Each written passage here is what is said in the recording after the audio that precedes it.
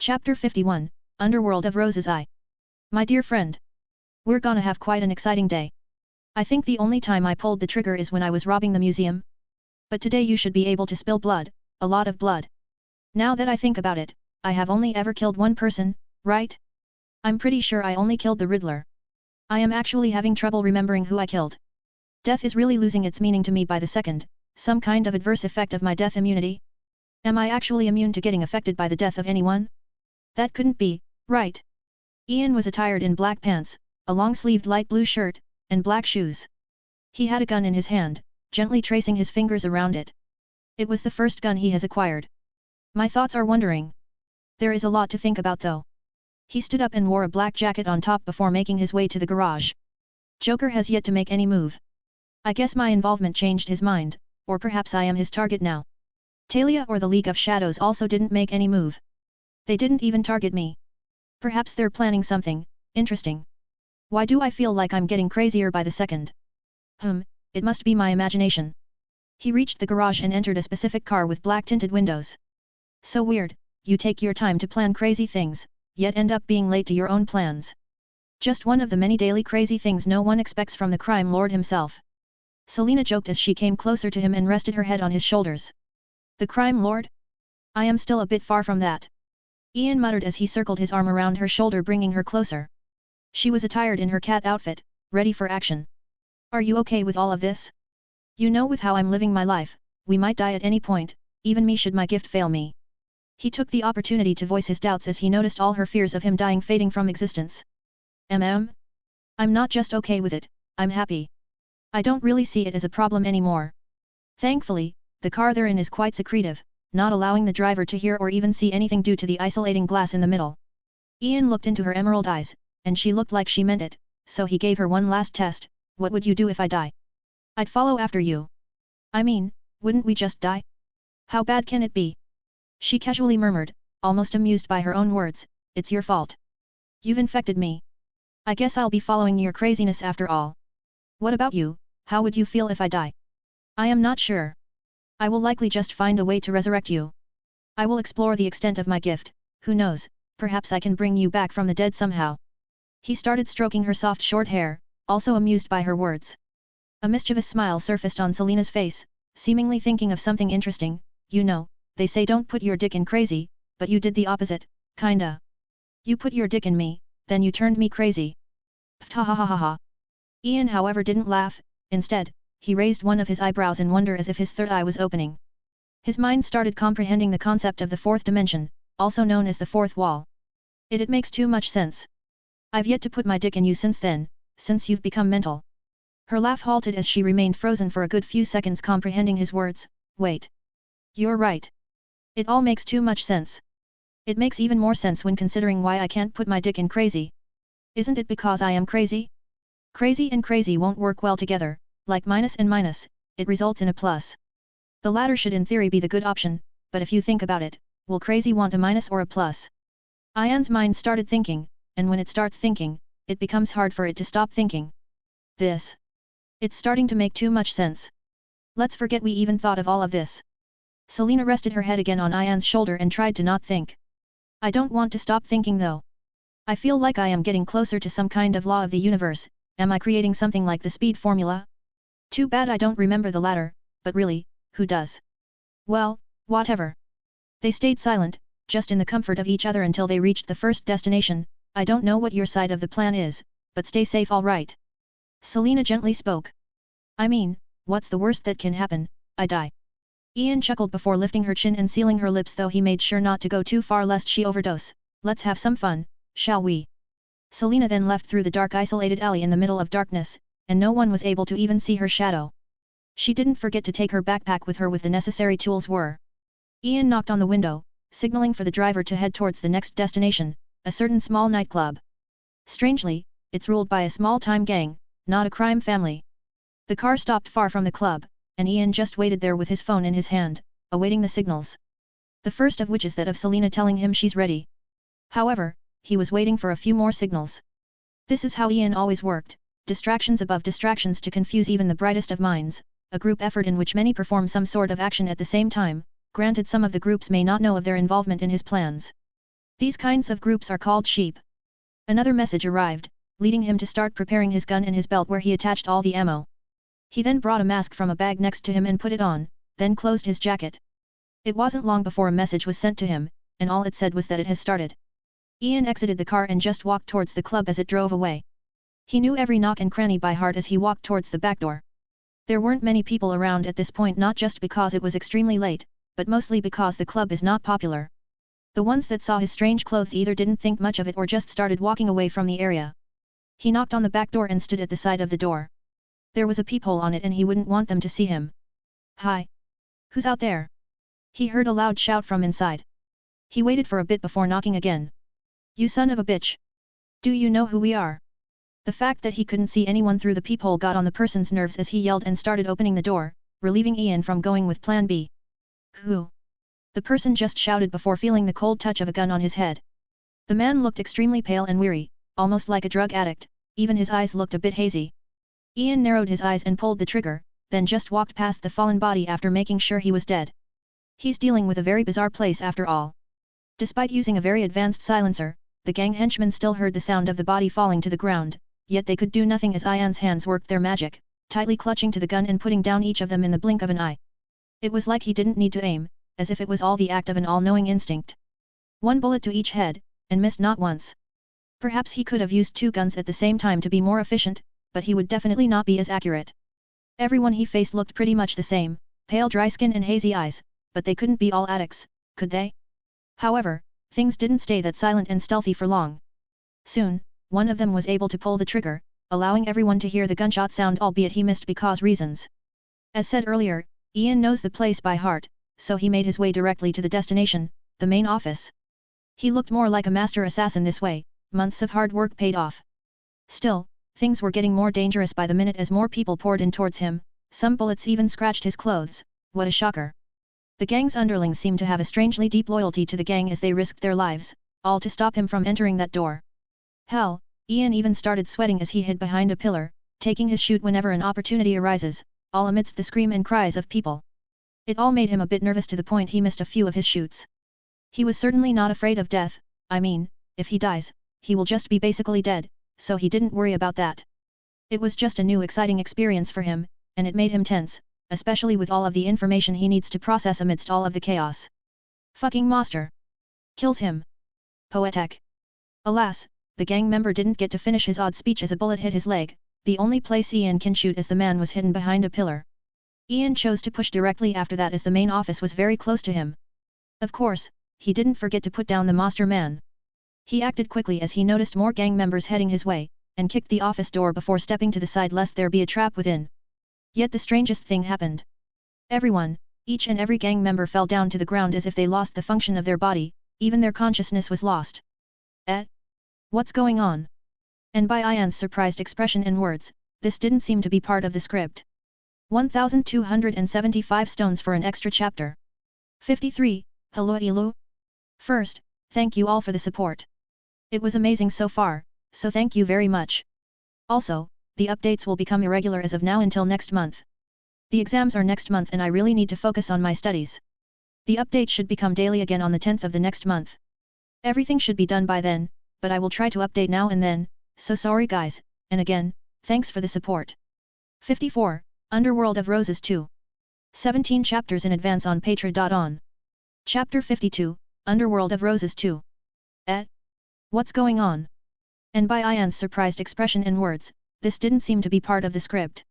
The first reason that occurred to him is that it happened due to whatever is within the main office. So he walked inside pushing the door that seemed to try to shut by itself as if there is something heavy pushing it in that direction, and indeed there was something. There was a body behind the door, even paler than the rest, they even seemed crusty and dry as if he was at his deathbed. Ian noticed a large red spot on his nearly bald head, and it all clicked. Why, how so stupid? Ian was confused. It was hard for him to fathom someone hiding behind the door as a trap, like, he could see the potential but he could also see the risk, and it's definitely not worth it. In fact, what happened to him was quite mild because Ian could have just fired at the door a few times in caution, but he didn't need to be because what's the worst that can happen, he dies? Sure. Instead, the door was kicked with such force that it collided with his head, knocking him out. Oh well. Ian shrugged his shoulders before looking around the room. He didn't have much time, so he got to work quickly and started searching the room thoroughly, and putting all the things he wants in his backpack. He then brought a bottle of water from the top of the desk and walked up to the unconscious man, then poured it on his face, bringing the bald man awake. What followed is an act of kindness as Ian slapped the man's cheek, making his mind clearer. I don't have much time, so shut up and listen. I want you to tell me what each symbol of these means.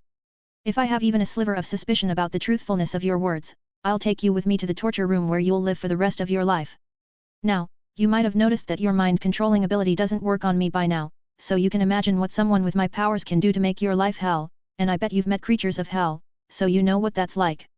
Just a little bluff, using what the man fears the most made him spill the beans in fright, not at all noticing the holes in Ian's words. The latter however did investigate his target for nearly a month, getting a deeper understanding of the man than the man himself. It's Baseman. Yet another slap was delivered to his cheek. Everything is gonna be alright. You know we have quite the patience, so calm down and speak clearly. Yeah, the book. The book is in the basement. Ian let out a gentle smile. And where is the basement? A basement existing in this place is news to him, but that's even better, if the man is speaking the truth of course. Ian stared at the man's eyes for a few seconds after the man told him. Then he pulled the trigger, killing the man. He stood up before unloading the entire magazine on the dead bald man just to make sure.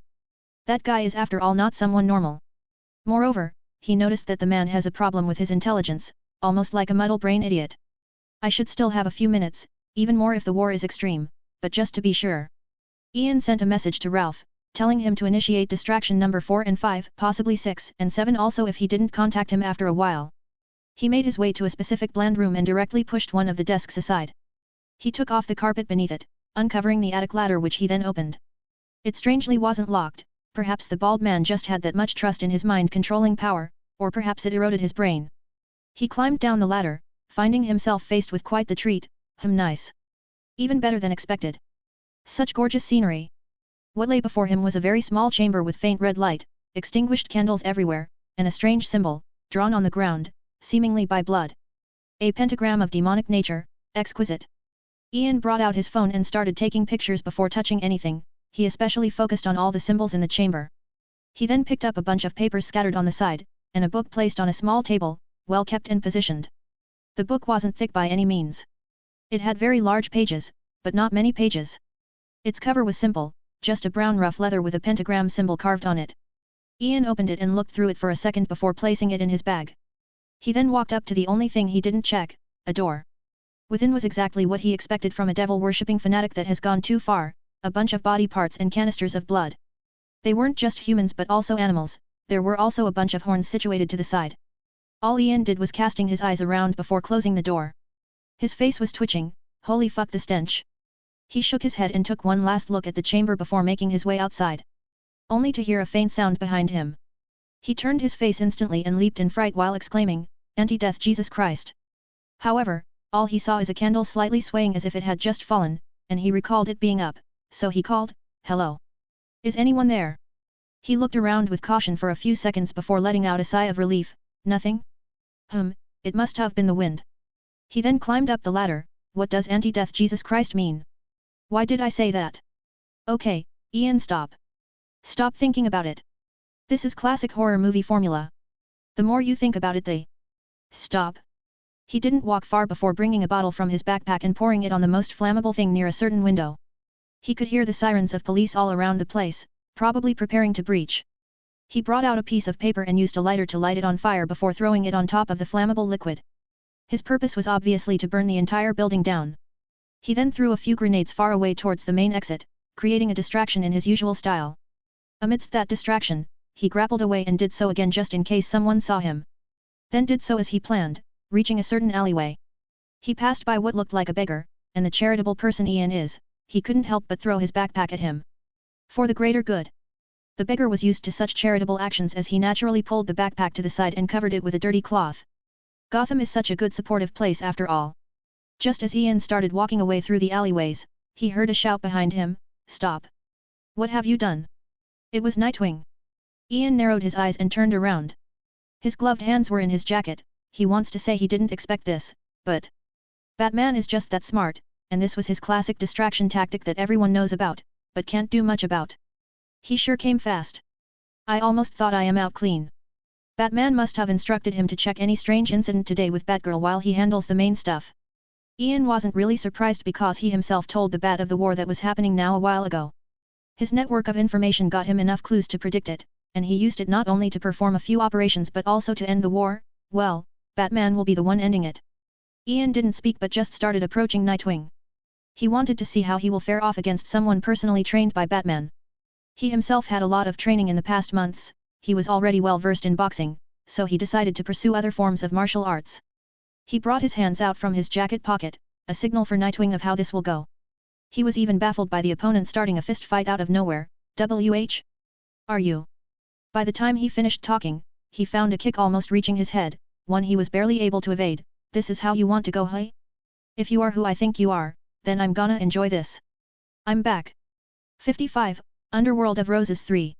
17 chapters in advance on Patreon. Chapter 53, Underworld of Roses 3. By the time he finished talking, he found a kick almost reaching his head, one he was barely able to evade. "This is how you want to go, hey? If you are who I think you are, then I'm gonna enjoy this." Nightwing started approaching Ian with a smug smile on his face. He might not have been sure it's really Ian, but Batman warned that Ian might pull something similar, so even if it's not him, it should be someone working for him. Batman also told him that he doesn't trust Ian at all and that if the latter breached the contract, they'd have to prove it, or else it would all be for nothing except in special cases. Nightwing saw this as an opportunity to destroy the contract because despite how useful all of the information provided by Ian for the past month was, he still doesn't want to support a criminal, especially someone like Ian. "Let's see what you go." And yet another kick almost hit his head, but this time he easily evaded it by simply crouching down a bit.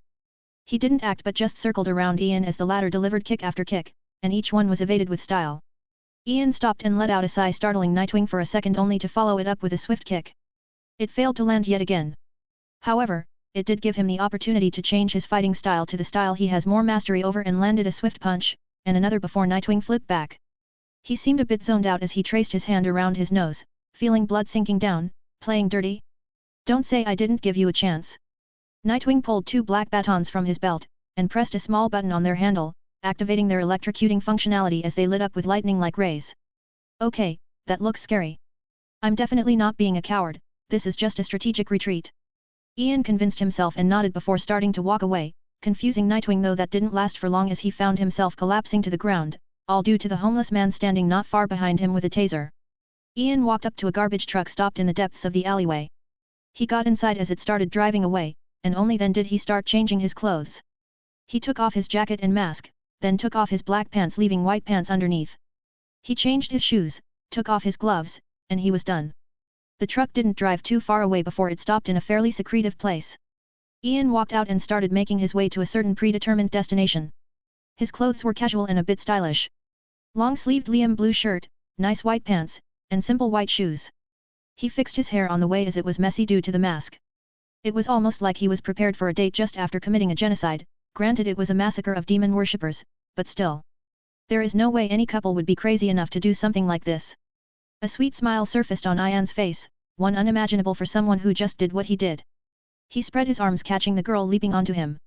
"We're finally going on a date," Selena happily said as she embraced Ian with her legs tightly locked around his middle section. Just a while ago, she was attired in her cat outfit, but now she was wearing tight black jeans and a casual loose-fit white blouse, showing her perfect curves. She also had silverly dangle earrings, and lastly, black kitten heel shoes. Ian circled one of his arms around her waist and the other beneath her ass just to hold her in place. That was definitely the only reason.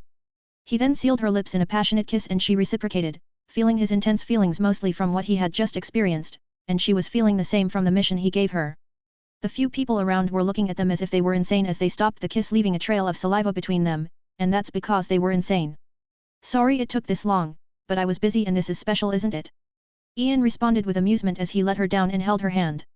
Selena let out a giggle, her face was bright due to her happiness. "It was insane. I've never had this much fun borrowing something from someone. I jump around and flew throughout the city. How do you think and plan this stuff? I just think of how to make things fun without hurting the goal's success, and it usually happens," Ian murmured as they started walking around, finally like a normal sweet couple. "How about you? How did it go?" Selena asked curiously, though she still doesn't know what he did. "I am kind of envious of you. It was intense, but still kind of boring because of how good I am. It was nice overall, but you got to sway around, Hanging from a tower crane, God, that sounds awesome. Ian reflected on the latest adventure more before adding, but well, I got more than I bargained for, so I am happy. They really looked like the happiest couple around Gotham, the last word being the key point. In Gotham, the crazier you are the happier you are. They arrived at their first stop, a nice small coffee. They took a seat, being the only people in the coffee. In fact, it was strange that it was open at this point in the first place. The date was after all late at night, very late at night, so Ian prepared for everything. They had a very light meal consisting of milkshakes and sweets. They sat very close to each other and just chatted about things no normal couple thinks about. They then made their way to their next stop. They slowly walked on their imaginary peaceful date, ignoring the sounds of sirens and gunshots sounding from far away. They reached Gotham's Garden, a nice place, and it was getting nicer as it isn't the homeless home anymore, all due to Ian. It's more clean and peaceful, but it's Gotham, so who knows what happens under the tree's branches. Selina had her arm wrapped around his arm, situated in a comfortable position.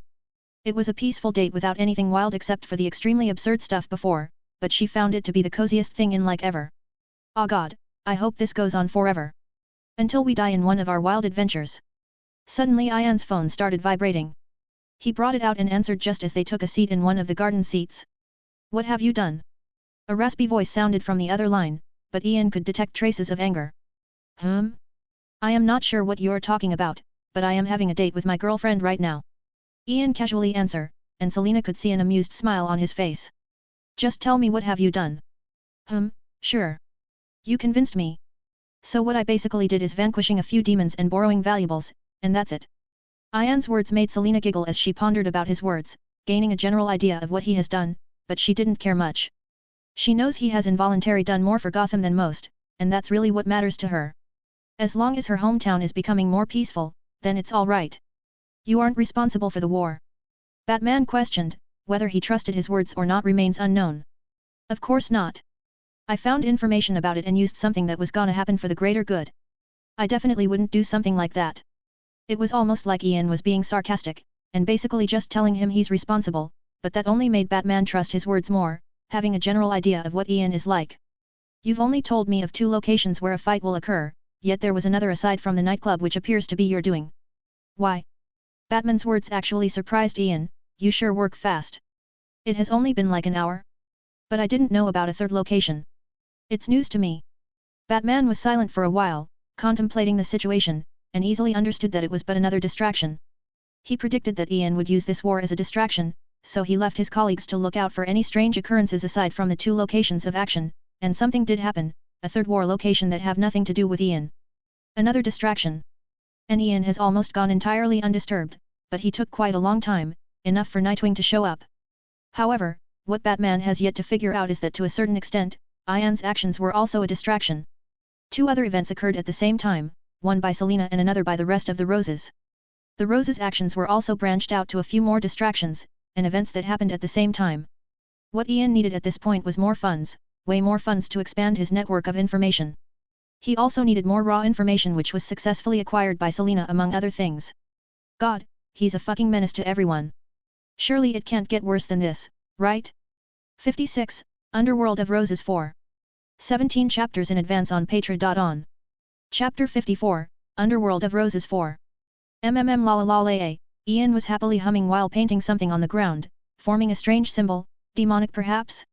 He was even painting it with what looks like blood, or red paint. He was alone in the chamber, one different than the collection room but not far away from it. It was a chamber specifically prepared for demonic rituals, his latest interest.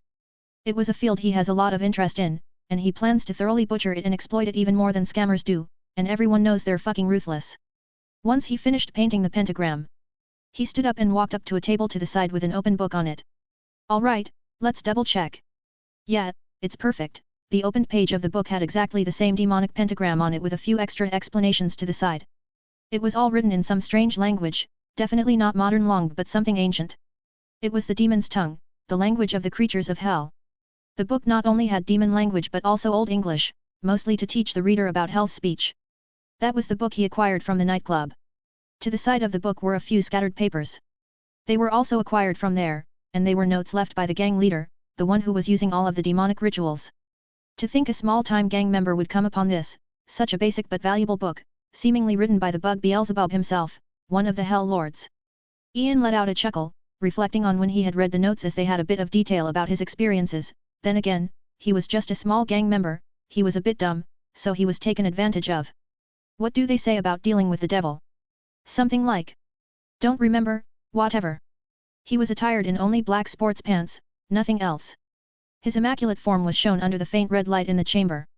He made his way to the side of the room and brought 13 candles, then placed them around the pentagram. He also had a piece of paper in his hand which he kept eyeing again and again. Written on it were the demonic ritual ceremony steps and summoning speech. He traded his soul for power, and he probably didn't read the contract. It's common sense really, always read the contracts thoroughly lest you find yourself falling into the abyss of misery and fuckery. He was able to become the gang's leader, but he lost his reasoning in the process, that in his power must have been overly restricted. That's a priceless lesson I should remember as I dive myself into this field. Ian's words sounded almost like a chant, engraving those words deep in his soul. Eleanor Roosevelt once said, learn from the mistakes of others. You can't live long enough to make them all yourself. Except if you're Ian, in that case, you can be as dumb as you wish. It has been around 2 weeks since Ian acquired what he desired, and he has been studying them to his heart's content, throwing all his work to Ralph though he still kept his usual training routine, working on Selena's resistance, you know, for the greater good. He was like an addict, regularly absorbing and learning the demon's tongue, and studying the ways of demon worshipping, or more like how to deal with the devil for maximum benefits. The last needed component for the ritual was within a large container. Ian started pouring whatever is inside at the center of the pentagram, namely a certain amount of clothed blood, and dead bugs of all kinds. The blood wasn't humans. The ritual required the blood of any creature, but a human's would be much better, it will please the summoned demon. Yeah, fuck that. These were Ian's words once he found out about that part. Since it's unnecessary, he won't do it, it will only attract unwanted people's ire, and perhaps even have adverse effects. One of the last steps of the ritual is lighting up all the candles in a specific order, reverse clockwise. Then came dropping a few drops of blood around the candles. The most important step however is painting a few specific symbols around the candles. He brought several bugs and put each in the center of a certain symbol. This is fucking disgusting, but whatever, Ian muttered before taking a deep breath and taking a seat on the ground, right on the clothed blood. The bodies of bugs were very close to him as he started chanting. Those who dwell in darkness hear my call. As the shadows of old begin to fall. Let the rotten bodies fall to thy will. And from thy putrid worms, thy tiny forms, thou shalt rise. Come forth demon rise. He spoke in clear demon tongue as if it was his mother language, as if he had been speaking it for years, and he might as well have because it's all he's been speaking for the past weeks. And before his very eyes, the dead bodies of bugs turned into mincemeat that started forming into a horrid small humanoid body. The creature before him looked like a ghastly humanoid bug with a long bizarre mouth, almost like a mosquito. The bug let out a long rancid breath as blood dripped from every part of its body. Mha, you took your time. Mortals don't do that, they're always in a hurry. They fall into the temptation as mosquitoes do for the taste of blood. Delicious. Nah, I usually fall into temptation easily, but this is a special occasion. Ian seized up the lump of flesh before him, trying to smell the disgusting stench all around. I see that. You've prepared a lot. You've pleased me before calling me forth. So much death, and so many souls. I was waiting for that pathetic human to die to get his measly soul, but you got me there quicker and caused so many deaths at the same time. Mhhh, nice, very nice. You've pleased me, so I'll make sure to satisfy your wishes. The bug muttered as it circled around Ian while smelling him from time to time. Ian didn't care about that, his expression remained unchanged but confusion was overwhelming his mind. Is he talking about the deaths in the war? What's happening? I did Maya. I must have done it unconsciously. Ahem. He didn't dwell on that thought for long as he asked, you wouldn't be Beelzebub himself, right? You didn't think I'd show up? Perhaps you thought any demon would do, but no. How could I not show up? The bug got even closer to Ian and took a long weird whiff of him before adding, how could I not when how pure your soul is? I smelled it a while ago in that basement and I was waiting in excitement for this. Your soul is pure despite spilling blood. In fact, it almost looks like that of a baby except for its strength, quite potent and mature. It's strange, too bizarre, but it's still a big pure, and tasty soul. I want it. Ian raised one of his brows above the other in wonder, why did that sound so wrong? And why is my soul like that? I don't know. So speak your mind. Tell me of what you desire. Speak of what you wish to sacrifice. I'll be generous and fair, so fret not. The bug spoke while licking its lips with its long bizarre tongue. That sounds like a scam, but such is the ways of demons I guess. I was ready to be scammed for what I desire as long as you can make it true anyway. Ian spoke after letting out a sigh. He, brilliant. So brilliant. Speak, what is it that you want? The bug was quite excited, seemingly not minding showing its emotions to Ian, which only works to display how valuable his soul seems to be. I have several pieces of paper, part of a scroll named Dead Hell Scroll. I want the rest right here and now. Ian spoke as brought a very small piece from his pocket. He couldn't leave the pentagram as there are repercussions, so he made sure everything he would need was within his person. The bug took a closer look only to jerk back in stupefaction. Why do you have that? How you touch? 57, Underworld of Roses v. 17 chapters in advance on Patreon. Chapter 55, Underworld of Roses v. The bug took a closer look only to jerk back in stupefaction. Why do you have that? How you touch? What? I just stole it from a museum, and I shouldn't be the only person who touched it. I guess I should be the only one to touch it with bare hands? Why? Should I be dead? Ahem, yeah, no, never mind. Beelzebub got his wits back, seemingly not embarrassed at all with his prior actions. You should either be ashes right now or be a soulless doll. Perhaps that didn't happen because it's only a single piece, so it's not effective. Beelzebub seemed to realize that he spoke too much a little too late as got back to the main subject. Unfortunately, I cannot do that. Bringing them all here in one place may have some unforeseen consequences, and it will certainly alert someone. Someone? Ian questioned. Pay to know. In a demon's fashion, Beelzebub spoke without any shame on his face. Oh, you must mean Trigon? The weird lady back in the tomb spoke his name once she was the words on the paper. He must be important for even a Hell Lord to fear him. Ian pointed out, he really doesn't remember much about Trigon at all, so gaining information about him is necessary. Now, he was even more hell-bent on acquiring the rest of the pieces, knowing for a fact that the scroll can be useful to him. Don't speak that name even one more time. Do you understand? Beelzebub spoke solemnly with a stern tone. Ian even noticed him flinching at the name of the being. Sure, so what's the alternative? Are you even useful for anything? Ian curiously questioned, not worried about the bug's words at all, as all things should be. Of course, there is an alternative. There is always an alternative. I can tell you where they are, that's the furthest I can go. He didn't seem bothered by Ian's words. One would think otherwise, but he didn't take them to heart, quite the strange thing indeed. Okay, this is a scam. Do you really expect me to trade my big pure, and tasty soul for just that? Ian countered with exasperation. You're smart, so tell me what you want, and it's not like you were gonna ask only for the pieces of paper now, did you? I shall meet your demands as long as they don't go above a certain point. The bug grinned with its deviant mouth. Ian didn't know how troublesome bringing the papers to him would be, so he naturally wouldn't have been satisfied with just that. No, I am not smart at all. I just think a lot, and I'm easily satisfied, so all I want is the pieces of the scroll and knowledge. As much knowledge as you can give, densely packed in a book, mostly about demonic things such as rituals, symbols, and anything about hell and heaven. Ian spoke after contemplating for a bit, seeming like he had come up with this just now. Nah, too much, way too much. Let's set a limit we can agree on. You pleased me, so 500 pages should be more than enough for you mortals. Beelzebub grinned almost devilishly. Ian also smiled in happiness. Sure, just make sure to make the font size like 1 or something. The bug was silent with no change in its bug-like expression, so Ian added, no? Perhaps it's too much, so let's make it 12 points times New Roman style. This is generally how books are written, so it's fair, is it not? Yeah, it's fair as all things should be. The bug murmured without a change in expression. Yup, he was definitely trying to scam me. Perhaps every page only has one word? One letter even? Fucking ruthless. Ian pondered in his mind, but he made sure not to show his thoughts on his expression. He just watched as the bug lifted its hands and waved them around, bringing to life a large illusionary blaze, seemingly formed by the very fire of hell. That fire slowly started changing and twisting, as if it was reversing in time, going from pure hellish fire to ashes that then assembled into an ancient piece of paper. It was almost entirely filled with words, written entirely in the demonic tongue. Let's seal the deal, and get this over with. You must be dying to get what you desire, so just slip a single drop of blood on it, and we'll both be bound by the terms. Beelzebub spoke as if he doesn't have much time to waste. I want to read the contract first. Ian eyed Beelzebub strangely as if he was looking at a lowlife. However, Beelzebub's simple actions actually work the majority of the time. Here you are standing before a disgusting demon, a lump of flesh. He had just done something frightening, forming a piece of paper out of hellishly terrorizing fire. He reminded you of what you desire, and he specifically pointed out that the only thing stopping you from getting it is a single drop of blood. The demon is in a hurry, and who knows what might happen if you waste its time. The fact that the demon can't do much to you if the ritual was performed correctly might have slipped from your mind. His words reverberate through your mind, you both are bound by the terms, it's a fact, so it's okay to go through with it. It's all fair. Indeed it's except for the simple fact that the terms were written by the devil himself.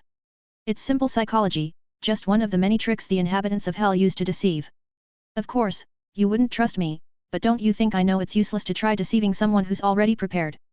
Beelzebub still acted calmly and spoke with a cold tone. Glad you know, Ian entirely ignored the second part, you know what they say about the devil. It's something like, you don't blah blah blah something I don't remember. Anyway. There was a very faint red hue on Ian's cheeks, seemingly embarrassed, fuck I should have searched for the quote. Well, whatever. To alleviate his embarrassment, he started looking through the piece of paper hovering in the air, he ignored the bug's existence and focused on studying every nook and cranny of the contract. Change this so that the knowledge you'll give me be something that isn't useless. It has to be something relatively important, not something you consider useless. For example, you can't describe a rock in hell for like 100 pages, similar things aren't allowed. He then continued to read all the terms, one by one, making sure that not a single loophole that can be used against him remained. An example was a simple term, Beelzebub will have to tell Ian about the location of the remaining pieces of paper. Wow! Change this so that you have to tell me in less than 24 hours. I am giving you ample time to do some voodoo shit to find where they are or whatever. Also, specify what pieces of paper I want. I want the remaining pieces of the Dead Hell Scroll, the remaining pieces of the pieces I showed you a few minutes ago. Ian then continued to specify several other things, making sure there is no mistake in what he wanted. That went on for a staggering 4 hours. It was unnecessary, but Ian kept reminding himself that he's not smart and that he should think more, and that he did. He thought about every possibility of every option yet Beelzebub's expression remained unchanged, he was strangely unfazed. That however didn't last for long as Ian spoke the holy words that made the bug flinch. Nice, very nice. It should all be perfect. Like what a nice deal isn't it? Just one last term, a very fair term. Any term or even anything written in this contract I can't see or understand is invalid. Ian released a bright sunny smile at the bug, waiting for the latter to do what he said, and he did as the words wrote themselves on the paper. By the time they were done, the contract became totally different from how it was at first. Ian brought a needle from his pocket, and pierced the tip of his finger, letting a drop of blood slip on the contract. Phew, quite the lucky BA. Demon you are, getting to have my big pure and tasty soul. Perhaps even Beelzebub felt awkward after that because he hastily spoke in a grand stern tone, let the pact come to life, bounding us by its terms until the promised day. Then I shall have the last laugh. He disappeared directly after, leaving only ashes in his place and darkness as the candles turned off. Ian didn't speak but just started cleaning the place, specifically destroying the symbols just in case the Hell Lord can still hear and see him through them. He laughed like a maniac while cleaning the tears in his eyes, tears of mischief and amusement, that was incredibly fun. I am really looking forward to dying and my soul getting collected. Yeah, right. I wonder though, how many more deals can I make with my soul? They will be so mad, holy fuck I will be a menace to hell. Ian contemplated the words on the Dead Hell Scroll. The original words seemed to describe heaven and hell, but mostly talked down on heaven. The disturbing words on the other hand were written by Trigon and looked down on both heaven and hell alike. The scroll reeks of his vileness and conceit because the most prominent word on it was his name. 1275 stones for an extra chapter. 58, Underworld of Roses 6. 17 chapters in advance on Patra.on. Chapter 56, Underworld of Roses 6. Ian went ahead and took a shower before calling for a meeting with all the Rose executives. He started the ritual very late at night, so it was morning by now. The shower he was in was understatedly a bit isolated as he didn't want anyone to see his state with all the gross blood and smell on him. Only once he cleaned himself completely did he go back to his room where he found Selena waiting for him again wearing his oversized shirt. They were still stretched in her breast area though.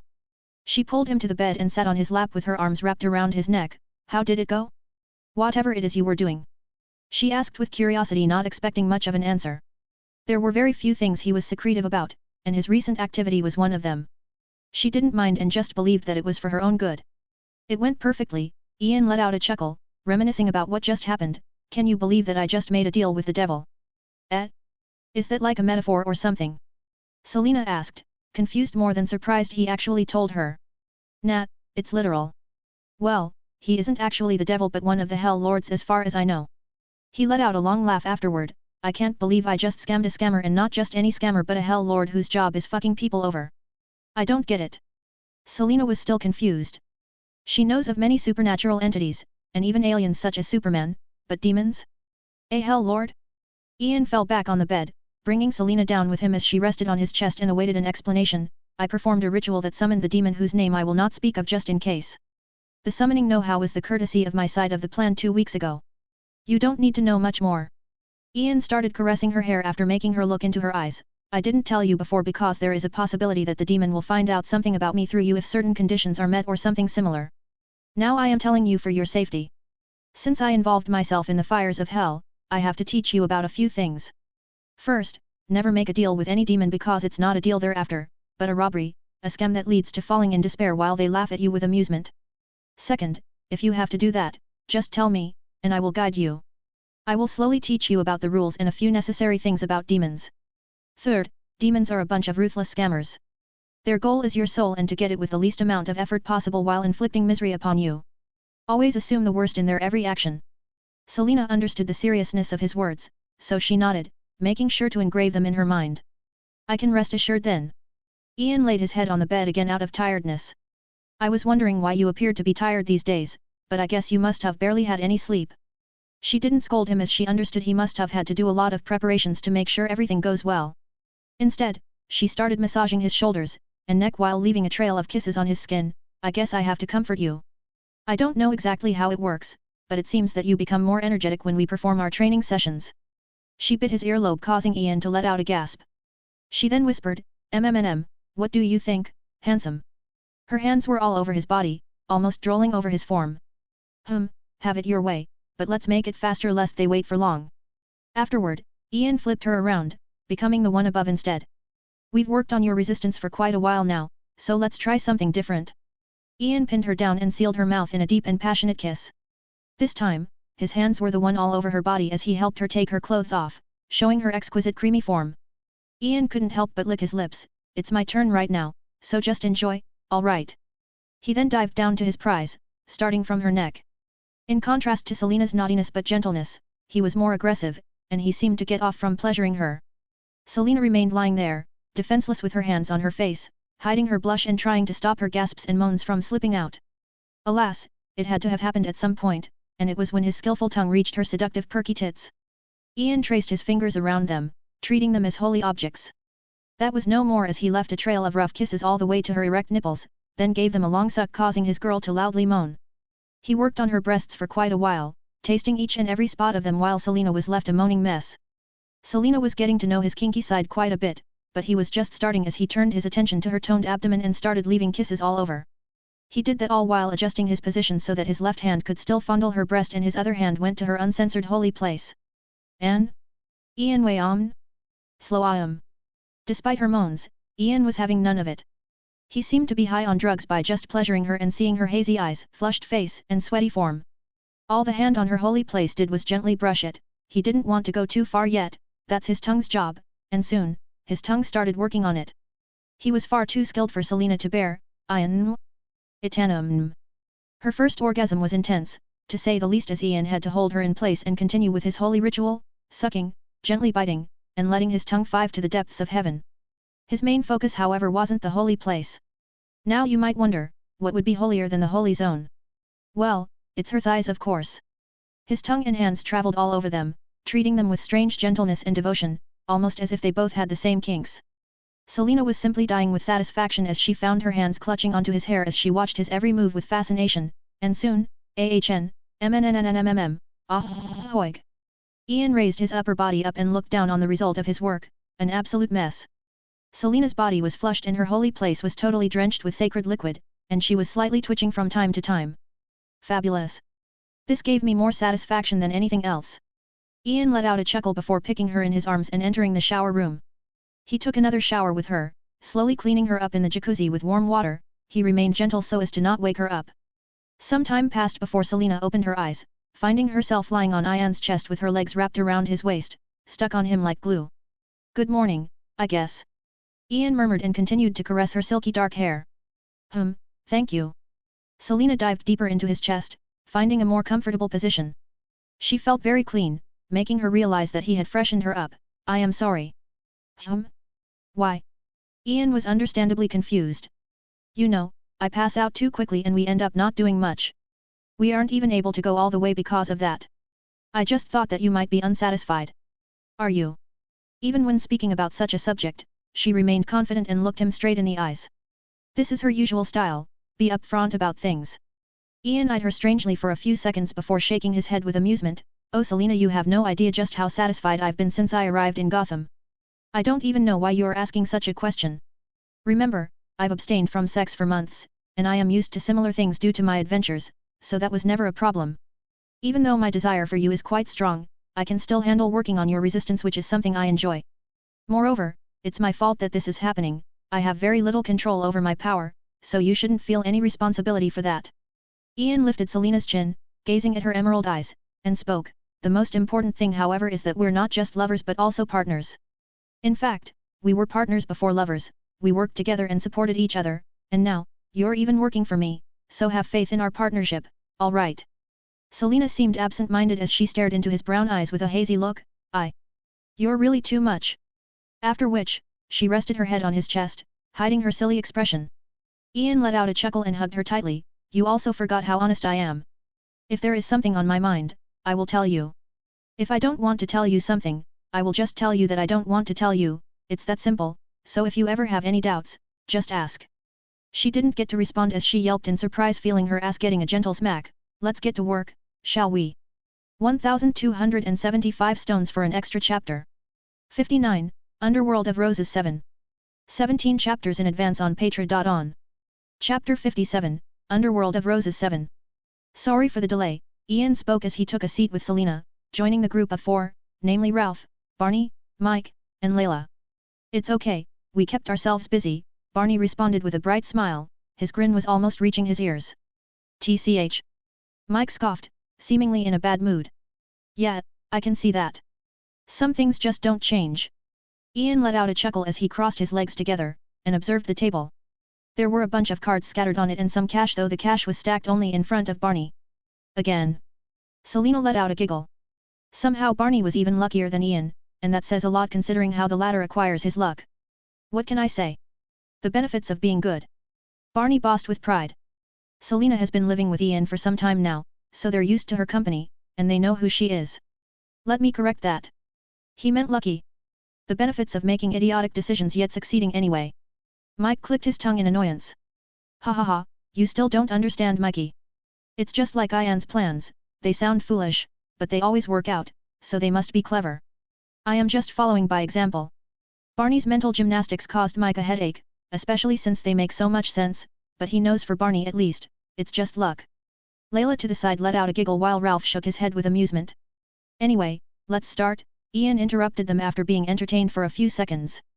The atmosphere suddenly felt heavy and serious as each of them know this should be one of the most important meetings they had to date. So boss, you said to wait for things to calm down for a bit before we start our next massive operation, what is it? Barney didn't shy out from showing his excitement. I am curious as well. You told me nothing about what you're planning. Selena also shared her curiosity. Ian started stroking his chin with a gentle smile on his face, yet as gentle as it was, it gave everyone in the room quite the psychopathic vibe, scarier than anything they had seen until now. Yet his words were, well, strange to say the least. As you all know, we're very kind. We look out for our people, especially the homeless, because we were in their place once, so our next move will be extremely grand, all for the greater good. The suspense was building up as every gulped in anticipation. His nonsensical words were the norm for them. The plan shall be called Underworld of Roses. It sounds nice to the ear, doesn't it? It's basically just my plan to hasten taking over Gotham. How? We already killed 2 birds with 1 stone. The Russian and cartel crime families, and they rule a large portion of the East End's other half. Ralph nodded while massaging his newly grown beard, the holy beard. The war ended 2 weeks ago with the fall of the 2 families, mostly under Batman's interference. We took the opportunity to take over most of their territory under the other crime families' noses. We've already gained so many benefits, so what's more is there to gain? Ralph got used to his position. His back was straight despite his old age, and his demeanor was stern and wise. He was starting to gain the natural intimidation aura of some of the crime lords. I didn't plan this far, it's just something that emerged in my mind at the time. We already have enough funds to do some interesting moves, but 2 weeks ago, we gained even more. Ian started explaining, and Mike added, really, who would have thought while the war was happening, we'd steal all the Russians and Cardinal's known valuables, leaving them dry. Barney was in synergy with the whole conversation as he continued, then again, they're gone, so their things are better left in our kind hands. Ian smiled, we'll be using it all, and more, all to charity. Ha ha ha ha, yeah, right. Why you're serious? Barney really thought it was a joke, sadly, it was not. To be specific, a charity of our own, let's call it Roses of Peace. We'll complete the takeover of the East End, and build a few infrastructures, and buy as many properties as possible. The Roses of Peace shall be grand and peaceful. Somewhere everyone can see as their home, its responsibility is pulling funds for the homeless, though we'll mostly use our money. Its most important role is attraction. I want to call the homeless and beggars from all over the country, as many as possible. We'll let them know that they have a home here, and a home we shall provide. We already own 3 coffees, subsidiaries of Cat's Rest. We need to build more of not only coffees but also businesses that can succeed only in such an environment. The rest of Gotham is a fucking mess, but not the East End. Anything we do will bring profit, and the area will become even more prosperous than it already is. Selina let out a chuckle. The man who always says he isn't smart was speaking words of the gospel right now, to Barney at least, but your primary goal should be expanding your information network. Right? That's the meaning of Underworld of Roses. Some still choose to adorn a beggar's appearance while looking for information. Others choose to walk around the city just like an everyday normal human. They're everywhere scouting for info, but I want more, so much more. Layla, you've had a similar experience in your childhood, so tell me, what does this feel like? She definitely deserves to be on that seat with all the work she had put in, but most importantly, she's quite experienced in something Ian values greatly. A cult, like a cult. Our goal is to free Gotham, to free our home. Perhaps to free the entire world and build our family to where it deserves to be. Layla was. Her smile seemed even scarier than Ian's. She understood what he wants perfectly, all because she was in a cult. She became the cult's leader, she destroyed the cult, then lost her way in the streets of Gotham. Brilliant Layla, absolutely brilliant. God, aren't you a gem? Right after saying that, Ian's expression became deep as he added, however, remember what I told you the day I gave you this position. If you ever feel uncomfortable doing any of the things we do, tell me and I shall stop it. He looked at everyone in the chamber and spoke with rare seriousness, you all should remember that we are a bunch of scumbags. Whatever good we do is simply a side effect of my plans. Always recall that I am a selfish bastard. This is especially important because it'll remind you what kind of family we are. And a greedy bastard, you always take all the good things for yourself, Barney complained directly after. And a lazy son of a bitch, you always throw all the cold work on me. Do you have any idea how hard it is to train some of the idiotic underlings? Mike also followed suit. I can't believe I am saying this, but you're really crazy, always guiding us to our death. It only occurred to me recently how lucky we're still alive, though that didn't matter to me before, it does now, so keep it down. Even Ralph expressed his thoughts. Well, since you all spoke, don't mind if I do. Keep being who you are. Selina really thought about what she wanted to say, but she found herself fine with the whole package that is Ian.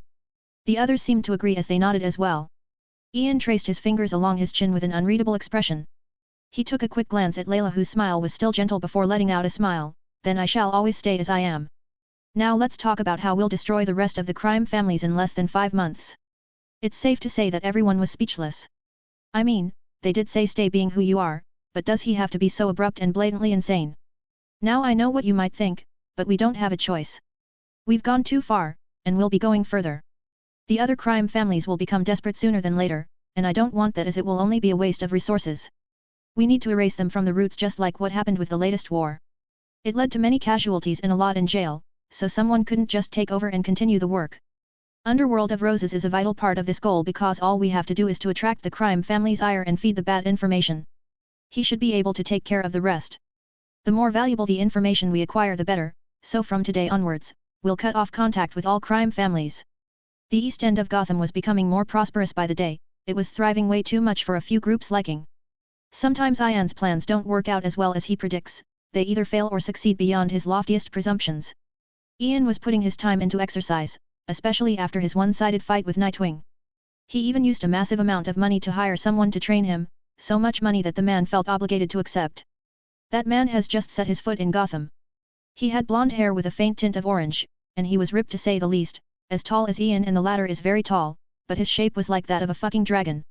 What a maniac this guy is. Just double would have been enough, he really didn't have to X10 my salary. I guess that goes to show his passion or need for this. It's not bad to be a mentor one last time after my retirement. He spoke as if he was old, and he was. It's just that no one can see it with how young and vigorous he seems. Only, will that be enough to prepare him enough for what's to come? A lot of things are about to get out of control after all. 1275 stones for an extra chapter. 60, Underworld of Roses 8. 17 chapters in advance on Patra.on. Chapter 58, Underworld of Roses 8. Gotham remained relatively calm for an entire month after the war. The fall of two crime families in that manner was certainly alarming for many, so things went quiet except for the usual crimes and degeneracy. The East End was the anomaly in Gotham, where people had to look behind their back in other areas. People in the East don't have to do that. The area was thriving, and businesses were dying to buy in. However, very few businesses found themselves lucky to be part of it. Most of the legal businesses were under the Roses' control. Speaking of the Roses, they became extremely famous across America due to their recent actions. Not just from the monthly donations they give to different charities but also by creating a charity of their own which has already started showing an impact. Ian can 100% be sure after this that every homeless in Gotham has taken the East End as their home, and that most are working under him. The prosperity also brought plenty of work opportunities with it. It also brought danger and greedy eyes, which is why Ian continued to increase the area's security whenever possible, and he made sure everyone knows the consequences of breaching the Roses' bottom line. The most secure place however was the Cat's Rest. Hell, its security level can even be compared to Area 51. No, one can even say it's protected by supernatural entities because of Ian's existence. He made sure not to leave the place as he's its greatest protector. A bomb may not explode simply because he's there, all due to his death immunity. Very flexible and extremely fit. You're not having a problem picking up what I am putting down, though I still don't understand your fighting style, but everyone has their own secrets, so it doesn't matter. Richard Dragon, Ian's new mentor, spoke. He eyed Ian as he spoke. The latter was standing on one foot in a strange position that shouldn't be possible. A significant portion of his weight was leaning towards his left leg, which was in the air, so in theory, he should be falling to that side. However, he remained stable in a strange balance. His arms were extended before him in a claw-like pose. It was as if he was like that for hours as he was sweating like crazy. He looked drenched as if he had just jumped into a pool. You're a natural. Change art leopard. Richard swiftly spoke, and Ian quickly reacted, changing his pose to an even stranger one, and it's even harder. Are you sure you want to learn everything from me? That'll take years. It would have taken longer if not for your talent. Richard didn't seem to be interested in hearing the answer. He was just trying to distract Ian, as even a single flinch can ruin the whole combat style. Your focus is truly remarkable.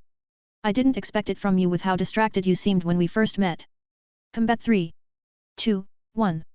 He spoke as he stood behind Ian, but the moment the latter heard his words, he changed his posture and faced Richard, seemingly ready for a fight. Despite his rough breathing and slight shaking, he did his best to focus on the man before him, as he knows what will happen otherwise, not that it won't happen now. Richard just stood straight. His posture was immaculate while Ian's was low, yet from that simple of a posture, Ian still found it hard to evade Richard's kick, mainly because of how shaken up he was. The low posture of Ian allowed him to naturally fall even lower while performing a 360-degree turn with one of his legs extended, trying to kick Richard's leg. Yet with just one leg on the ground, Richard still found it easy to jump quite high from the ground and flip mid-air, coming down on Ian with a downswing kick. Something Richard noticed about Ian is his extraordinary flexibility, which has only become more apparent as time went on. His current flexibility was even more of a feat when Richard found out he only started doing yoga a little over 2 weeks before meeting him. He used his flexibility to turn around like a snake while still being low on the ground, ending up evading the attack. Ian then reset his posture and eyed the chill Richard carefully. I will get a bit more serious, so be ready, Richard spoke as his posture changed, almost mimicking that of a snake. At that moment, all Ian wanted to do was to let a sigh of resignation, preparing himself for another round of daily suffering. So it was as if Richard leaped to him like a frog, and Ian responded with a swift punch. His mentor's legs, however, were like a snake's tail as he maneuvered around Ian, seeming like an untouchable shadow. A month's worth of practice wasn't for nothing, as all Ian did was to dodge. He saw no opportunity to counterattack, so his only option was to avoid every attack, but all it took is one to land for everything to go downhill. The claw-like attack that landed hurt to such a degree that it paralyzed Ian for a second, and that was all it took. He tried to regain his calm and posture, but Richard was simply too persistent. Ian found himself falling down to the ground, unable to move even a single muscle of his. Well done, there is progress. Your endurance is good. Your reaction time is excellent. Your pain tolerance is passable. You don't seem to be able to handle pain very well. Richard judged. Ian couldn't respond. He was still having difficulty breathing while some of his muscles were spasming.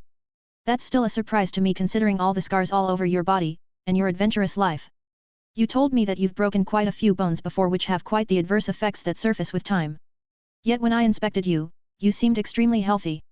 Richard thought while stroking his chin before he just shook his head, perhaps you can learn all I have in no more than a year if we continue with this intensity. I don't know exactly how you regain your energy so quickly, but I have seen some weird things, so it's not that strange. Anyway, just tell me when you are ready to continue. Also, remember that we're sparing when you're at your weakest. When you face someone at your optimal state, you'll feel like a bird spreading his wings for the first time. Value that moment. He seemed to speak from personal experience. He then walked out of the practice chamber, a large chamber within the Rose headquarters. The ground of the chamber was all soft mats and for a good reason. It wasn't long before Ian stood up.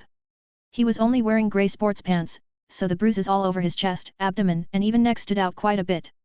He let out a sigh before stretching for a bit, just slightly. He's fucking ruthless, but I feel like I should go harder, like something ominous is happening or will happen.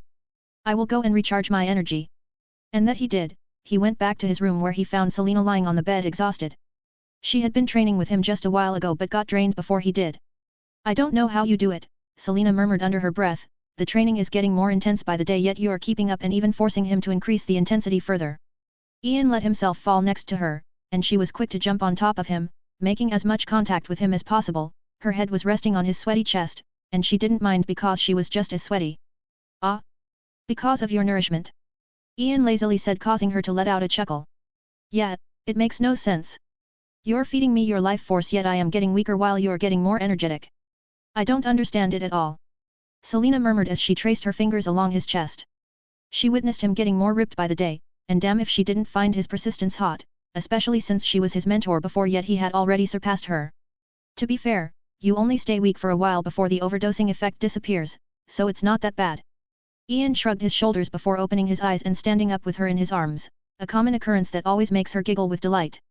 They took a shower before doing their usual training session which requires a lot of skin contact, and plenty of 18 stuff.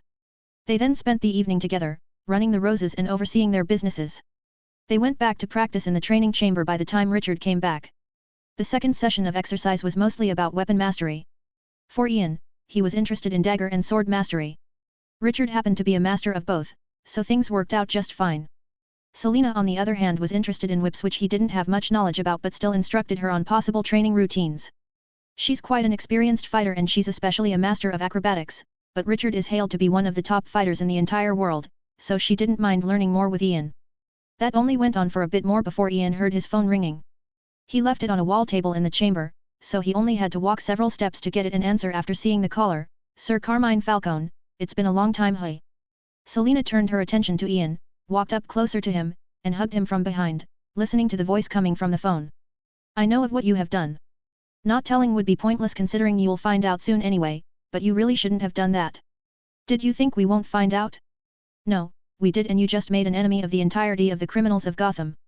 Your friend won't save you, he won't be able to stop us all. The war has begun.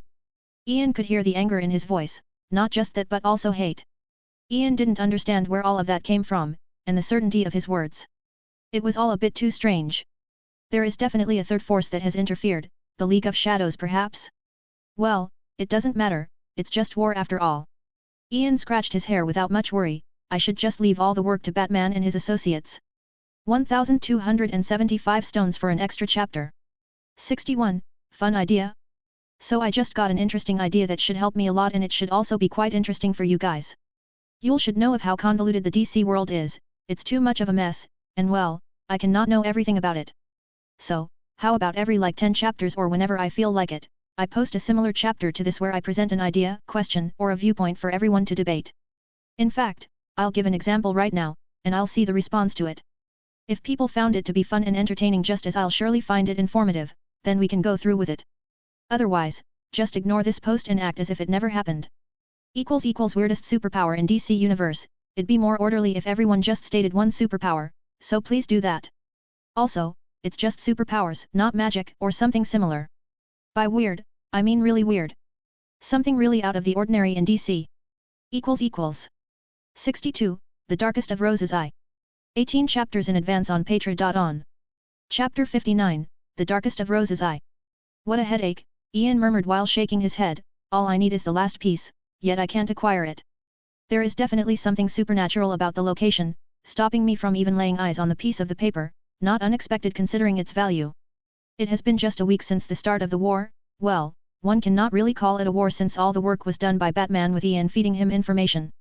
He was already giving him information about any illegal deals happening around, anything that can throw someone in jail, but now the crime families are targeting him, basically handing him free evidence, and they're no match for Batman unless they take some extreme measures. They're however still putting a lot of pressure upon the Roses as the latter have to keep the peace of their territory, yet Ian was thinking about something else entirely. He collected almost all of the pieces of the Dead Hell Scrolls after Beelzebub's charitable deed. All that's left is one piece of paper which lies in the middle of the desert of Egypt. It's just not that simple. He couldn't personally go, but he did send a few of his underlings with a few tools yet they found nothing. They even used a ground-penetrating radar, but it showed absolutely nothing underground. The only conclusion Ian came up with was that something magical is involved, but he knows nothing about magic. I can't hire anyone either lest they betray me, I am still kind of weak against magic. What are you thinking? Selena questioned as she took a seat next to him and rested her head on his shoulders. They were seated right on the edge of the roof. I am just thinking that we can't let this go on for much longer. We can't stay on the defensive side because it'll only get worse. Everything is going to be alright. You'll think of a suicidal plan and we'll end up just fine. I trust you. She softly spoke without a hint of worry in her tone. I do have a plan, but I can't implement it just yet, Ian spoke though there wasn't much worry in his tone also. Selena noticed as she responded, if you aren't worried then I am not, but what's the problem? Why can't you do that? There is someone, or something conspiring against us. They don't want us around, there is no other explanation as to why things would accelerate to such an extent. Someone had given information to the crime families about us, information that should be quite secretive yet. They know a lot more information than they should, and I don't understand how they got any of it. Some are deducible while shouldn't be known at all. Yet even with all of that, he didn't seem to be worried and neither was Selena, just tell me what needs to be done. She had way too much trust in him. They remained like that in silence just watching the streets of Gotham in the middle of the night until Ian brought out his phone to check on something. As I thought, it's happening. Tiny meteors falling on the earth, this should be what's keeping Batman busy. That and the Joker who started messing with him. I wanted the Joker to keep Batman off my back but now I want Batman protecting my back, what an annoyance. Ian let out a sigh before just resting there with Selena. It was like a date, they spent a few hours just chatting, eating sweets from time to time until it happened, a deafening blast seemingly heard in every corner of Gotham. Ian and Selena turned their attention to the closest explosion to them. It was actually quite close to them just one building away. Ian looked carefully at the explosion site, noticing two destroyed cars, one more devastated than the other. He noticed brake trails that led him to believe that one of the cars was driving in opposite lines, specifically in the coffee's direction. However, it collided with another car that erupted the explosion. They wanted to destroy the coffee. Hey, it's not the first time they tried that except that in the previous times, the bomb just didn't go off while now. It was but an instant before the little Roses surrounded the Cat's Rest, protecting it with their lives while others started investigating the scene before the police arrive. Selena frowned, getting an understanding of the situation. I guess the only reason the place is still intact is because of you. The other explosion sites shouldn't be so lucky. Yeah, this is I wanted to stay here the entire time, but... Ian shrugged his shoulders and pulled Selena into his embrace. They hugged for quite a while before he gently whispered something in her ears while caressing her hair. It seems that he whispered a lot of things because it took a while. Her lips quivered for a second before she wrapped her arms around his neck and sealed his lips in a passionate kiss as if it was the end of the world. She didn't want to let him go at all and Ian reciprocated her passion. It's all right. It will be just a nice fun show, and we'll come out on top. It will take some time, but things should work out. If they don't I will just go with some extreme means and everything will be fine. Ian disappeared that very same day from the face of Gotham and so did the Roses executives. The Cat's Rest was abandoned, leaving no one within, even the chambers beneath it were cleaned out. In fact, it was like the entire Rose family has disappeared and ceased all their activities in but a few hours, leaving every other crime family in Gotham confused, and even the ones behind the scene were left perplexed. Yet despite that, the East End remained peaceful because by this point, the Rose family wasn't needed to keep it, they planted the seeds and the trees were growing, acting on their own to protect their home. What should we do? Should we interfere? No.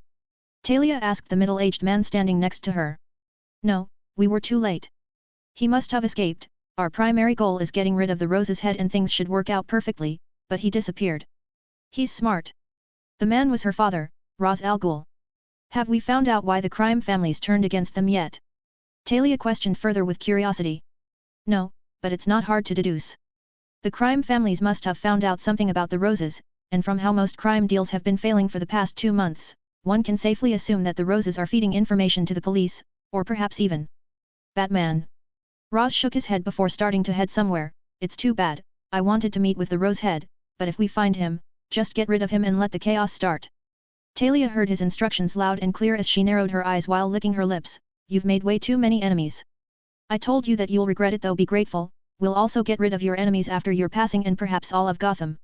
The League of Shadows' goal, or specifically Ra's al Ghul's goal, is to save the Earth from ecological devastation by destroying most of its population, so their goal was not just Ian and the Roses, but also Gotham.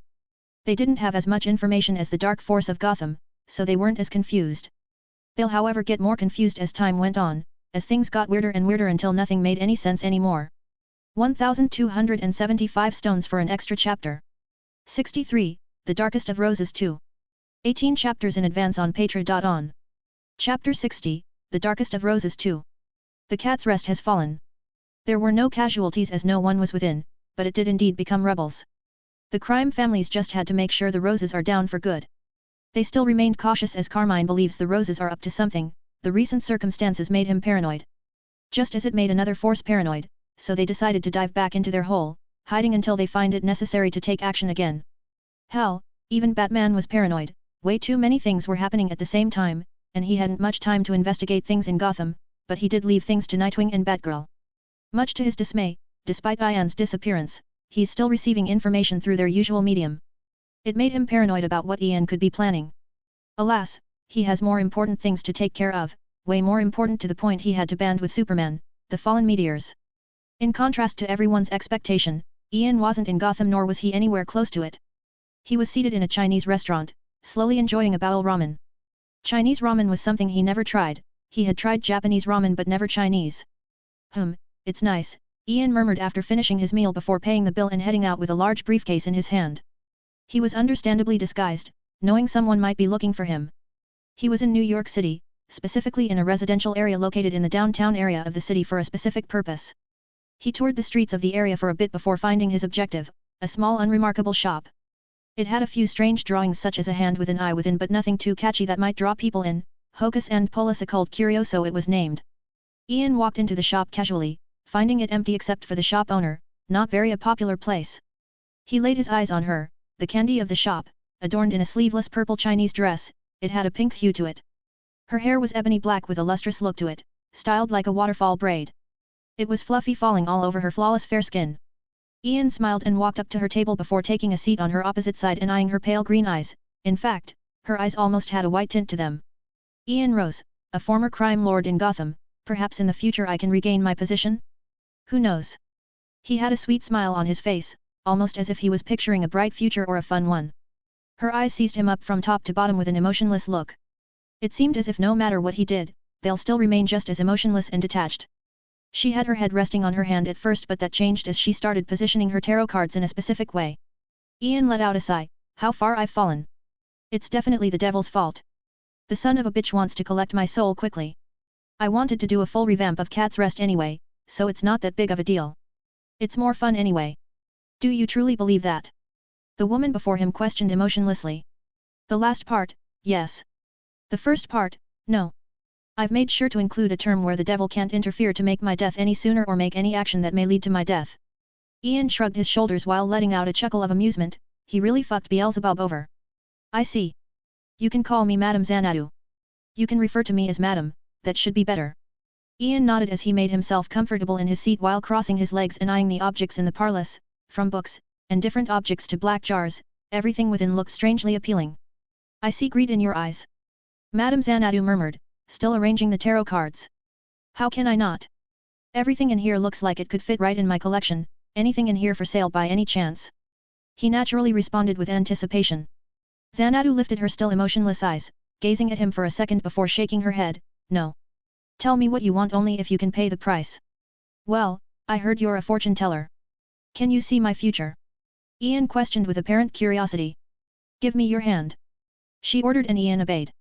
She took his hand into hers and started trailing her fingers alongside it while observing it as if seeing something other than skin. That only went on for about 10 seconds before she let go of his hand with a frown on her face. Her eyes had a hint of wonder and puzzlement in them, but she shook her head and didn't prey on his strangeness for now. She started collecting all the tarot cards before shuffling them. She then started placing the cards in their previous position from top to bottom without looking at the face of the cards. Once she was done, she flipped all the cards and started observing each one of them. She then spoke in her usual emotionless tone, "You don't have a future. You'll die in less than 2 weeks." Ian raised his brow in. "Well, not surprise, oh. Okay. Anyway, what I am really here for is your services. I want to get something but it can't be found. I think there's some magic bullshit barrier thingy protecting it." Xanadu gave him a bizarre look before speaking, "I don't do that. I cannot help my clients directly." Ian let out a chuckle, "You see, you'll be helping me indirectly. Just get me inside and we're done. I will get the thing myself." "That's not how it works." "No, it's how it works. It's an indirect help. You just throw me in there and that's it. And I am telling you that I can't do that." "Okay, just listen. How about this, just destroy the barrier or something out of curiosity to see what's inside, and I, a random traveler, will be there to reap the benefits. You'll be unintentionally helping me." Xanadu just stared at him in wonder for quite a while, her mouth opened and closed, seemingly trying to say something. "I'll tell you the solution, that's the furthest I can go." TCH. Ian clicked his tongue in annoyance, "As long as whatever you say has a 100% success rate, or if you want to lead me to someone that might help, I don't want them to go back on their word and take what's mine." Xanadu remained silent for a while. His worries weren't unfounded, as from the tone of his words, she can deduce that what he wanted might be a bit too powerful. "I'll accept your request and help to the limits of what I can do. Tell me the location." And Ian did tell her, and he wasn't worried she would betray him. The rules hold her chained, just as she can't directly help him, she shouldn't be able to betray him while the deal is ongoing, so that may change later.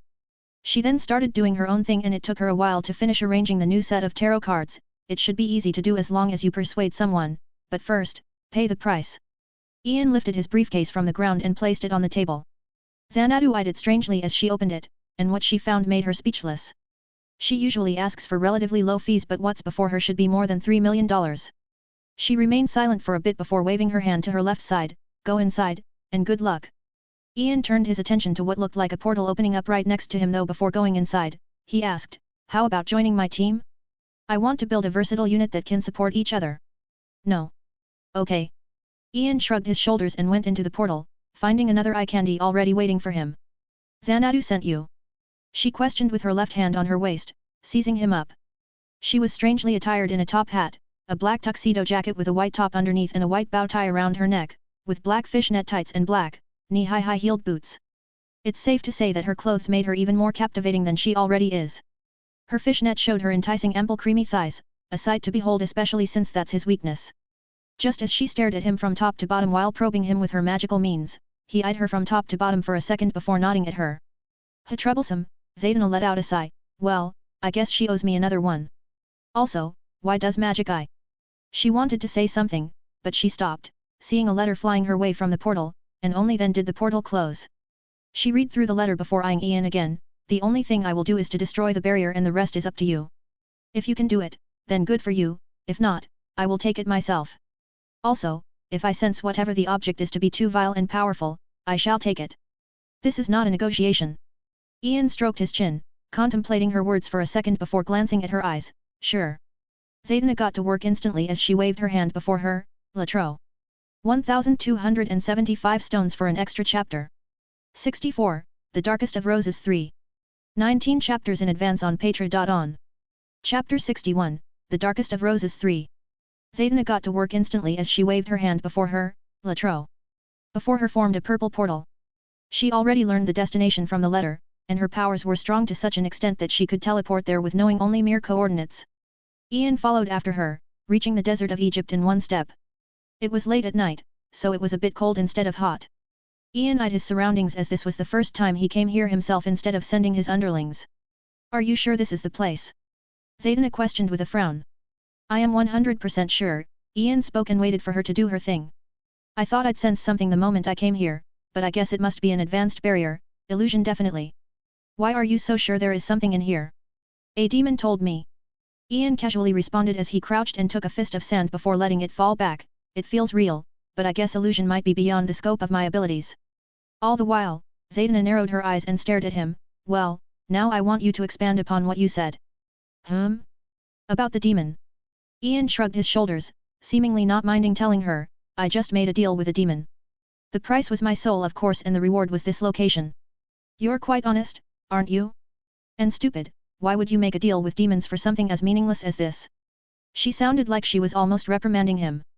Ian had a smile on his face as he drew a smiley face on the sand, a representation of his mood despite all that had happened. I see no reason why I should hide that, and you're a magician, you must have some kind of bullshit way to find out if I refuse to answer.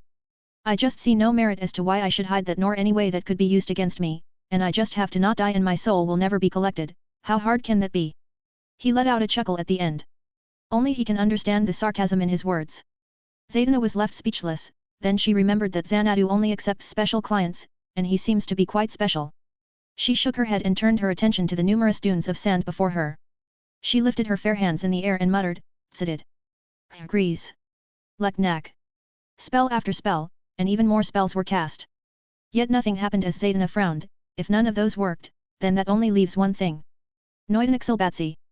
Ian could see a vague outline of the previous spells, just a faint white wave, but this spell seemed special as he could clearly see a massive dark blue wave spreading in all directions from her until a small part of it connected with something. Zaydna instantly turned her head in a certain direction. She could see and finally sense the magical presence in the area. One of the sand dunes started forming into a cyclone. It was a very small cyclone of sand, it didn't rise up in the air but stayed on ground level, giving Zaydna a better clue of what she had just activated. Magic is. Can I learn magic? Ian spoke with interest but he didn't have much hope. His power seems to despise a lot of things and he got the answer he expected. I thought you already know, but no, you can't. You strangely don't have a speck of magical energy in you. In fact, you seem to reject it. We all have our secrets, so I won't pray further since you're her client. Zaydna waved her hand one last time, Red now I am tell. From the hand she waved spurted a blue eye that started floating towards the cyclone while she used her other hand to hide her left eye. The eye went into the cyclone almost as if it had gone into a portal, without any trouble. Zaydna kept doing her own thing for a while though she had a frown on her face, only she knows what she had seen beyond the portal. Too bad, I hope I can learn magic in the future somehow, Ian muttered under his breath after seeing the wondrous nature of magic, it was fascinating. You can go in. Zaydna spoke, I'll follow right after you, but it should be safe which is strange. What is that you want from there? A piece of paper, Ian responded before he started making his way to it, and without any hesitation, he jumped into the cyclone. He only fell for a few meters before safely landing on a well-made stone ground, seemingly made of marble. He looked around sizing up the environment around him. It was but a simple chamber with little to nothing in it. He saw the piece of paper and that's all he needed. It was lying on the ground like trash, but only he knows its value. He wasn't worried about any traps, instead, he just picked it up in his hand and like always, nothing happened. He didn't notice but Zaydna was already standing behind him, eyeing the paper with a frown. She had seen the paper with her magic eye but there was nothing weird about it. Ian also noticed that among all the pieces of dead hell or as he likes to call it, Trigon's scroll, this one had the least of his writings but the most of the original writings. Ian didn't ignore learning other languages, specifically Old Greek and Demon's Tongue, so while he might still be a bit rough with them, he still understood the words on the piece. It spoke upon hell and the underworld, one weaker than the other as the writer admitted yet he refused to admit of the flames within them, which one is stronger he wondered. No, he was certain his dark flame can not only extinguish the fires of the demon's hell but also bring destruction upon the heaven that gave birth to them. It is Hades, of that I am certain. The original writer is definitely him, but how did Trigon come to possess it? He shouldn't be in the same realm but in some other far universe. Ian narrowed his eyes at the black stick line which he was sure was written by Trigon. He remembered how the writing looked like when he put together all the other pieces, let it be called the blaze of Trigon. The flame that shall start it all. This is it. Zaydna questioned with a frown, you sold your soul to demons for this. It is quite valuable, containing the knowledge of the ancient. I like it. Ian shrugged his shoulders, but Zaydna didn't believe it was that simple. Grease Hquarat. Noidadid Orsum. Noidadid Live. Noidadid Sinaliv. Eknasianasar. A mass of blue light flowed out of her palm and surrounded the piece of paper. Ian did nothing to stop her, he had a few plans in effect just in case something like this happens. However, much to her surprise, she sensed nothing, it can't be that simple, right? Is it really just a piece of paper? Ian raised his brows in surprise which she noticed, there is nothing strange about it. I had hoped it would be magical somehow but the writings on it are enough for me. Zaydna frowned before she waved her hand creating a portal before her, I'll send you back. Ian caressed the piece of paper with a gentle smile on his face, I should be dead right now. I bet if she touched the paper when I am not touching it, she would be dead unless she has some magic bullshit protection. God, I love my power, though I wonder sometimes, is my power truly death immunity? Or perhaps I don't have power, it's all just me. Only he understood what he meant by the last part. It was something he lost a lot of sleep over, he thought about it a lot, just what am I? He wonders. He didn't dwell on his thoughts for long as he followed after her, though the portal led him to Xanadu's shop instead of wherever he was before, and Zaydana was nowhere to be seen. I take it went well. Madame Xanadu casually asked. Supernatural activities were normal for her. It did. Also, remember my offer, it still stands. Ian was about to leave, but Xanadu couldn't hold back her curiosity. Did you make the same offer to her? You need a magician, right? No, I need a magician I can work with. You seem perfect for the job. But I guess I will die in a few weeks, so it doesn't matter. Ian shrugged his shoulders and started making his way to his apartment. He went inside, directly threw his clothes away, leaving only his pants, and made his way to a certain room, a fairly dark room. Within the walls of the room were several symbols, and on the ground was a large pentagram made of congealed blood. At the center of the pentagram was a 1,275 stones for an extra chapter. 65, The Darkest of Roses 4. 19 chapters in advance on Patreon. Chapter 62, The Darkest of Roses 4. Within the walls of the room were several symbols, and on the ground was a large pentagram made of congealed blood. At the center of the pentagram was a skull, a rotten old skull. He already had everything prepared, and he didn't have much time to waste. He brought a container of blood from the corner of the room and poured it on the skull, then lit up the candles as fast as he could. He then took a seat within the pentagram and started the chant. Hear these words, hear my cry. Let the threads of hell send a message and call forth the Absolute. The representation of Hell Niran. Come to me, I summon thee. There is no certainty that who he was summoning will appear. In fact, most summoners only end up summoning a lower demon. To summon a demon lord or an even more impossible feat such as the nobility of hell, several conditions need to be met. Rarely do they respond to the cries of mortals unless they have a plan in mind. Yet Beelzebub responded to Ian before, and he is one of the princes of hell, a nobility. Dealing with demons is an atrocious process in which many fall, some lost their minds and others their life, which is why Ian took his time in preparing his mind for the worst before calling Beelzebub forth. He imagined every possible scenario and studied every term, hell, he even read a lot about the law and its evolution. How people sought to get around it and succeeded at times, a lot of times, and he made sure his deal with Beelzebub would be void of any holes. The demon he was summoning right now was something else, and the only reason he was summoning him so soon was because of the circumstances. He doesn't have much time left. Thankfully, the deal he did with Beelzebub saved him a lot of trouble, as not only did it give him the location of the remaining pieces, but also the Book of Hell. A Wikipedia of sorts, allowing him to dive into the field of demonology. Ian poked his finger, using a needle, and allowed a drop of his blood to fall on the skull. However, Niran happened to be needier than his counterparts, as he needed one last thing, a candle Ian put within the skull's mouth. It's called the Candle of Niran. There is a bunch of them around the world, and Ian found one in Gotham. It was the thing Selena robbed on their date night. I command thee. Appear before me. It was instant. The air in the room seemed to change, becoming colder despite expecting the opposite from demons of hell. Before Ian's very eyes, the clotted blood within the pentagram started flowing towards the skull, almost as if it's a black hole, drawing the filth of the mortal world. The congealed blood assembled around the skull, slowly merging with it and forming what looks like a humanoid head of pure filthy blood. The humanoid head had hair and very clear features, albeit all formed by blood, a long hair barely touching the ground, which isn't much considering it's only at the height of a skull. It had a very wide jawline and a massive chin. Its features were rough and cold, fitting for a hell lord. I command thee, Hui. The head opened its sticky and clotted mouth and murmured further, mortals are really. The head then eyed Ian with its white eyes.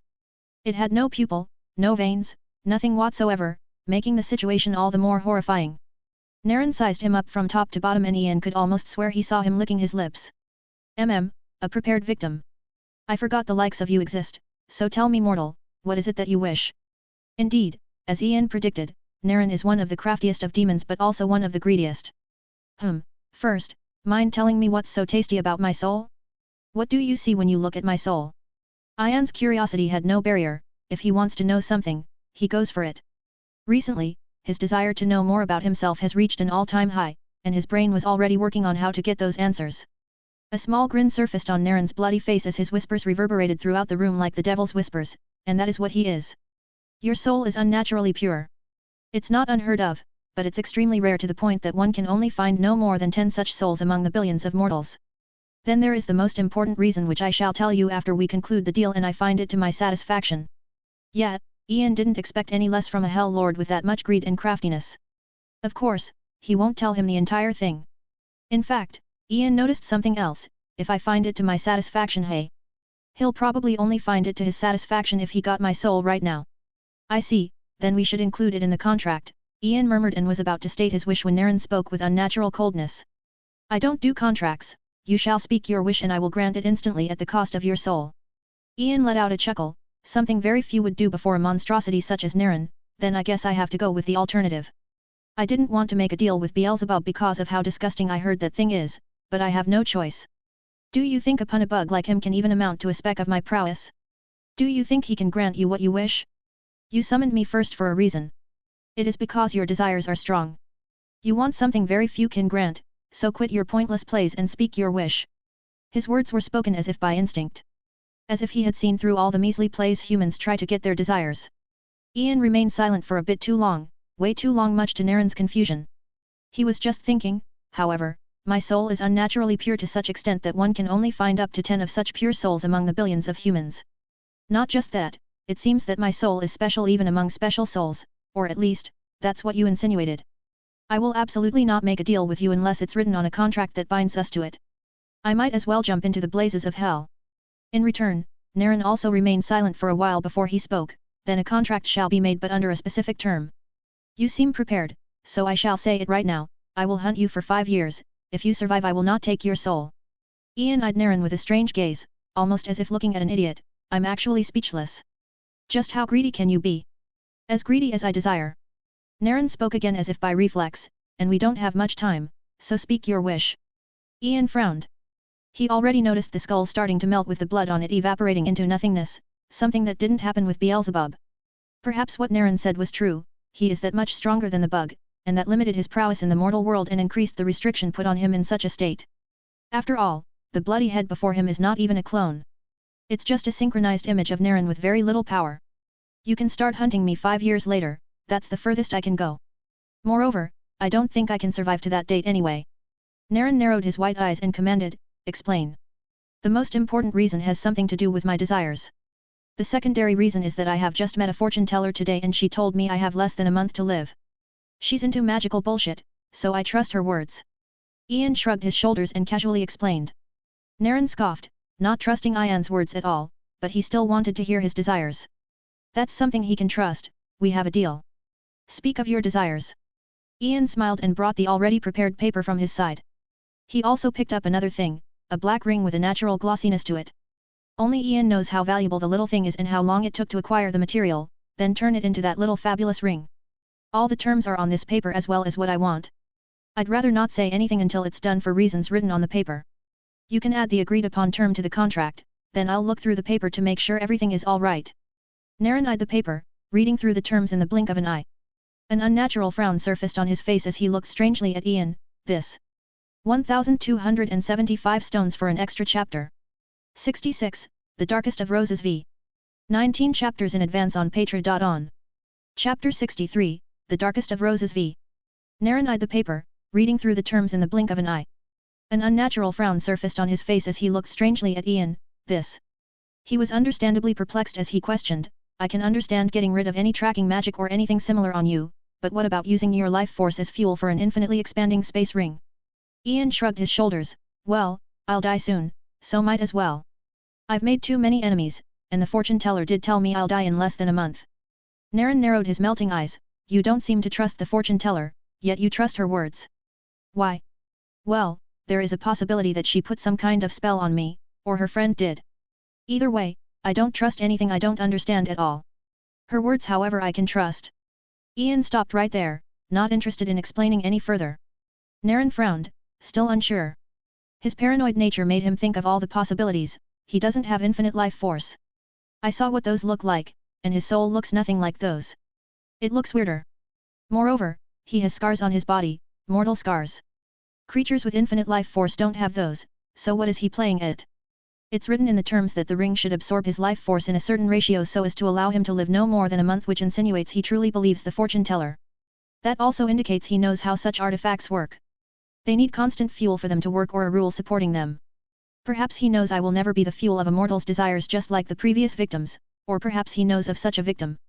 Either way, what does he want to do with the ring?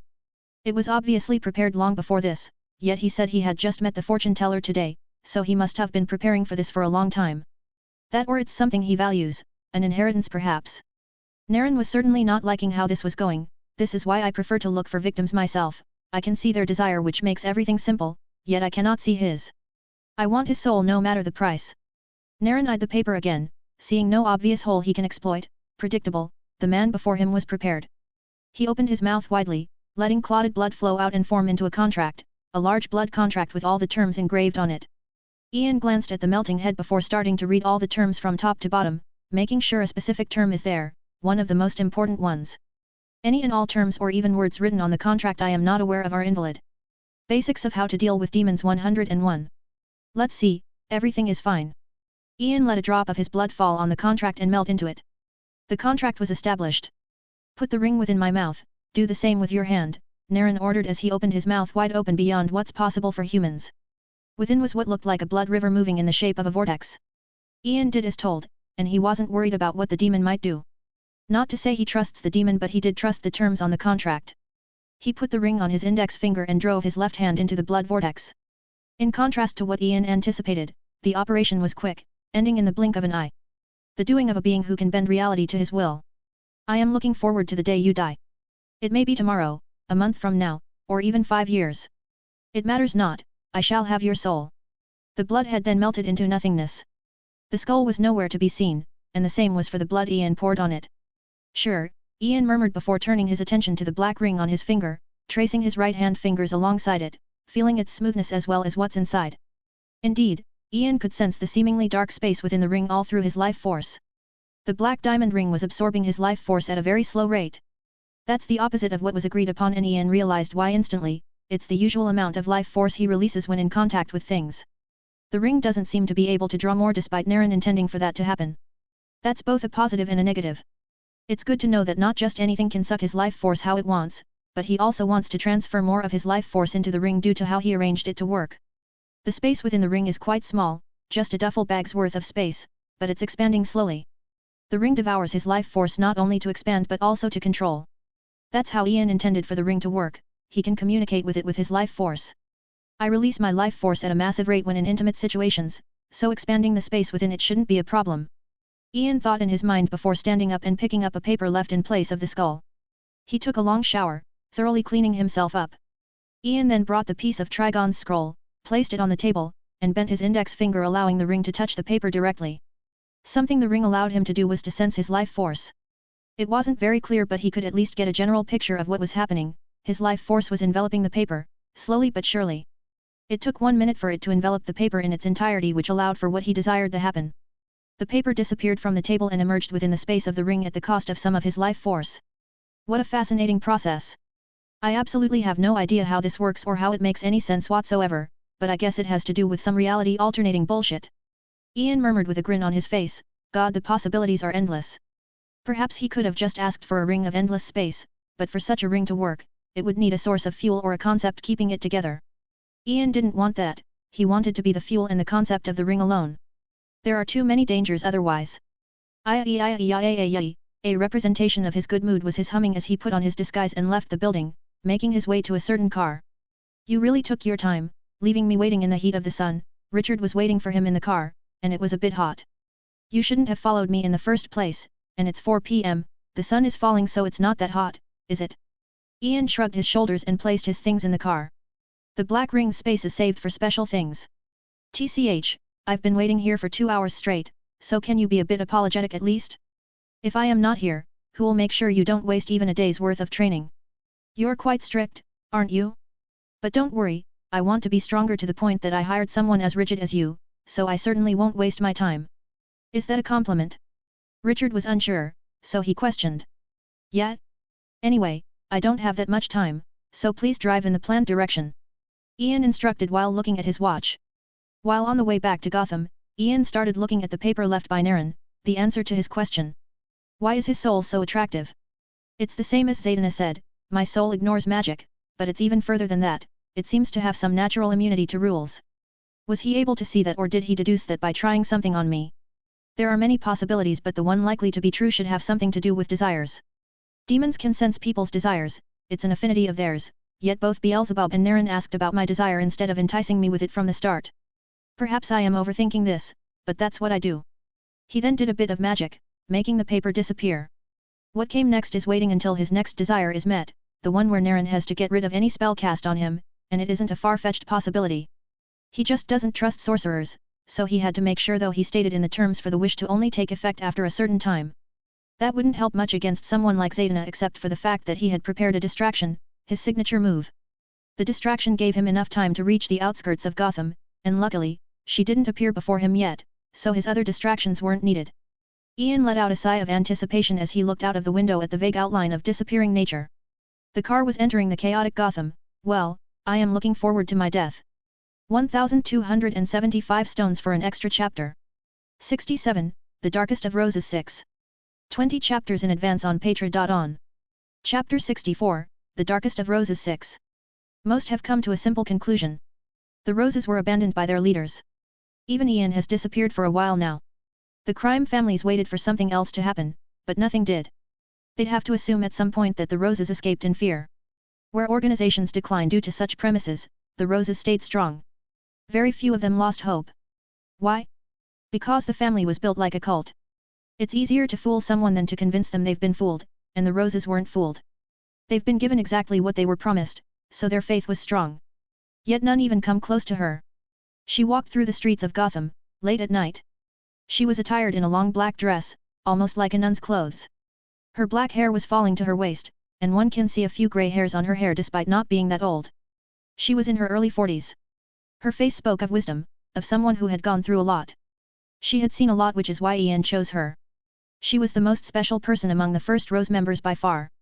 To the Roses, she was the most gentle person in the family, taking care of everything but making sure everything is perfect.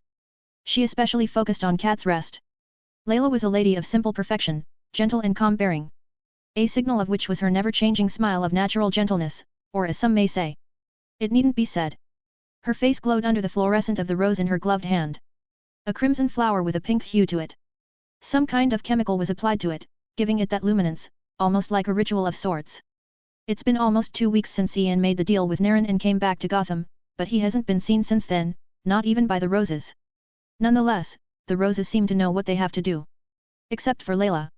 Her current actions were of her own violation without anyone's knowledge. Her steps were slow and silent as she made her way through a dark alleyway, not minding stepping on the dirty puddles of water along the way. Who the fuck are you, and what are you doing here? The peace was broken by the loud yelling of a certain man, seated on a chair next to a door. His clothes were unorganized, and of no natural synergy whatsoever, just a bunch of different clothes put together with no thought behind them. He looked almost like a beggar, but the stench of alcohol did explain a lot to Layla. The first thing Layla did in response was to attach the rose to the belt of her dress. She then approached the man. I am here to meet with Sir Dragasa Bainscu. May you lead the way? Who wouldn't believe her with her unchanging expression and manner of speech? Oh? You are. The drunk henchman was about to speak, but he couldn't find it in himself to do so. All he could do is bring his hand to his throat and feel his still warm blood leak out, like a river streaming down a mountain. He wanted to speak. He wanted to scream dearly for his life, but a gentle hand found itself on his mouth as a shush was whispered in his ear. Layla was delicate in her movement as she placed him on the ground and gently pushed her knife through his chest. It was not just any knife but the knife, Ian's Kryptonian knife. It was a work of art that was able to cut through bones like butter. She searched him for a minute before finding the keys. He had a gun, but she didn't seem interested in picking it up. She was bringing a knife to a gunfight, quite the bizarre thing indeed.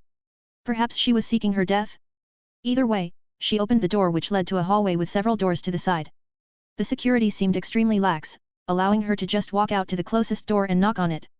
She's most definitely seeking her own death. The door was opened by another drunk individual, this one even more muddled than the last. Yahat. Layla noticed 2 other individuals inside, so she just extended her hand for him to shake, and that he did in his dizzy state. Layla then just started walking away while pulling him away with her, and before he could question her about anything, she sliced his throat, specifically his jugular, as she had done the same thing thousands of times. Layla was quick to go behind him and grab his face, not allowing him to scream or make much movement. She followed directly after with a stab to his heart. It's nothing like before. I wonder how Ian acquired such a weapon. Layla wondered as she placed the body on the floor. The guy had already lost consciousness, and he was losing more blood by the second. If she didn't stab his heart, he'd be dead in a minute, but the heart stab lowered that time to seconds. Getting a clean slice on the jugular is quite hard, and stabbing the heart is even harder. The only reason she found it so easy is because of the dagger. Her gloves and dagger were already drenched in blood, so she made sure to hide her hands behind her back as she entered the room. The two drunkards in the room weren't aware of what happened. They didn't even stop to think for a second about where their friend has gone. They just watched TV in their brain-dead state, allowing Layla to pass by them and slit their throats in the blink of an eye. She has definitely done that many times before. The place was a shithole, very much to Layla's liking, as it means shitty people live within, hence the lack of security and order. One way or another, Layla found herself clearing all the rooms, leaving blood pools behind her every step, yet her usual gentle smile never left her. She reached the boss room, also known as Dragosibin Siku. It looked more luxurious from the outside than the rest and more isolated, though Layla saw two henchmen guarding the room. She remained calm and just walked toward them with her hands behind her back. Her dagger was hidden from their eyes. The two, however, more alert than the rest as they pulled their guns out and aimed at her. Who the fuck are you? They were understandably confused. Did Sir Dragos not tell you? We have a meeting, you should know that, because even the guy guarding the outer door knows it. She spoke with unnatural calmness and confidence. The guns pointed at her, not phasing her, was a show of fearlessness. That's a lie, right? No way would the boss invite someone while doing that. Would he? One of the henchmen wondered, though her confidence made them both doubt themselves. Moreover, why would the outer guard allow her inside if her words were a lie?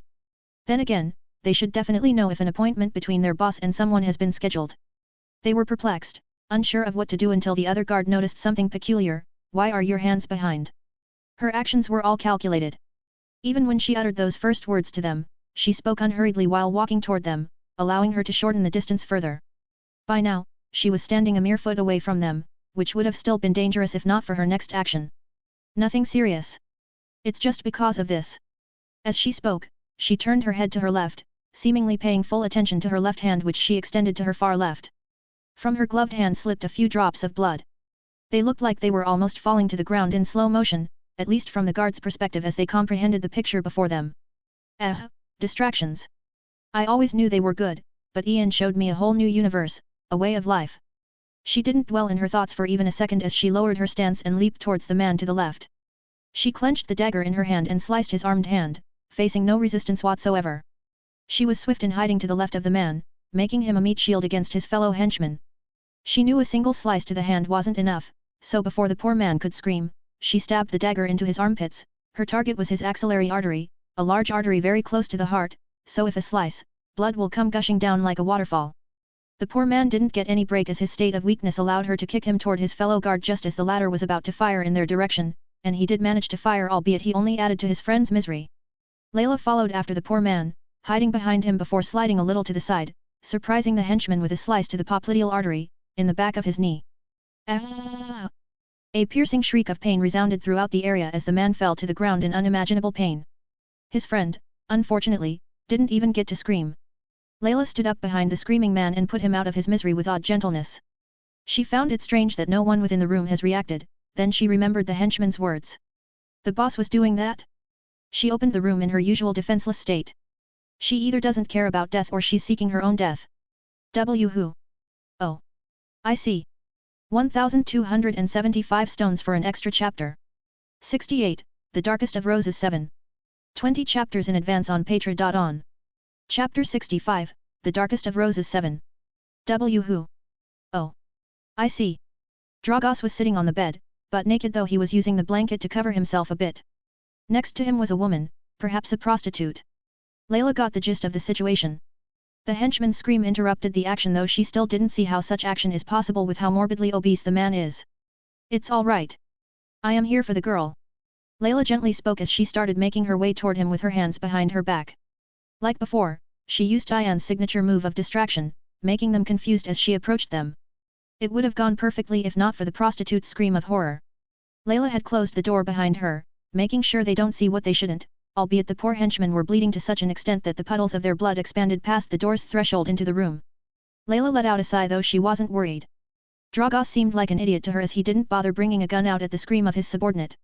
What do you want? Dragos leaped back in fright and nervousness at the sight of blood. I want her, Layla gently spoke as she eyed the woman, and Dragos was quick to act as he pushed the frightened prostitute towards her. Yes, please just take her and leave me alone. The prostitute was pushed with such a force that she stumbled her steps and fell to the ground, hurting her knees in the process. Tears of fright and pain were falling down her face as Layla crouched close to her and caressed her hair with her blood-filled hands. It's fine. Everything is going to be all right. Layla stood up a second later, leaving another expanding blood pool behind her as she approached Dragos, who finally regained some of his wits and tried to reach out for the gun on the table. Alas, he found his hand stuck on the table as Layla's dagger went right through it. The man almost passed out in pain, but he still had enough strength to speak a few last cries. Triple God, no, please no. What have I done to you? You were the first to jump on destroying my lovely home. And finally, a bit of emotion surfaced on her face, slight anger. You destroyed something dear to me. It might all be a part of his plan, but that doesn't make it any less painful, so please bear my anger. She didn't wait for him to respond as she pulled the knife out of his hand and started chaotically stabbing him in his chest and face. In contrast to her previous meticulous cuts, these ones were stabs of pure emotions without any meticulousness to them. Layla let out a sigh as she took off her baggy dress. It was drenched in blood by this point, which was easily anticipated by her as she had another dress underneath. Only God knows how she was able to move with such swiftness while wearing such clothes. She still had her gloves on as she threw the rose she brought with her on the bed with the dress and lit it up on fire.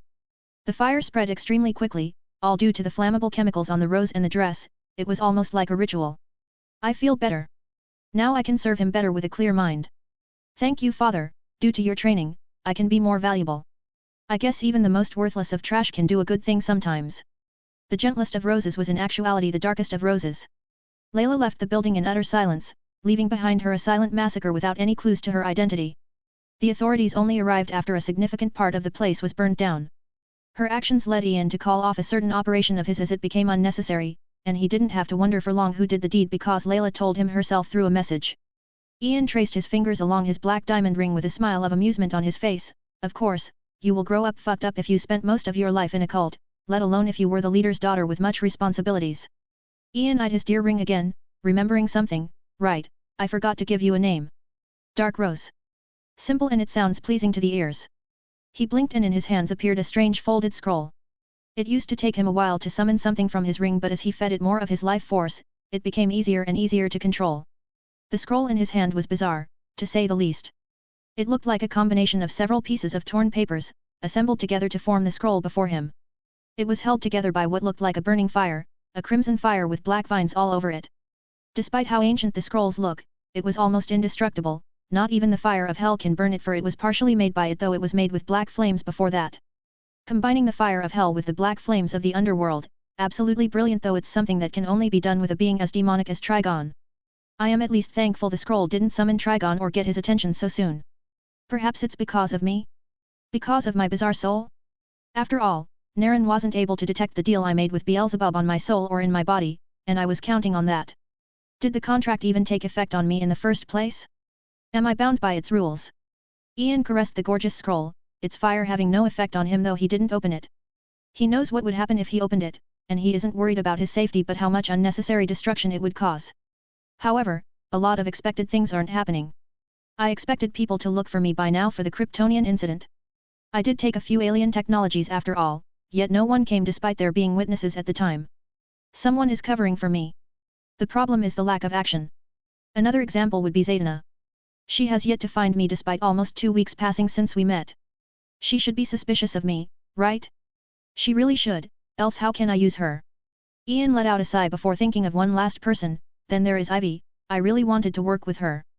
We would be a great team considering how my power seems to rejuvenate her and even strengthen her, yet she disappeared for so long. Just what the fuck is happening? The good thing about what had happened is that there wasn't much destruction aside from the cat's rest. After all, the crime families wouldn't want to thoroughly destroy what could be their territory in the future. Moreover, the Rose of Peace remained strong and continued with its operation without much trouble.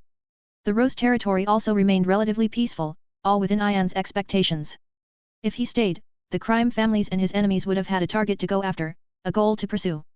His disappearance disrupted their plans as they found that all they had to do is to destroy the symbol of the roses, the cat's rest. They saw no purpose to cause more destruction as their goal was Ian, and there was only so much time they can wait and remain cautious before their greed control them. Or perhaps it was the fall of the Abanska family, a very small family but one of them nonetheless. The mysterious circumstances of its fall forced them to do exactly what Ian wants. Are you really not joining?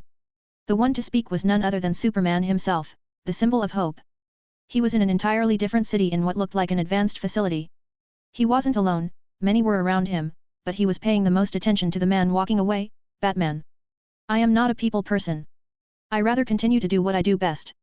It's just better for everyone that way, but I'll be on call if something happens. Batman didn't halt his steps but continued leaving them with those words. The 6 remaining people in the room looked at each other before letting out a sigh themselves. He seems like the stubborn kind, so it makes sense, but, one of them, a woman spoke. She was attired in a shield-like vest, a skirt to go with it, a tiara with the star emblem, handcuffs and boots to finish her look. Her name was Diana, or as everyone knows her, Wonder Woman. We'll have to get him to be a people person, I guess. Superman added. Yagihalatsi. A man wearing a red suit with a flash symbol on the chest spoke some nonsense before disappearing from where he stood as he was never there. He said, "Yeah, I'm going home. I have a lot of things to do, see you." Superman alleviated most of the heroes in the room's confusion, though his face was still twitching at Flash's behavior. This doesn't feel like a leak at all. I guess it will take time, until then, I also have a lot of things to do. Green Lantern shrugged his shoulders before flying away better than a better ever could. Justice League, hey. Batman was in a hurry. He had to go back to Gotham as he had this gut feeling that something bad is going to happen, especially with the recent circumstances and the disappearance of Ian. Alas, he was too late. 1275 stones for an extra chapter.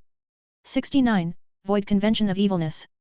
About every 10 chapters or whenever I feel like it, I'll post a similar chapter to this where I present an idea, question, or a viewpoint for everyone to debate. You're free to participate and feed me ideas and knowledge, or you can just skip the chapter. The answers should be just about DC. Most evil deed done by a villain? Most evil deed done by a superhero? Preferably when not in a controlled state or something similar, out of their own free will. A bit spicy, hey? Well, let's take it a step further. What superheroes or villains you hate the most? Why?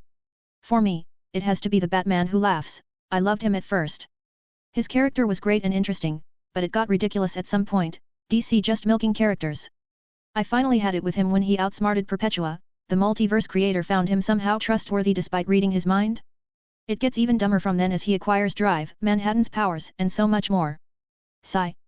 Just fuck off. BTW, we're close to the required amount for an extra chapter, so feed me your stones. Only about 525 to go.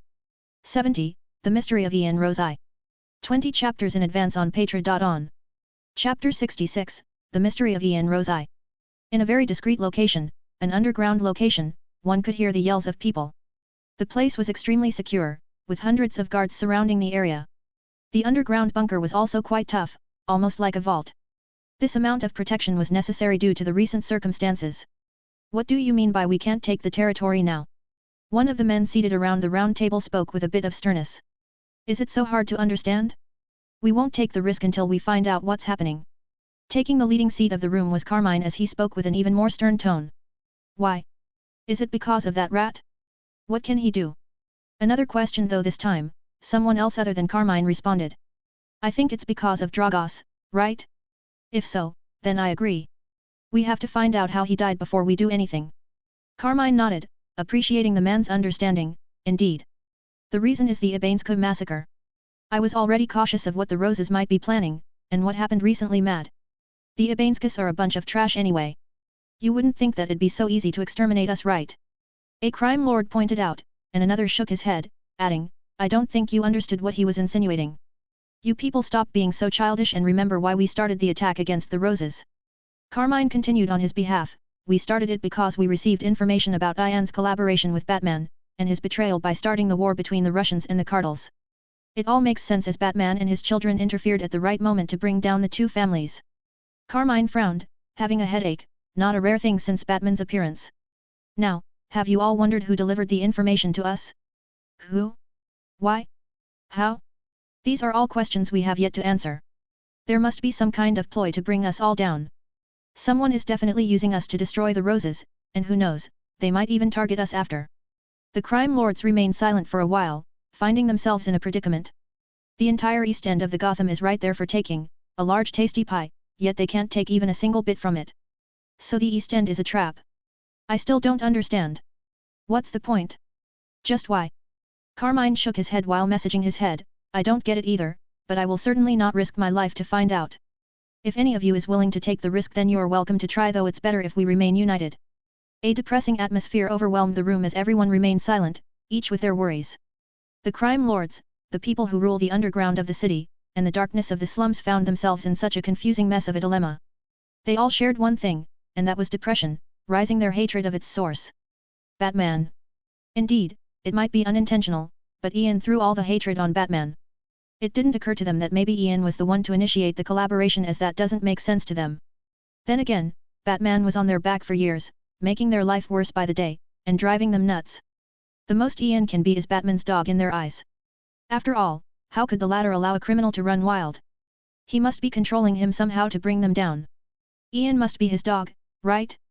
Well, he begs the difference, this should be wild. I am very much looking forward to how this will look on camera, perhaps a story time for my future kids? Ha ha ha. Ian let out a chuckle before looking down at the city. Indeed, he was on a helicopter acquired through charity, and beneath him was Gotham. From such a height, it looks peaceful but dark in many areas. At some point, the government stopped funding Gotham's light infrastructure, specifically the lamps in the streets. They get destroyed in no time anyway, so what's the point? Ian had a parachute pack on his back. He was seated at the very edge of the helicopter with the door open, quite the dangerous thing despite his preparations. He was unnaturally calm as he brought out his phone and remarked, "Yeah, this should be perfect. If not, then I'll have to use the parachute earlier than expected, I guess." Ian turned his head to the nervous pilot and spoke, "It's perfect right here. Don't move until it's time, and remember what I told you." He jumped. Or he allowed gravity to call him forth as he screamed in his excitement, "Let's go. I missed this so much." He's quite the adventurous type, so this was naturally not his first time skydiving, though it's his first time in a long time, a year to be specific. He fell through the air like a maniac, screaming and moving around to the best of his ability. The helicopter was quite high up, so he had plenty of time before he faced any barrier that can stop gravity's call. Trigon. I am finally gonna use you. Aren't you happy? This was among the nonsense he was blurting out while appreciating the view. He always found such experiences to be strangely exciting yet peaceful at the same time. It was too noisy for him to even hear his own voice due to the driving speed, yet he felt unrestrained, like all of his non-existent worries ceased to exist, like his non-existent fears disappeared. Such a wonderful paradox he was. He made no sense. Now, let's focus. Ian knows when to mess around and when to focus. Sometimes, and this is one of those times, as he used his experience in skydiving to control his destination. It was as simple as moving his arms and legs to control where he wants to move, all due to the air friction. He kept his body arched and slightly moved his arms or legs to either move forwards, backward, or turn sideways until he saw his destination approximately below him. He accelerated his speed by pointing his head to the ground and streamlining everything else, making him dive at a remarkable speed until he reached a distance he deemed appropriate, then he slowed down. He didn't open his parachute yet despite approaching the ground quickly. Instead, he muttered as a scroll appeared in his hand, "Devil's Breath." Ian opened the scroll quickly lest the air friction pushes it out of his hands, and opening it was all it took to declare all the laws of the universe around Invalid. There was no air friction anymore. In fact, he stopped entirely in the middle of the air, seemingly frozen in time. However, a wide smile surfaced on his face as the scene below him reflected on his gorgeous pale brown eyes. A scene to be remembered by the people of Gotham and even the world for years to come. An incident that shall be called the Breath of Salvation, a stark contrast to what Ian named it. Who thought two names of opposite significance would be given to the same spectacle? Whereas Ian saw it as the Devil's Breath, others saw it as the Breath of Salvation for a very simple reason: it evaporated the crime lords from existence down to their very molecule level. From the darkness of the night spurted a small sparkle, a fire that shone brightly. It was the symbol of initiating as a stream of flames followed after it, bursting into a magnificence of fireworks. It was almost like someone blew a breath on the crimson fire, a breath of gorgeous flames that lit up the entire night sky of the city. A light never seen before nor expected in a city such as Gotham. Even within light, there was darkness. This rule held true for the Breath of Salvation, as one can clearly glimpse what looks like dark specks of corruption in its every part, mending together to form lines of beauty. Ah, how light and dark came together to form such stunning scenery. So lovely. Ian muttered under his breath as the Breath of Salvation came crashing down upon the infrastructure far below him, traveling a distance of more than 300 meters to swallow his target. The Breath of Salvation didn't stop as it dived into the depths of the ground, devouring the bunker that lies beneath as well as the hundreds of lives around, all of the crime families. Ian got his wits back quickly and closed the scroll, using as much force as he could. Only he knows how hard it is to control the scroll. It's a fucking menace, though it does seem to obey him quite a bit. He noted how the scroll dimmed quite a bit, but it was within his expectation. It wasn't the first time he used it after all, or more like, it was activated on its own once all the scroll pieces were assembled in one place. He teleported the scroll to his ring, and just as he started falling down again, he opened the parachute and started adjusting it to fly to his destination, and while doing so, he pulled out his phone and sent a message. What happened next, however, was not within his expectation as a gunshot sounded. 1275 stones for an extra chapter. 71, The Mystery of Ian Rose 2. 21 chapters in advance on Patreon. Chapter 67, The Mystery of Ian Rose 2. What happened next, however, was not within his expectation as a gunshot sounded. Ian could swear he felt the bullet pass right by his hair, and it even gently brushed his skin before going through the parachute wing. Wah, I am gonna fall. Was someone waiting for me? It's more likely that they were targeting the crime lords, but I interfered, though it's commendable for someone to target me despite seeing the spectacle I just made. What a heretic. Ian shrugged his shoulders as he tried to take back control of the parachute. A single bullet wasn't enough to bring down the wing, and the attacker seemed to know that as he continued to fire. His target wasn't the wings, but Ian, yet each of his bullets missed, and instead went through the wings, all due to Ian messing around with the parachute controls.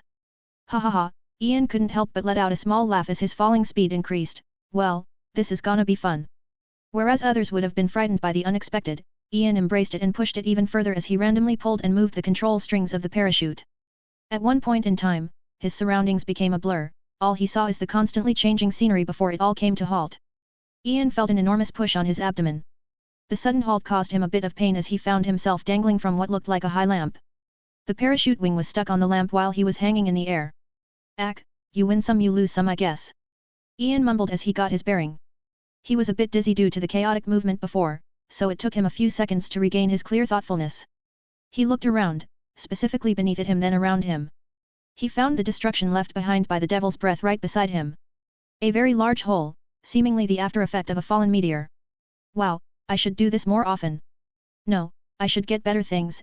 Ian was hooked, and there is no saving him, just like there is no saving those better things from his grasp. Anyway. Ian mumbled as he reached out to the parachute belt and unhooked it, allowing him to fall to the ground. It was only a distance of a few meters, so nothing too dangerous. However, another gunshot sound.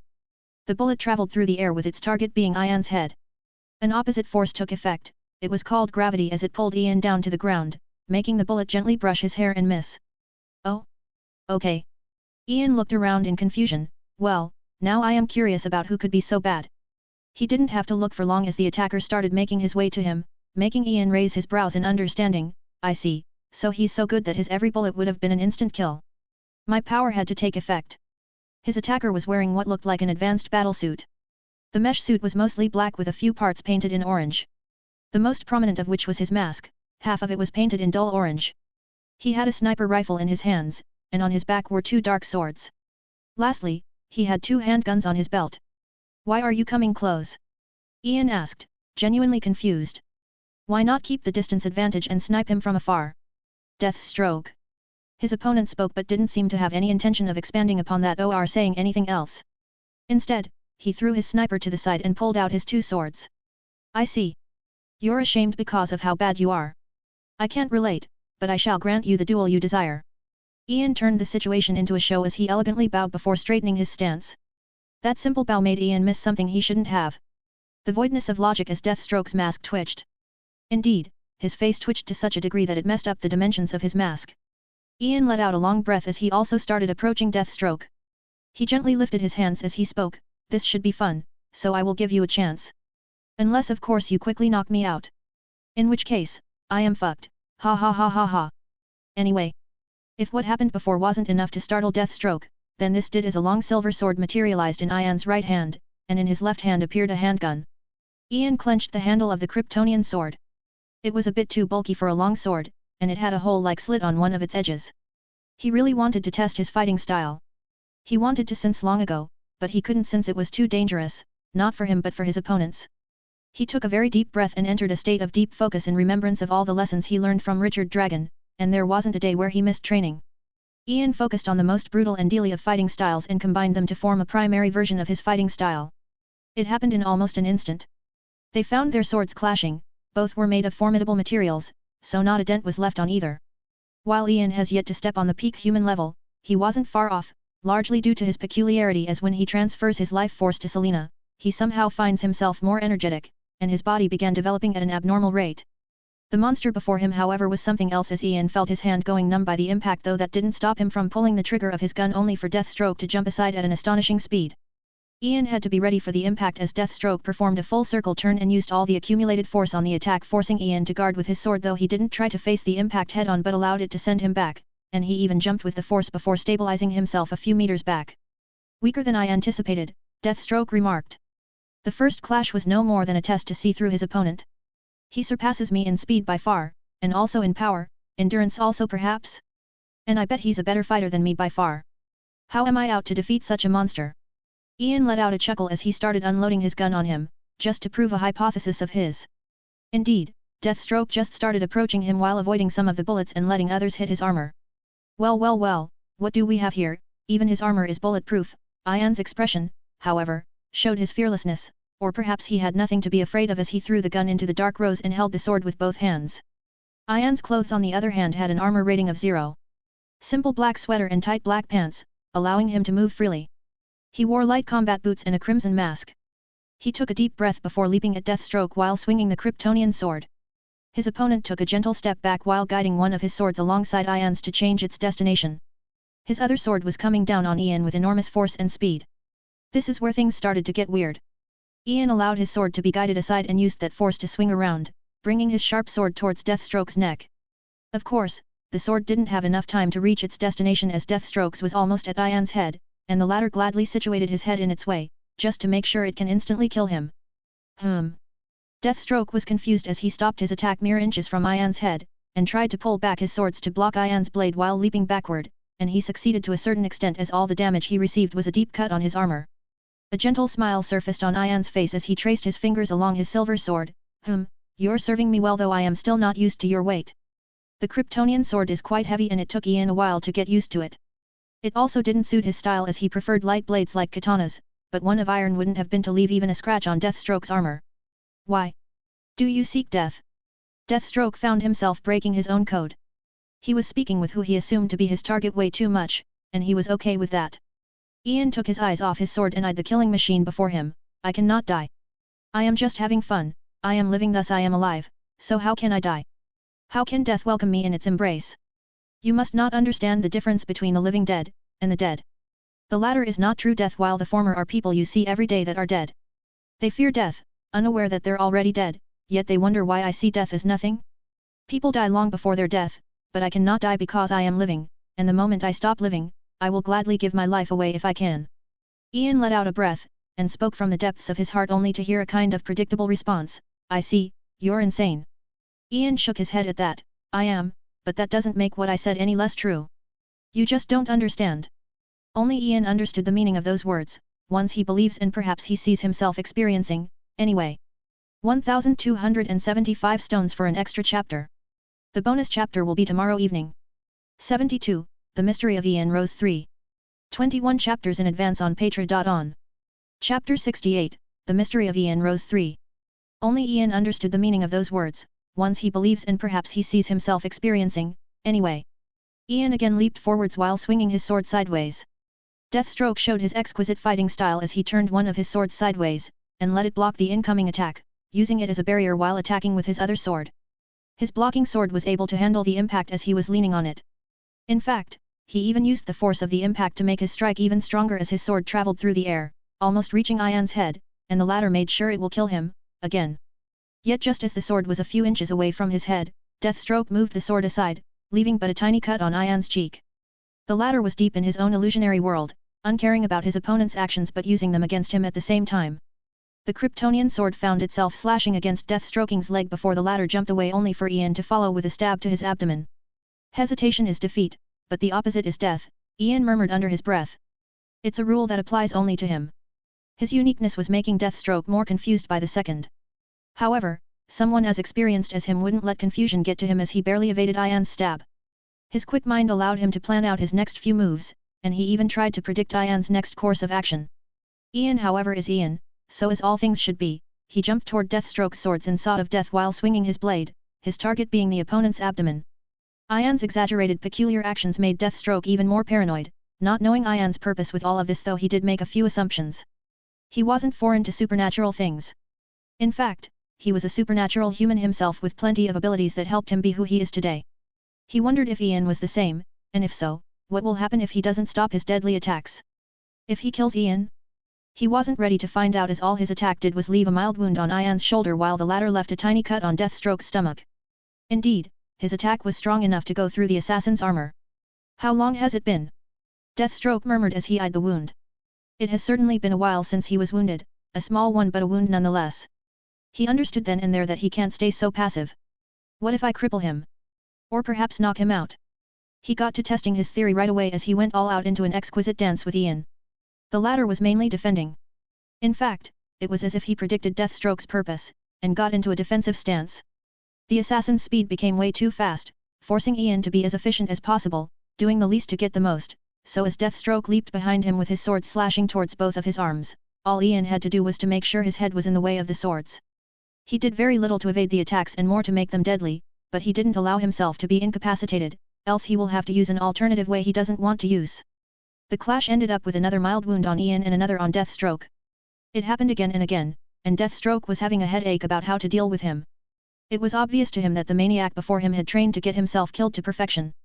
How was one out to deal with an abomination such as Ian? It did occur to him that perhaps he was bluffing, but who would be crazy enough to do such a thing? There came a point, however, when Deathstroke found his patience running out. He felt and looked at Ian's blade slashing at his stomach in the place where the armor was already damaged, allowing his attack to go deep. Ack! Ian leaped back before putting his right hand on his left arm, feeling blood slowly pour out of a deep wound. Well, it hurts. I am still not used to resisting pain, but you. Remaining silent while experiencing pain was hard to do, but he got his bearing back very quickly. Deathstroke on the other hand didn't speak a word. Instead, he just eyed his wound before staring at Ian with a cruel cold look. His leg muscles contracted as he lowered his stance, and Ian was barely able to slash his sword downwards at the assassin. It was all like an exquisite dance as Deathstroke swiftly maneuvered to the side. The handle of his left sword found itself hitting Ian's sword, trying to break his balance while his other sword was already near Ian's neck. A few inches was the distance from his decapitation, and it was but a split second away. He was truly going for the kill. His eyes gazed at his blade, already imagining Ian's head flying in the air. Just when he was starting to believe that Ian was bluffing, he felt a sudden force pushing him down, a weight falling on him with such a force it put him to the ground. Deathstroke was confused, but he still reacted quickly and tried to push it off and leap back. The lamp was what fell on him, and before he can avoid it, Ian's sword found itself nailed to his waist as he tried to push it deeper. That got Deathstroke's ire.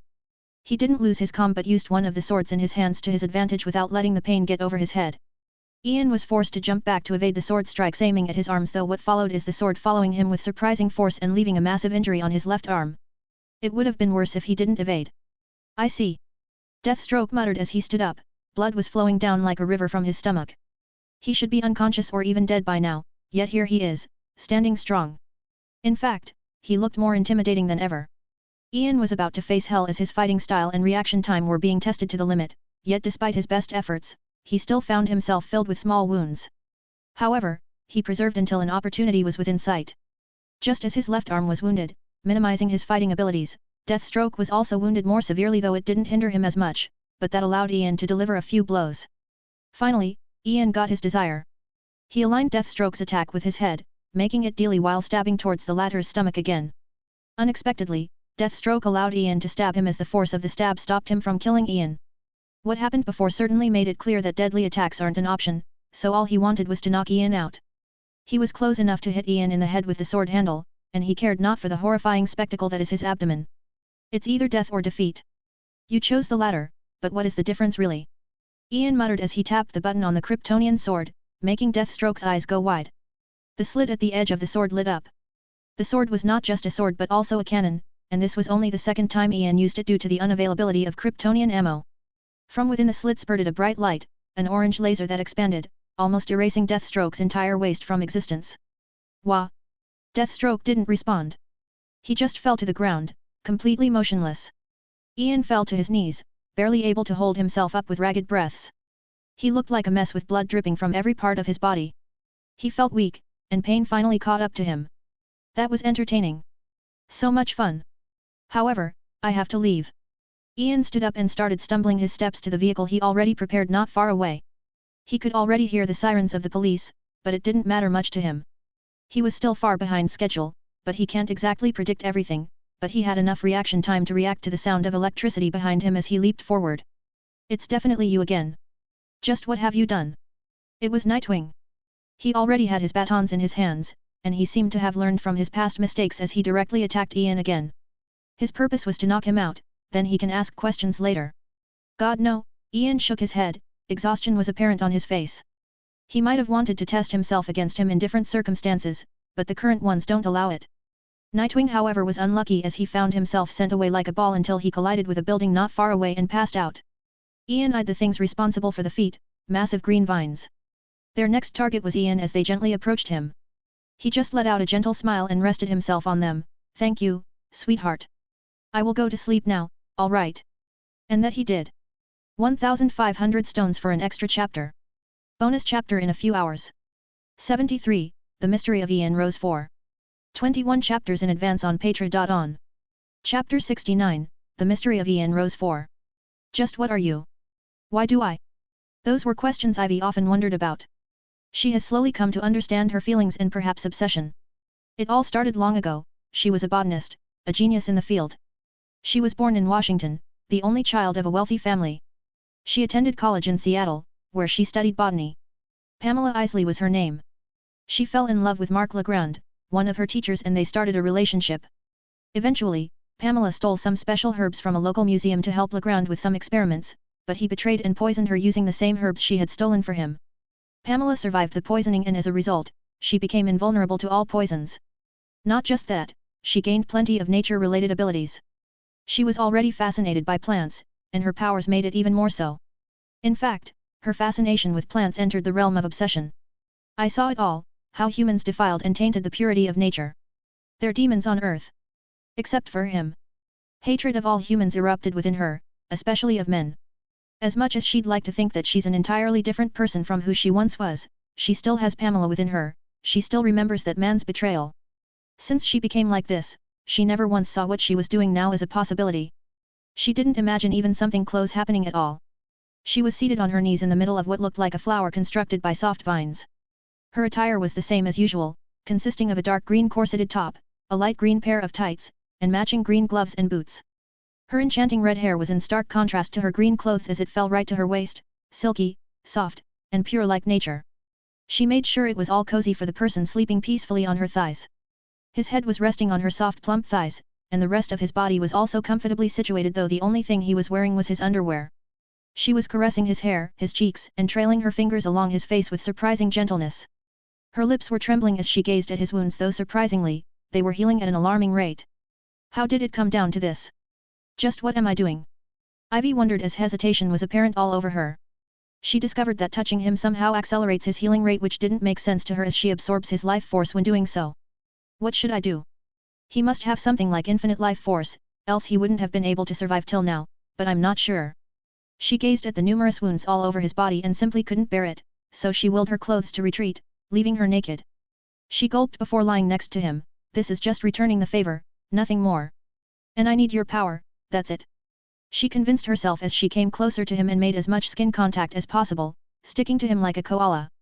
This is not the first time anyway. Indeed, her obsession started for the first time, an obsession even deeper than that of her obsession with nature, or perhaps it's related to that. Perhaps she perceived him to be something else than a human, a higher being. He was a mystery that stumbled into her life.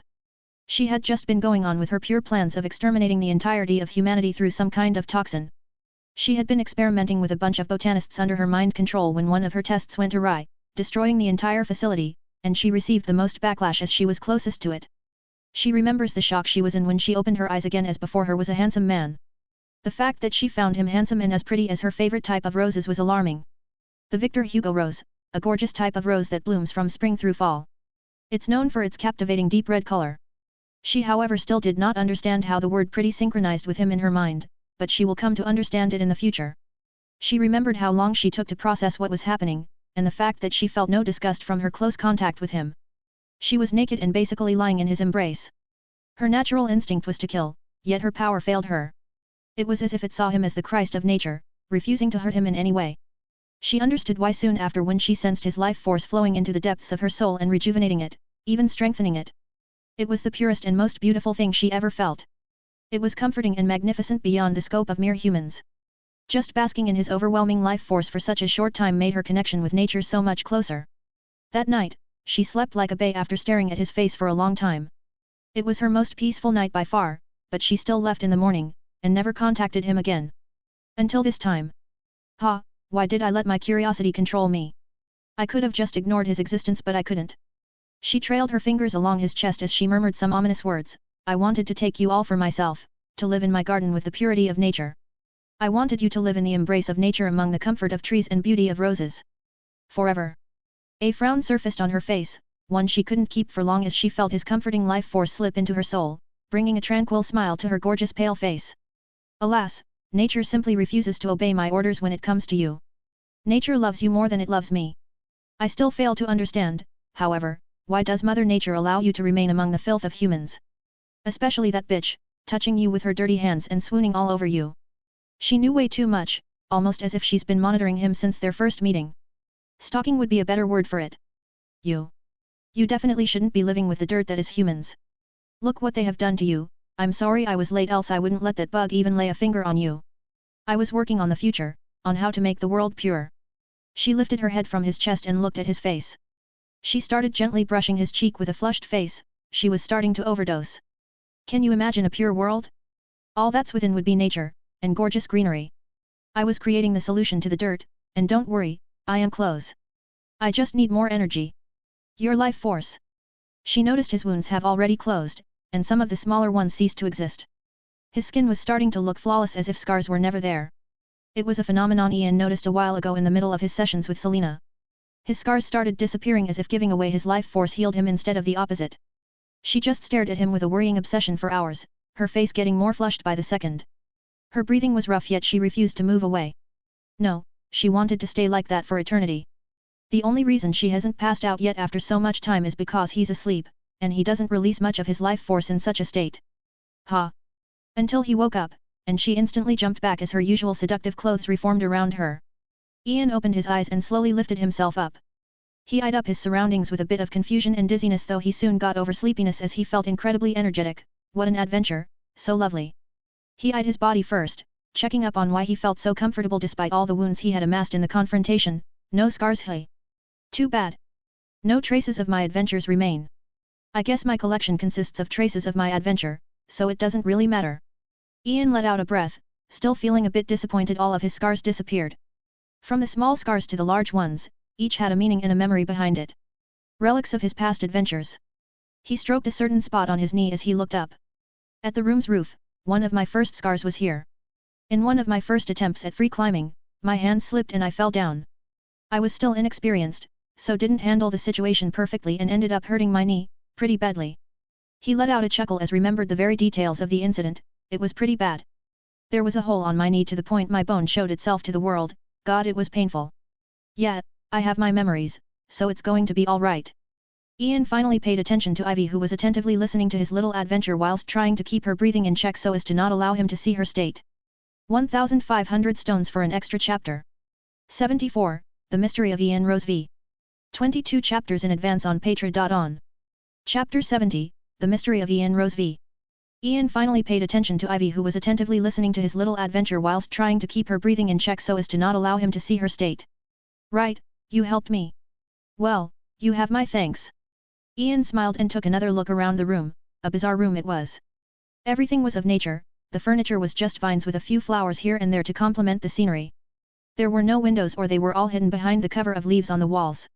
The place looked like a jungle in the middle of an apartment. You also helped me before, so we're even, Ivy responded with a casual tone, a stark contrast to her previous behavior. She for some reason want to hide her goals from him. Do you by any chance have any clothes for me? He was wearing only his underwear, and he knows his previous clothes should be a mess with blood and cuts. Ivy waved her hand, controlling a few vines to bring him a white shirt and white sweatpants. I prepared these for you. Your shoes are in the other room. They're the only thing still intact among your clothes. Ian nodded and put on the shirt and the pants, then stretched for a bit. Why didn't you contact me? I really wanted to work together with you. Ivy hesitated for a bit before responding. I just didn't trust you, and I had a lot to do. I see. Well, either way, thanks for your help. Ian caressed his ring as he spoke.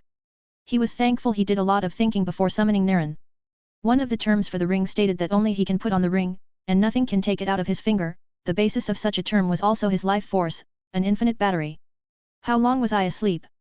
Ian questioned with a frown. He has a lot of things he has to attend to, so if he had slept for too long then that would be a problem. Almost 12 hours. Really?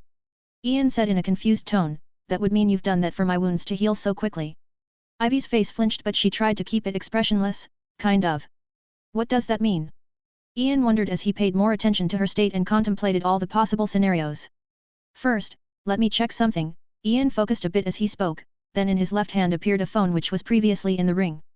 He started reading through some messages while Ivy waited patiently. He then called Ralph. Did you get all the documents and the books? Boss? Yeah, but what happened? I mean I know what happened but what really happened? No one had any idea of Ian's plans or his actions, all they received is a few encrypted messages, telling them what they do. It doesn't matter, rather, it's best if you don't know for now, but do as I say before it's too late. I sent you a list, kill them all in any way possible, but remain anonymous. Ian then hung up and transferred his phone to the ring quite quickly, almost as if he was afraid of saying too much. Ivy, on the other hand, just stared at him in surprise as he said that right in front of her, is he just that defenseless? Why? I don't care about who will die but he doesn't know that. Or perhaps he knows something. There are a lot of things to do, so let's talk later, alright? You do have a phone, right? Ian spoke as he stood up and let out a small yawn. God, I feel good. What a day. The thing about us working together, I like the idea, Ivy suddenly spoke with a smile. Oh? You do? I wanted something different from you that time, a special toxin, but it's unnecessary now. What is the extent of your powers? Ivy hid her frown, secretly hoping he wouldn't notice anything or be too suspicious of her. This is all for your own good. If I tell you, you won't understand, but I am sure you'll thank me when it all happens. All I need is more force. She stilled herself, something strange for someone like her who had already committed plenty of atrocities. I will be honest, I want your life force, it makes me stronger. In return, I'll work for you as long as you don't do something I don't like. Ian narrowed his eyes, somehow feeling a chill run down his spine. It shouldn't be my imagination, perhaps my subconscious mind figured something out. He started stroking his chin in consideration of all the options. It's definitely better to keep her close, especially now that I have control over most of Gotham, but making her stronger. How will we go about giving you my life force exactly? First, he questioned. I want 2 hours of the usual process every day.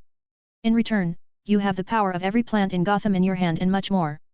Little beautiful spies no one pays attention to throughout this city. She spoke as if she was holding a grudge. No, too much time waste, definitely not. How about 20 minutes after my SE training session? I release more life force. That should be much more than 2 hours worth of life force. For that, you'll work with me. In fact, you could be quite useful for my future plans. Your power has potential if it works under certain circumstances. Well, welcome to the team. The more he thought about it the better the deal sounded. In fact, he was planning something similar, creating a team for the most dangerous of adventures. First, I don't any plant life to be harmed under your hand or those you oversee. I also want you to support the plant life of Gotham and maintain the Garden of Gotham. I'll assume you don't have a problem with that. Also, what team are you speaking of? A specialized team of sorts. Its purpose is simply for the team members to support each other, forming a cycle of life as all things should be. I am of course its leader though the only ones in the team as of now are me and my girlfriend, and now you. Ian replied then let out a chuckle. He didn't think the unit would start taking shape so soon, perhaps soon I'll be able to collect a few valuable things. I wonder when can I acquire it? The solution to my doubts. Ivy frowned for some reason before nodding as a smile resurfaced on her face. It's even better She stopped as she noticed Ian looking at her strangely. He approached her and lifted her chin with an amused glint in his eyes. Nuclear bombs, a fascinating thing, aren't they? Capable of mass destruction, a tool of pure extermination of all life. Ivy was confused as she looked into his brown eyes, not knowing what he was getting at. Can you imagine it? A bomb falling in the middle of nature, no even better, in the middle of some capital. If performed correctly, it shall be the start of the Third World War, one where nothing survives, not even the tiniest of plants. Ivy's expression slowly formed into understanding then into anger only for Ian to shush her out. Shush, I'm not done. I, unfortunately, don't have a nuclear bomb yet, but I have something that can be better and it will become better with so much destructive potential. You've probably seen what I've done in the incident location, it's something similar. Ian let her chin go and made the distance from her. What I'm getting at is that if you do anything I don't like, I swear on my name that I... Need I say more? That... You've just recruited me and you're already threatening me. Don't do that again. Ivy calmed down her anger and spoke. She felt like she can't scream at him at all, as if there is a spell binding her to his will. Ian raised his brows in surprise as he eyed her even more strangely, but he didn't point out her strangeness. Excuse my rudeness. I had to make sure. Also, where are we, the address I mean. He received the answer he wanted, then sent a message for someone to pick him up, and who's a better option than Selena. He went ahead and put on his boots after getting Ivy's number. I'll contact you later, alright? Our base was destroyed not long ago, so there is a lot to take care of. Ivy frowned but didn't say anything. She just watched him leave the building, so ungrateful. Nature granted you its love, yet you dare to say that, but, it still loves you. Suddenly, a light of realization passed through her green eyes. What if I can just turn him? Making him like me, make him believe. We can rule the world and turn it into whatever we desire together. Her eyes gleamed with obsession. A new goal was formed in her mind. She just has to make him understand. Her eyes however were soon attracted to something happening before her. The scene of Selena getting out of her car and jumping into Ian's embrace. She even went as far as wrapping her legs around his waist like a koala as the two started making out. Ivy looked at all of this from the window of her apartment in shock before yelling, "That bitch!" In her mind, she didn't see the scene of the lovers showing their affection after being apart for a while. All she saw is Selena tainting Ian. 1,500 stones for an extra chapter. 75, The Mystery of Ian Rose 6. 23 chapters in advance on Patra.on. Chapter 71, The Mystery of Ian Rose 6. It was a long while before Ian found himself seated in a certain warehouse, a meeting location with Selena comfortably sitting on his lap. She was hugging him tightly, and her eyes were closed, sleeping peacefully. She was understandably exhausted due to their latest training session. The moment they met, they didn't leave each other's side, not one step away until they released all the adoration they had for each other in a flurry of pure passion. In contrast to the previous times, the training session this time went for a long while, all because of his ring. Not unexpected for Ian as the ring is always absorbing his life force, and while it wasn't able to absorb all of his released life force in the middle of the session, the ring was still able to lift a lot of burden from Selena's shoulders which allowed them to enjoy their intimate training much more. Ian gently stroked the black rose and sensed the space within. The process was wonderful, and still just as fascinating to him as it was the first time. The space expanded quite a bit, especially in the middle of the session. Intimate activities do really make me release more of my life force. It's the size of a room now, so that should be enough for my next project. What should I call it? Hell Zone? Fire Domain? Nah, they aren't suitable. Ian pulled out Trigon's scroll. He noted that it has started to regain its radiance since the incident. The scroll seems to be able to infinitely generate Devil's Fire through some unknown means though it takes time. He started the project right there and then. He opened the scroll and instantly transferred it to the ring. Nature was allowed to take its course, a hellish nature. Ian opted to caress Selena's silky hair as he waited for his expected guests to arrive though Selena woke up before they arrive. She let out a cute yawn as Ian said with a chuckle, "Good morning, I guess." "Tha that was intense," Selena gently mumbled with a blush. His life force finally didn't get in the way as much, so they were able to enjoy themselves way more than before. Albeit, the final step was still a barrier they can't pass through. "How?" "A new toy I recently acquired through a fair deal. It absorbs my life force." Ian chuckled and showed her the black rose, a gorgeous little thing it was. Selena's eyes sparkled as she eyed the ring. "Don't tell me."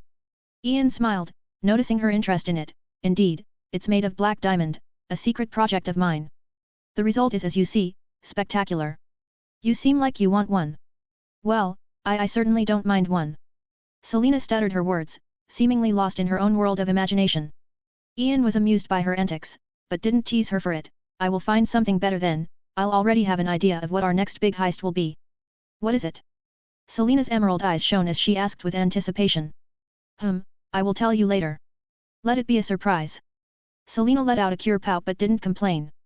In fact, happiness was apparent on her face. "By the way, are we like immortals now? I mean, your life force is infinite. You're my infinite life force battery, so I am immortal as well." She couldn't help but let out a giggle at the end while Ian chuckled. "Yeah, I think so. Are you okay with that? Someone once said that immortality is the condition of a dead man who doesn't believe he is dead. This speaks for humanity's fears of immortality and all that comes with that concept. What do you think?" Selena frowned and started thinking seriously about the question before shaking her head. "I'm not sure." She spoke from her heart. She truly doesn't know how it feels to be an immortal, someone who cannot die with time. Granted, it's only pseudo-immortality. I just don't know. What about you? She questioned, unsure. Ian stroked his chin, seemingly in a daze as he spoke. I asked such a question before, and I received an answer. He told me that he had never given the question much thought, for his mind was always that of an immortal, and he told me that not all immortals are equal in mind. I've seen many mortals in immortals' clothing. I've also seen a few immortals in immortals' clothing. Ponder my words, and you shall understand when the time arrives. These were his words. The duo remained silent for a while more before Selena asked with curiosity, who was it? Who told you such words? Ian frowned, getting out of his trance. The more he thought about his words, the bigger his frown became. I don't remember, or more like I don't know. Those weren't words that Ian would forget, and he knows that, yet he felt like they had just surfaced in his mind. Moreover, he forgot of the person who spoke such words. The key words were "he told me." Ian tried to remember again and again, yet nothing came to mind. Just what am I? And what is it that I don't remember? Who spoke those words to me? More questions to be answered. His frown soon turned to a smile as he noticed Selena looking at him with worry. Don't worry about it. I am sure everything will be all right. Surely nothing bad can happen, right? Selena was a bit confused about his matter of speech. Why did you say it like that? It sounded like you wanted things to go wrong. I am just trying to trigger Murphy's Law. Murphy's Law? Ian let out a mischievous smile. The fifth law states that if everything seems to be going well, you have obviously overlooked something. Things were going very well for me as of recently, so I find myself often wondering, what is it that I am overlooking? So I decided to trigger the first law. Anything that can go wrong, will go wrong. I want things to go as badly as possible to test a theory of mine. Sounds amusing, no? Ha ha ha ha, so silly. Selena just laughed it off and didn't question his words. She was just entertained by his bizarre antics. It wasn't long before a large truck entered the warehouse. Ian stood up and approached the truck, though he welcomed his friends first with a hug. Did you do it? How? Barney was the first to jump on, asking. I did, all due to God's blessing. Ian shrugged his shoulders as he started opening the truck. God actually exists? Mike wondered as if he had believed his words. Who knows? I was just joking. I just got myself a new toy and used it. Ian eyed the things within the truck, his collection. All were well maintained, the only things missing were the Kryptonian swords and Trigon scroll pieces which he took with him. They were now in his ring, soon to be joined by the rest of the collection as Ian lifted his left hand and focused on manipulating his life force, something only he can see. What are you doing? Barney wondered while the rest were also looking at him strangely. Don't mind me, just wait at the table until I'm done. They however stayed and watched as he behaved like someone insane. Then again, is it strange for a crazy person to behave like a crazy person? It's rough. Despite my improving mastery, it's still hard to teleport so many things at once. That went on for a few minutes before the collection simply disappeared, leaving the truck empty. What in the actual fuck? I want something like that. How are things getting crazier by the day? I swear sometimes I wonder if I'm just on crack and am actually still in the warehouse passed out. Ralph let out a sigh as he rubbed his temples in exasperation. Don't mind it, and let's get to the important stuff. Ian waved his hand and went back to the table, taking a seat next to Selena. That's not important, was the question in everyone's mind, even Selena as she eyed the ring. Only Layla seemed calm. On the outside at least. All right, this meeting will be brief as we have a lot of things to do. First, we should reconstruct the Cat's Rest. This will be left to you, Ralph. Contact the best construction company there is. We'll build it to be bigger and better than before. What doesn't kill you, makes you stronger, and we shall build a stronger base.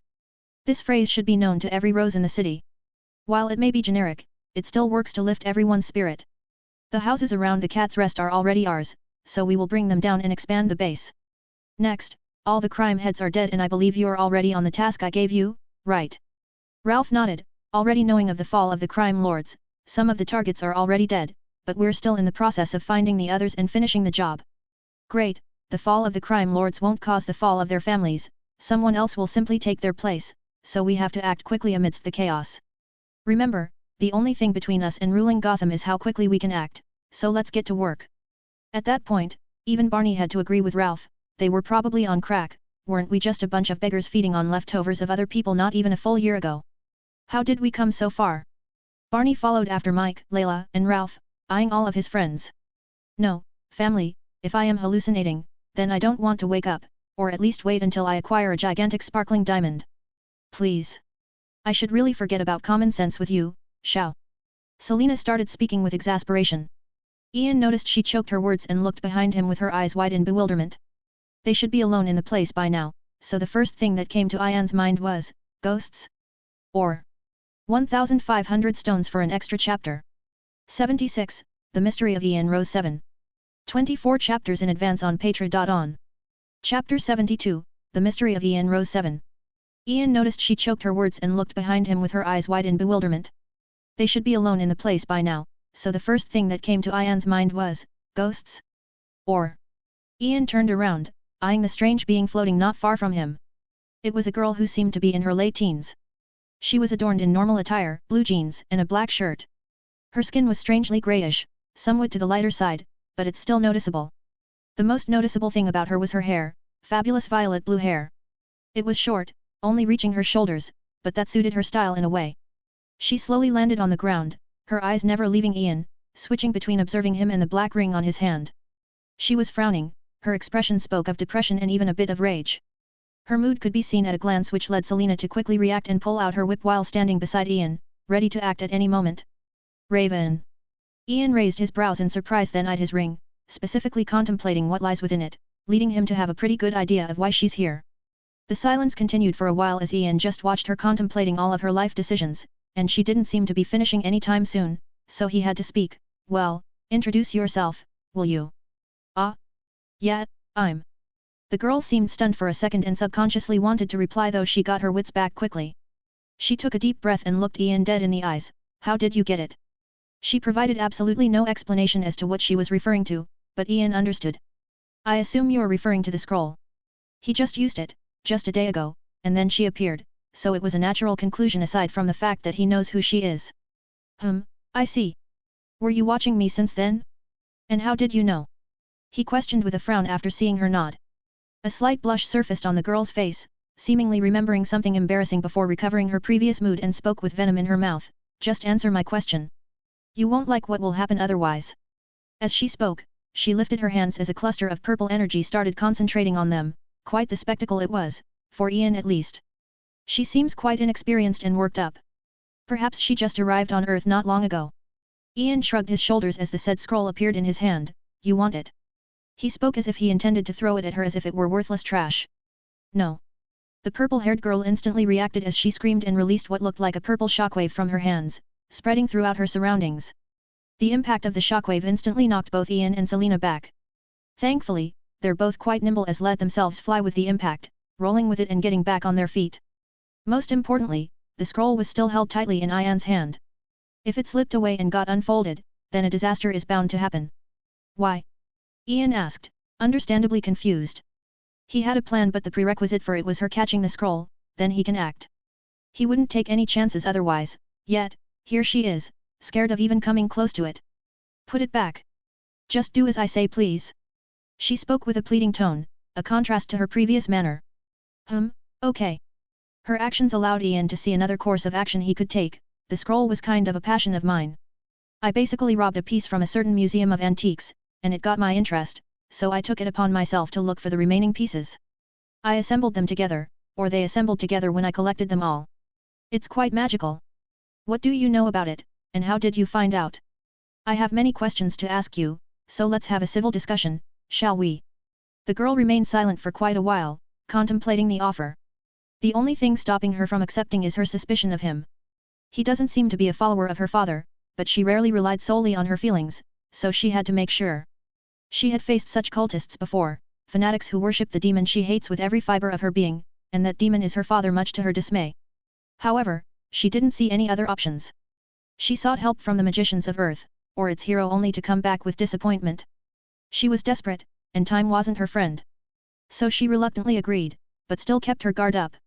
It wasn't long before a strange look surfaced on Ian's face, hearing her ridiculous explanation, specifically something she mentioned in passing but remained reverberating in his mind.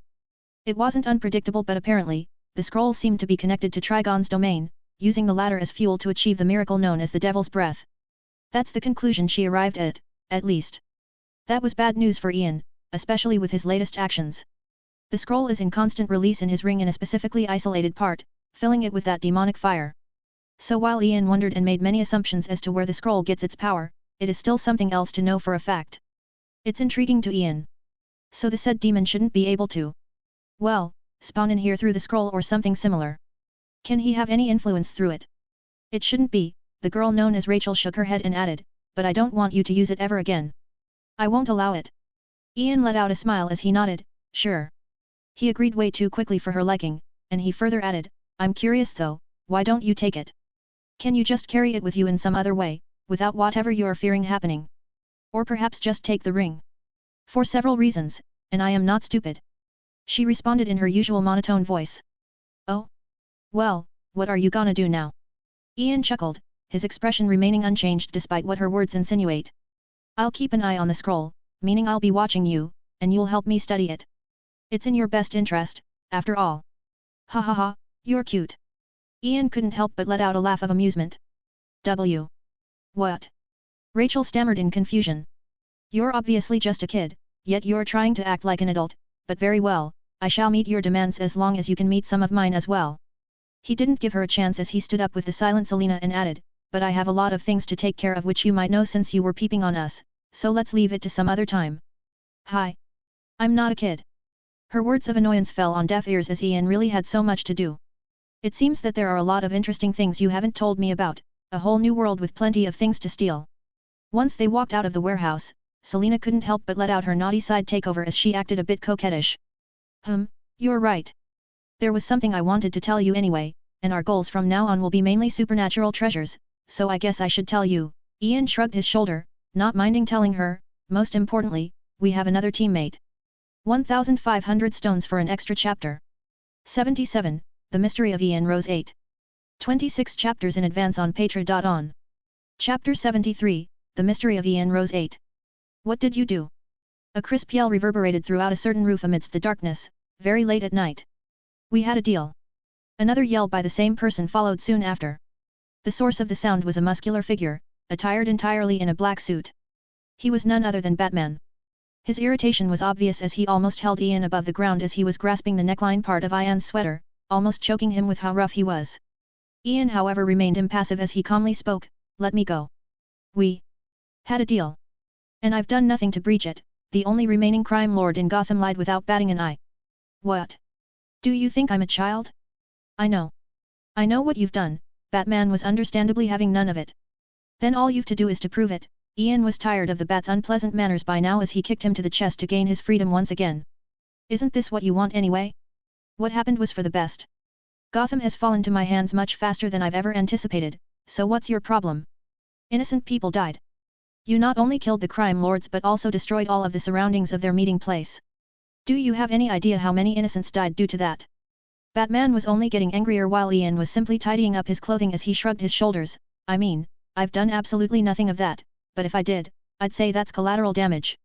You may not know, but I do. I know how hard it is to assemble all the crime lords in one location. Even in the usual meetings, at most about 2/3 participate. Batman was speechless, not because Ian's logic makes sense or anything like that, but more because only now did he realize how apathetic Ian is to death. How about all the others? How many people died after the incident? The crime lords' families and many others, some of which didn't choose such a life, didn't want to be born into a family of criminals. Have you even bothered to check whether anyone is innocent or not? Batman got his cool back as he eyed Ian with cold eyes, only he knows what he was thinking. You should know better than me, Bat. Getting rid of the head will do nothing.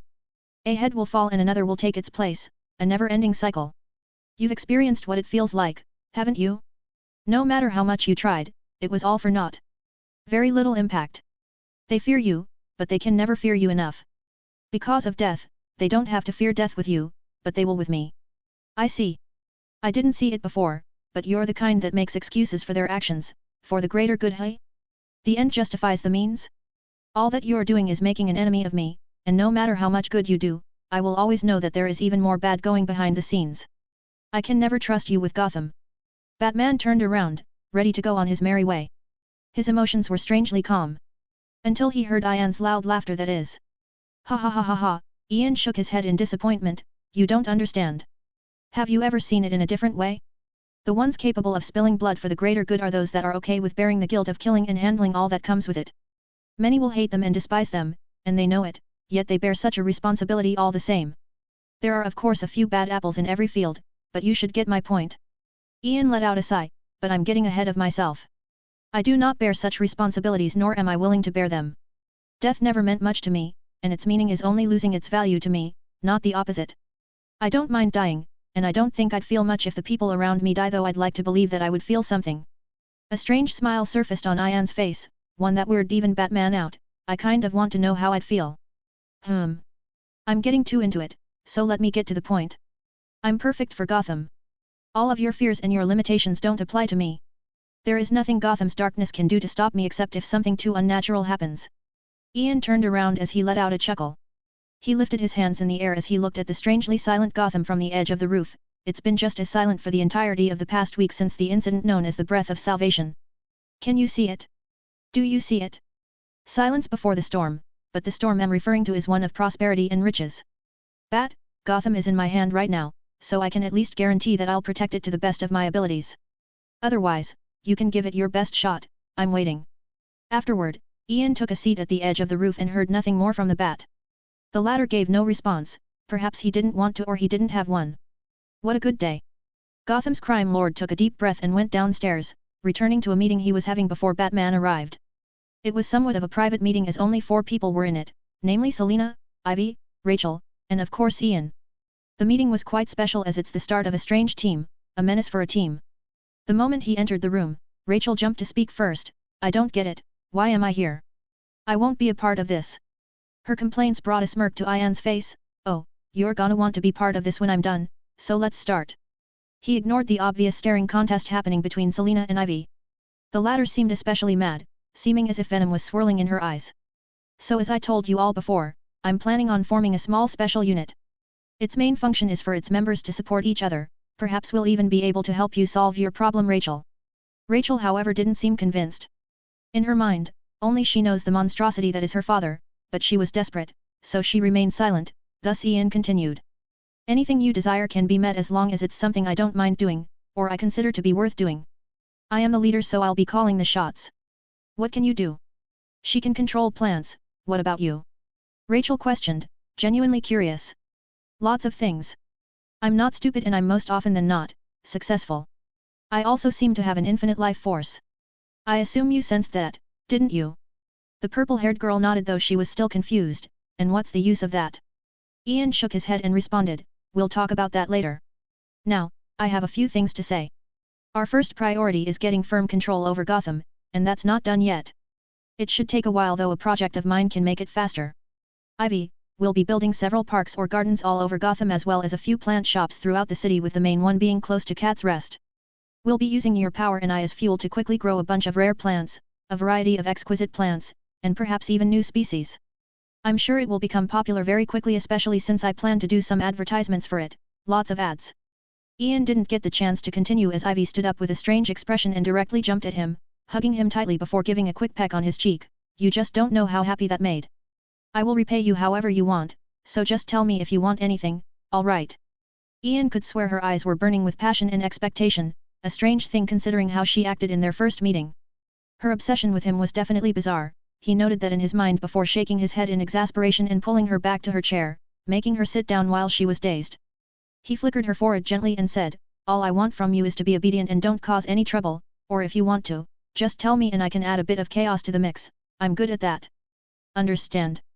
Ivy was still a bit dazed but nodded nonetheless, and throughout that strange interaction, Selina didn't make a move or question anything, she just observed Ivy's bizarre state with interest.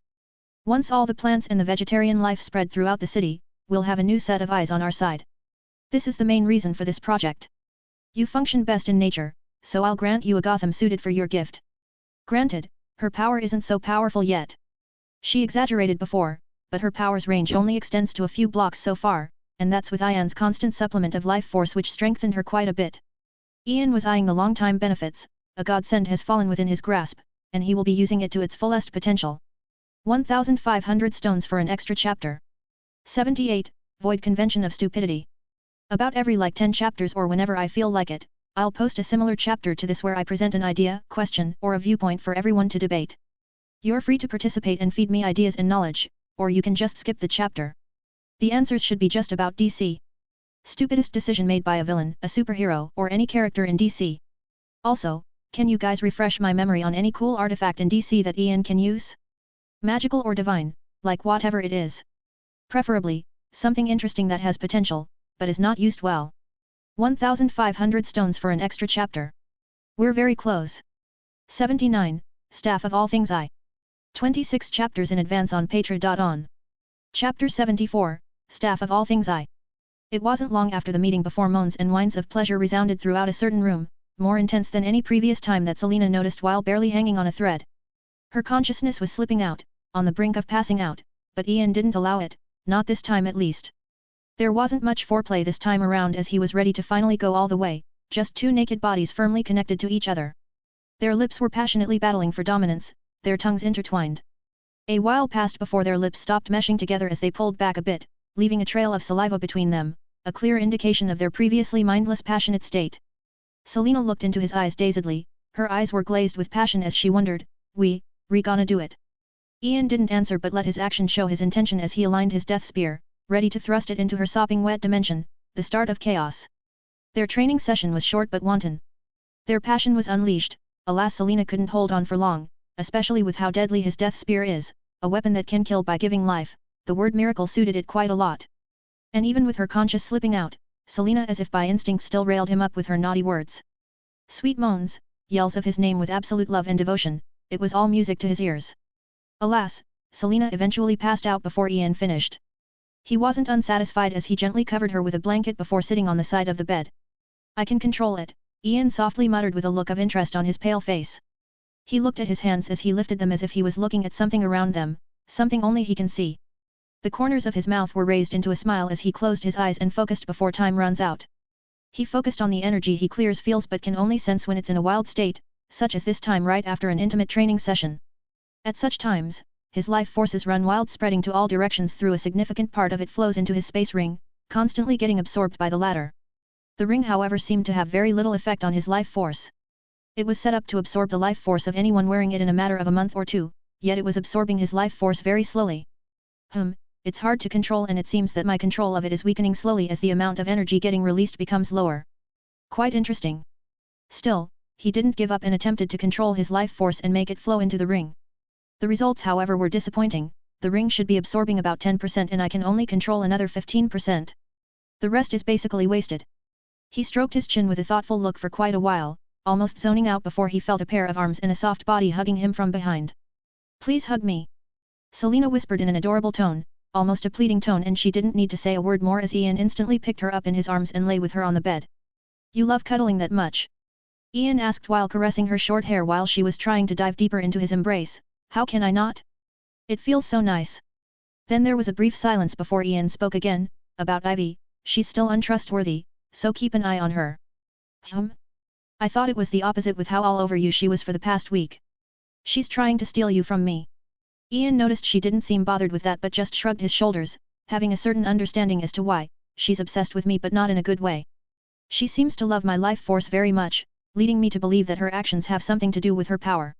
I will keep her at bay, but just don't pay attention to her provocations. Selena softly mumbled before falling asleep, too exhausted to say anything else. Ian waited for a while after she slept and left the room, too many things to do starting with feeding Ivy her share of life force of the date. What comes after is a short sparring session with Richard Dragon, then back to business. The Roses are extremely busy and will still be busy for a while to come. Gaining complete control over Gotham is certainly not easy, and that's even after eliminating most of the crime families. At least, the Roses acquired most of the crime family's black books the day of the incident, which saves a lot of effort. It not only contains a lot of incriminating things but it also has the names and information of corrupt cops and officials, something Ian will certainly use. Time flies. 2 months passed in the blink of an eye. The Roses were strangely quiet these days. Once they garnered enough control over Gotham, they lay low with no further actions. No distractionship plays, no heists. All there was is silence and a few stealthy moves taking place under people's noses. What was Ian doing all this time? Well, many things, including his recent creation. Not something he created along but with the help of several things and beings. His creation seemed to be a weapon, a staff to be exact, though its shape is quite odd. Its color was grayish with what looked like numerous tiny symbols engraved all over it. The strangest part of the staff was its head, which was shaped like a crown with several branches spreading outwards and connecting together to form that shape. It looked quite exquisite. That's not the end of it though. The outwards branches come back after that to connect it at the far top into a sharp tip, almost like a spear, and on each branch, one can notice a small vacant space, a receptacle of sorts. Promethium, the material suits the theme I was going for quite well, and it should be extremely difficult to destroy, but I should upgrade when necessary. Ian muttered while trailing his fingers along with the staff, feeling the clear engravings on it. Exquisite. You only need a few things and you will be complete, well, several things actually. He then eyed the two odd stones lying on a counter before him, a green stone and a red one. You two will do until I have better things to use instead. He already had gloves on, so he just picked up the green kryptonite first and brought it closer to one of the empty staff vessels while manipulating a bit of his life force into the staff. The staff seemed to resonate with his life force. It was as if it received an order as a suction force started absorbing the kryptonite into the vessel. The process was slow as the staff's fuel was Ian's life force. It was also how he communicates with the staff. He made it that way specifically because that's the only way he can control it. How much life force can Ian release at a time has a limit, which made the process much more demanding and slower, and it would have been even more of a pain in the ass if he didn't spend the past 2 months focusing on gaining more control over his life force. To do that, of course, he worked hard with Selena on their usual intimate sessions, making them much more intense, much to Selena's plight. Well, she enjoyed them much more than he did so. The green kryptonite eventually dissipated in its entirety. Instead, a cluster of green energy was formed in the staff's first vessel, and soon another cluster appeared in the second vessel, a red cluster. Its source was the newly used red kryptonite. Ian lifted his left arm in which he was holding the staff and admired the final result of his work, the exquisite work of art. Staff of all things you shall be named. Soon the staff disappeared into one of the black rings on his hand. Indeed, rings. Not one, not two, but 5 of such space rings. Just how many demons did he scam? How much hatred was he accumulating by the second? How many enemies was he making in hell without taking a step in it? He wasn't done just yet. 1,500 stones for an extra chapter. 80, Staff of all things 2. 27 chapters in advance on Patra.on. Chapter 75, Staff of all things 2. Give him the hints needed, but tell me if anything comes up. Remember, if he does anything you don't like at all, eliminate him, but for now, we need him to keep the bat off our tracks. Ian spoke as he put on a black winter coat, and straightened himself a bit. Why are you leaving again? It was a question Ralph asked many times but ended up receiving the same exact answer. To borrow something. This same answer. Batman wasn't too much of a nuisance, but he did intercept several of their illegal moves, apprehending some of the lower bracket roses. He didn't go after Ian but just made sure the roses don't go too far. They had to go so far because Ian deemed it necessary. He had to eliminate most of Gotham's criminals before they rise up, the ones he knows from their memory. Even if they have yet to become criminals. In an outsider's eyes, that'd look like a massacre, and it's just that. Gotham will be the center of his future operations as the country pays very little attention to it. In fact, if they could, they would just outright disown it. Due to that, he wants to have absolute influence in Gotham and a bit of influence in other places, that should garner the most benefits with the least risk and losses. He found Rachel, also known as Raven, waiting for him. She had only started to at least open up for him a little bit recently, just a little bit. Selena was standing next to her, attired in casual clothes with a duffel bag. Everything is ready on your side? Ian questioned, to which she nodded as she approached him and gave him a sweet hug. Good luck with whatever you want to do. Ian pinched her chin and gave her a peck on the lips. Luck is my bitch, so don't worry. It's you who needs luck. Or just skill. I'm looking forward to your performance. It's gonna be a cakewalk. Confident, hey? I like it. Okay, stop it you two. Raven couldn't bear it anymore, acting all lovely-dovely in front of her. Can we be on our way now? Like now. The two looked at Raven strangely because making a few annoying remarks, annoying to Raven at least. She's gotten cuter. Yeah, now she's acting like children her age do. I know, she was all grumpy, reeking with depression at first. Now she's adorable. Raven just stared at the two in a daze before letting out a pout and hurriedly walking away. Ha ha ha ha, she is adorable. They then said goodbye and each went on their own way. Selena was on a mission suitable for her, doing what she has come to love, simply stealing. Ian on the other hand made his way to the airport with Raven and took a flight to New York City. Are you ready to finally tell me what you want to do? Or why do you want to bring me with you specifically? The purple-haired magician wondered. Because you're a magician, and we're meeting one. Who? Someone you know actually, the magician you went to for help before meeting me. Her? Why? Raven frowned, certainly not having a good impression of her since the said magician had refused to aid her for the simple fact that she shares the same bloodline as Trigon. Knowledge, my dear, knowledge. He started to gently stroke her silky purple hair, which she would have stopped if his next words didn't get her full attention. You have an enemy, that much I figured. You have yet to tell me who it is, but I will tell you how to defeat him. All it comes down to is knowledge. Do you know how powerful he is? Do you know if it has any limits? Any weaknesses? What if you know locations of things, people, or artifacts strong enough to annihilate him? If one is not enough, collect more. Prepare a trap, if done well enough, he'll surely fall to it. I can promise you that there are plenty of ways to eradicate him. The simplest of which is creating enmity between him and someone of the same level of power or stronger. Even better, you can just become that strong, it shouldn't be too hard. The point of what I'm saying is you just need to know. Know how to become more powerful. How to make him weaker. Places where he will be at a disadvantage. Strong forces that have an inflict of interest in him or can have such inflict if you interfere. Just think and you'll know what you need to know and how to know it, then you'll know it. Raven remained silent for a while, perhaps contemplating his words before wondering, why do I feel like you know who my enemy is? She has yet to tell him that. In fact, she didn't even tell him that her enemy is actually a demon, and is her father at that. Perhaps I know? All you need to know is that the Roses have your back. We've already started spreading throughout the world. Our information network is one of the best and is only improving, so use it however you like. He patted her head one last time before leaning back in his seat and closing his eyes, focusing on all of his rings, specifically the pocket dimension within them. He was working on quite an interesting project, one of many. A project related to Trigon's scroll, an idea he came up with when he was studying the scroll with Raven. They landed in New York soon after, finding a car with a driver already waiting for them in front of the airport. He booked everything in Gotham. One of the booked things is a hotel suite and a ticket to a show, a magic show. They arrived at the hotel by nightfall. Ian went ahead and took a shower before bringing his laptop out and started looking through some information. First, I'll meet John Constantine, and acquire my goal. Perhaps even. His thought process was interrupted by Raven, and where will I sleep? Why didn't you get another room? It's safer beside me. Just sleep on the other side of the bed, and don't care about me. I will likely just stay here the entire night reviewing some stuff. He didn't lift his head but kept looking at the laptop as he casually responded. Likely. Raven frowned, still unsure. Ian finally looked at her with a strange expression. What are you afraid of? Like, you're just a child. Go sleep as we'll wake up early, you have homework to do tomorrow.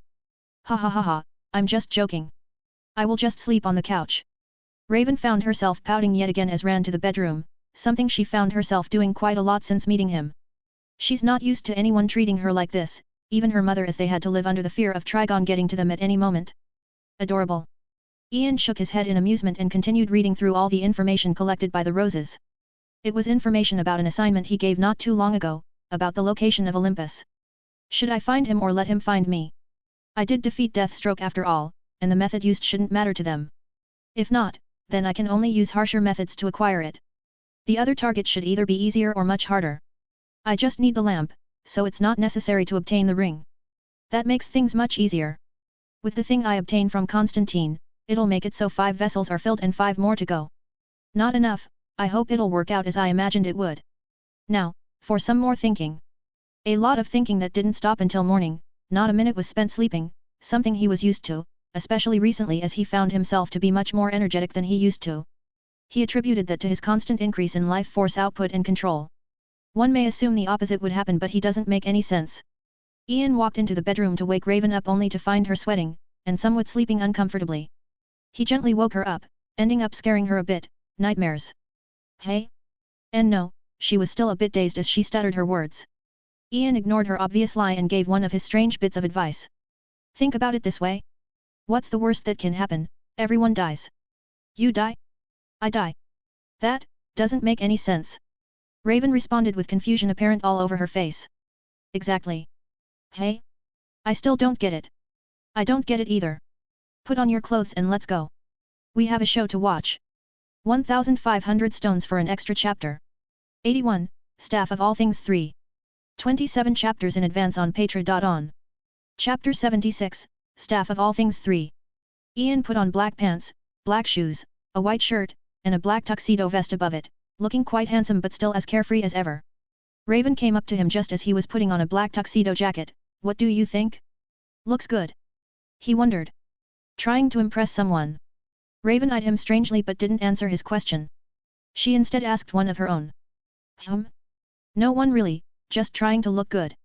I'm a crime lord after all, and my usual casual appearance doesn't fit my stature anymore, and well, I'm not disappointed. I look kinda cool, I like it. Ian looked at himself in the mirror with appreciation. He did look more like a young rich man than a crime lord. If only you weren't so useless at magic. I really want some kind of magical suit for myself. Guess I have to scam. Yeah, I should do that. Ian seriously contemplated harvesting even more hatred from hell, but to do that, he have to meet some people and gain a bit of knowledge. That's one of the main reasons he came here. Hi, I'm not useless, okay? You don't even know what I'm capable of. Moreover, at least I can use magic, can you? Oh, I'm sure you're quite capable, but if all that power remains unused, lying dormant inside, doesn't that mean you're practically useless? So think of a way to take control and use what's yours. Perhaps Ian noticed he was being a bit too harsh as he started patting her head gently. It's a life lesson, so take it to heart, and remember, you just have to know. He didn't give her a chance to respond as he walked out, forcing her to follow him hurriedly after a bit of a trance. Does he know? How? It's like he knows everything about me. Like he knows of my other side. They soon arrived at an exquisite theatre. It has a sense of age, seeming to be made many years ago, perhaps in the 70s. The place was crowded. It was apparent that whoever was performing inside was very popular. His and Raven's seats were at the very forefront, very close to the stage. Have you ever been to such shows? Raven shook her head. I don't have time for such things. They're a waste of time. Poor little soul. Never had a childhood, hey? Don't worry, I will make sure you have fun on this trip, so just enjoy the show. Ian gently spoke while stroking her hair, something she was getting used to. I don't necessarily want to have fun. I will just keep an eye on you, so don't pay attention to me. Raven spoke with a timid tone, her head was down, not daring to look at Ian. Yeah sure, he just shrugged his shoulders before adding, can you observe whether magic is being performed on the stage? When the performance starts, of course. Raven nodded, still a bit confused about his goal, but he clarified that directly after, we'll meet later. I want you to observe her every action and magic happening around us. Just tell me if she used magic on either of us. The show started soon as the whole theater fell into darkness. What followed is a ball of light manifesting above the stage, giving brightness mostly to the stage, making it the sole focus of the audience. And on the stage appearing out of nowhere was the performer of the night. A gorgeous woman, attired in a seductive outfit with a trace of mysticism and enticement all over her, Zaydna Zadara. The magic show started and Zaydna began her performance. She's a professional entertainer, so it's safe to say that she knows what she's doing. She's also a magician, not just any magician but a real one. Her performance was proof of that. Ladies and gentlemen, welcome to a performance that shall twist your sentiment of magic. As she spoke in an enticing voice, she brought her arms upwards as if calling for something, and something has indeed been called, a large ball of what looked like water clustering together above her. You'll leave this stage today confused. You'll wonder, was it really an illusion? Or was it a reality? Is magic real? The ball of water started spreading all around, like tentacles. They flowed toward the audience, gently brushing against their skin, making them feel the coldness of water and the reality of the matter. Is what you feel an illusion or is it a reality? You must be wondering, how? Well, you shall never know, that's the fun of it, isn't it? And so, a wonderful magic show took place. The performance was beyond comprehension to most people in the theater. Things that shouldn't be possible happened, but in the end, people just assumed that some kind of trick was done to confuse them.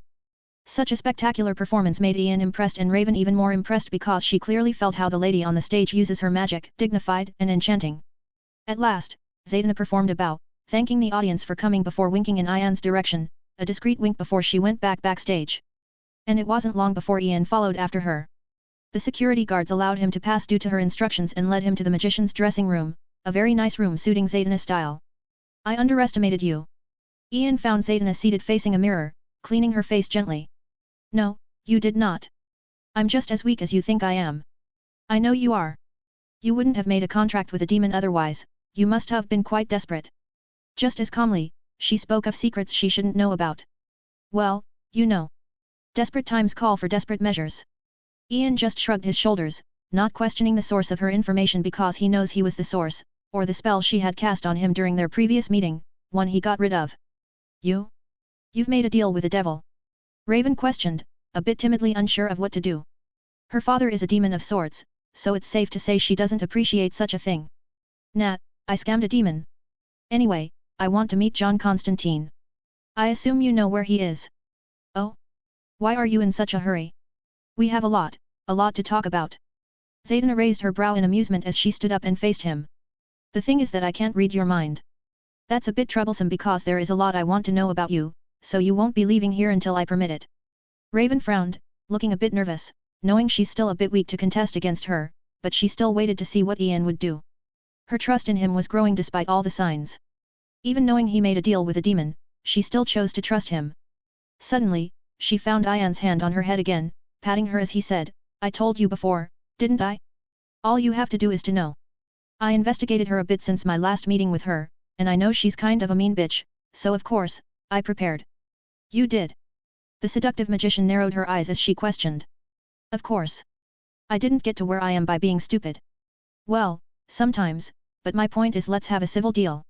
Deliver me directly to him and I will owe you one. And you think what you prepared can stop me? She further questioned. Not sure, but it should be able to do a lot of damage. Whatever it is Ian wanted to say, he realized he shouldn't say it. Zaydna caught the implications as she smiled, I believe you and I was just messing with you. Yeah, I realized that. I was also just messing around. I actually prepared nothing. Ian let out a small laugh and lied without batting an eye. Of course, I was also just messing around. She was strangely competitive. The two eyed each strangely for a second before Zaydna asked, I guess he's quite hard to locate. Why do you want to meet him? I want to scam him of a bit of knowledge.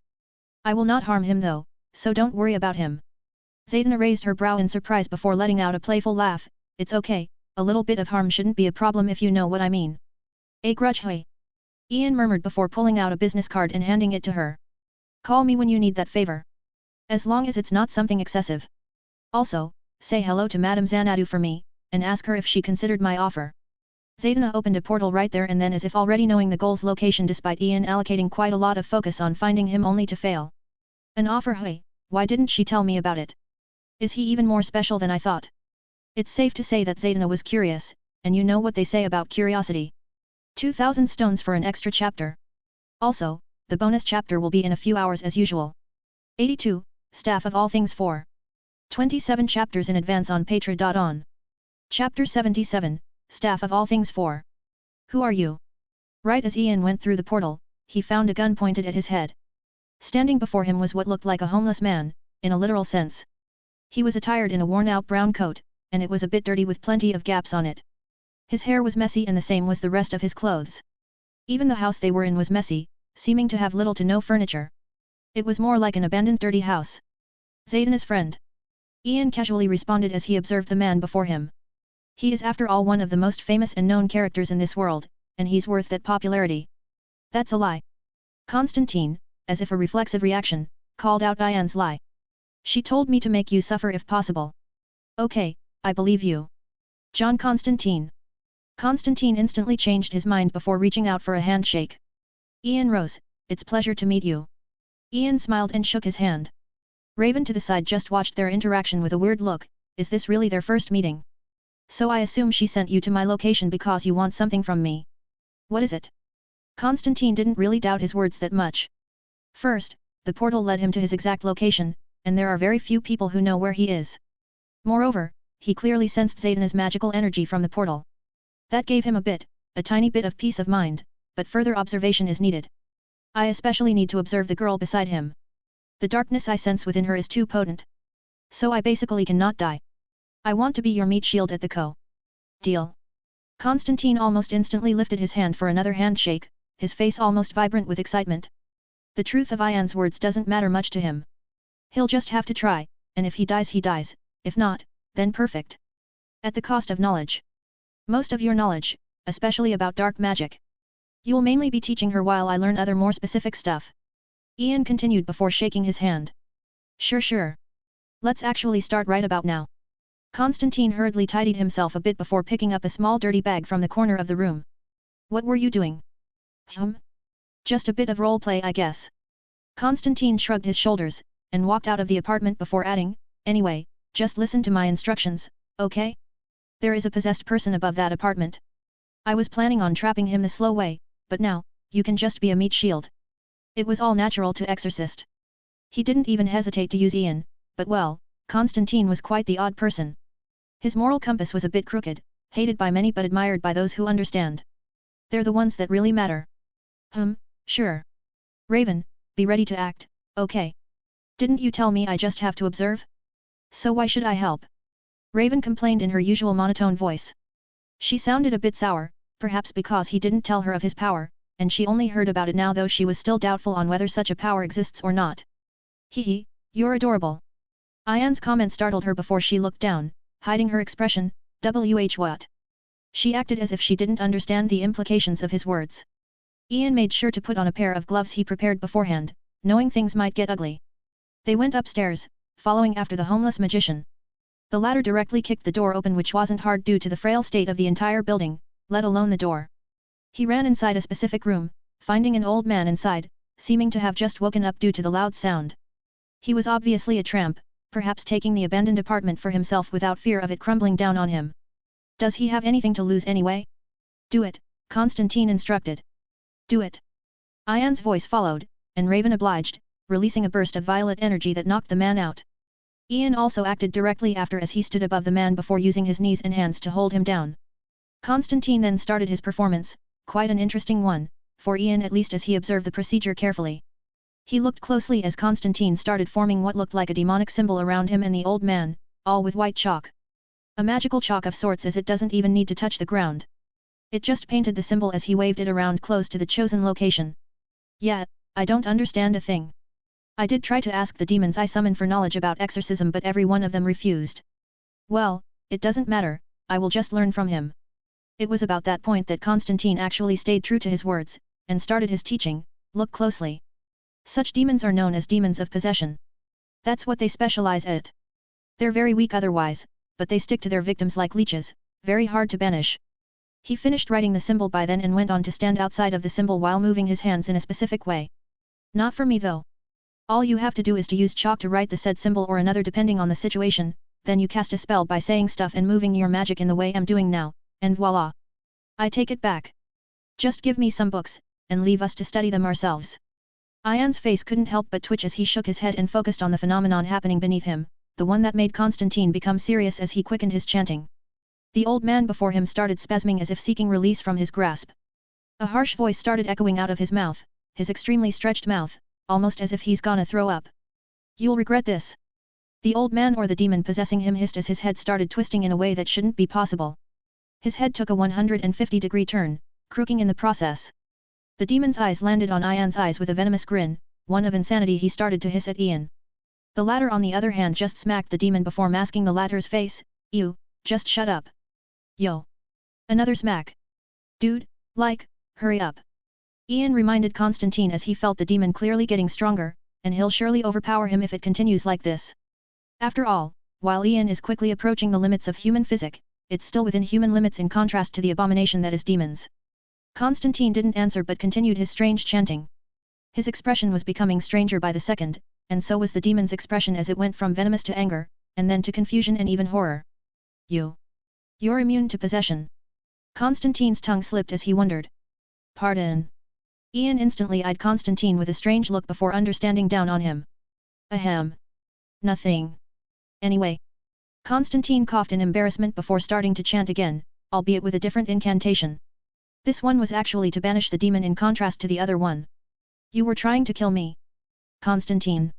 I'll be waiting for you in hell. The demon screeched again with intense loathing. Soon the old man stopped spasming. The demon was banished back to hell. That was very interesting. So you wanted the demon to possess me? Ian questioned with a smile, a very strange expression for someone who has just been set up somehow. You're immune to possession, right? Great. We're gonna have a great friendship. Constantine ignored the question as he patted Ian's back with what looked like fancy. Now, let's get you your reward. A book for every case we solve. Cheers. He further added, though he noticed Ian eyeing him with narrowed eyes. Constantine scratched his head in fake nervousness and murmured, 2. There was a bit of silence after that before he added, 3. Final offer. Cheers. Ian finally smiled and shook Constantine's hand while Raven looked at them strangely from the side, obviously speechless.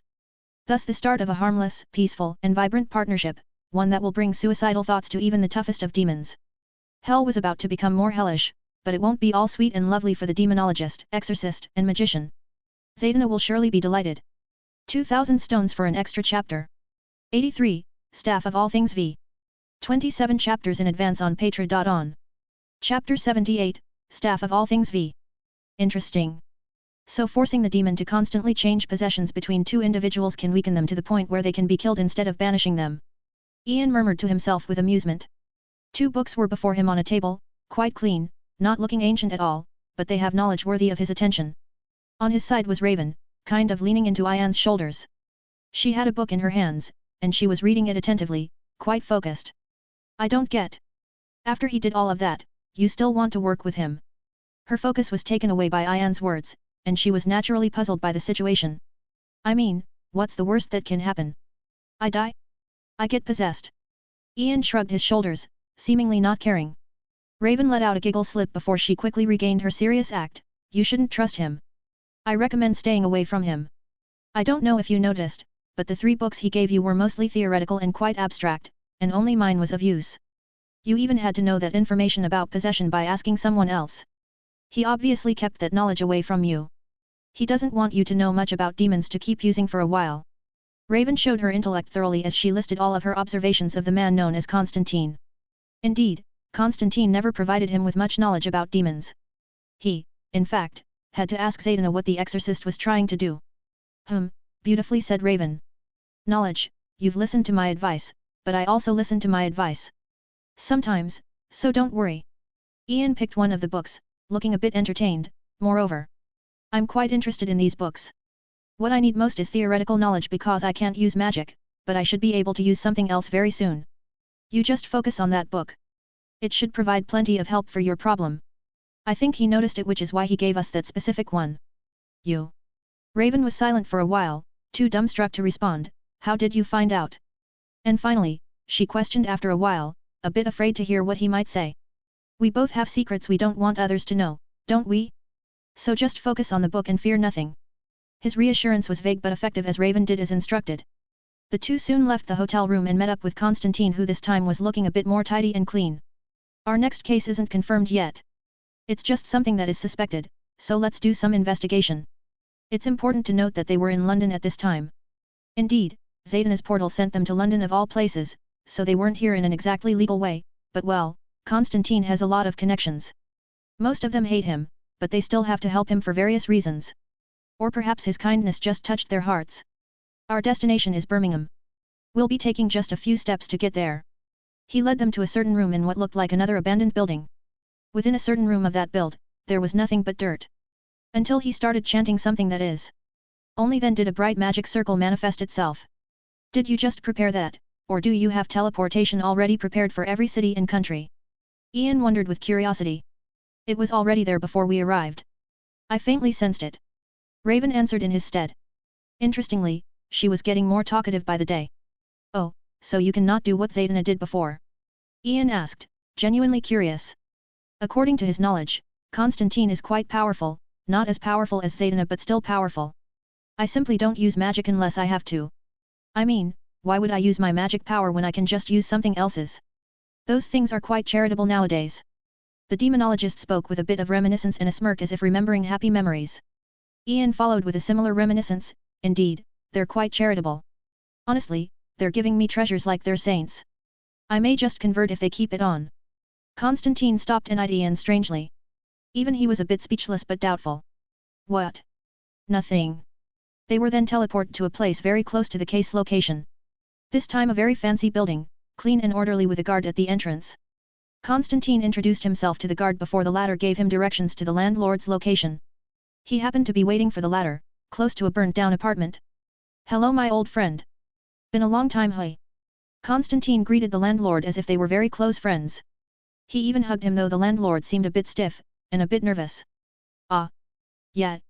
Some tenants alerted me to strange noises they heard from this apartment. I checked myself, and I think I saw something inside. I will send you the agreed upon money in a bit. Should I just leave now? He seemed to be in a hurry to leave, and he was quite nervous. No, not yet.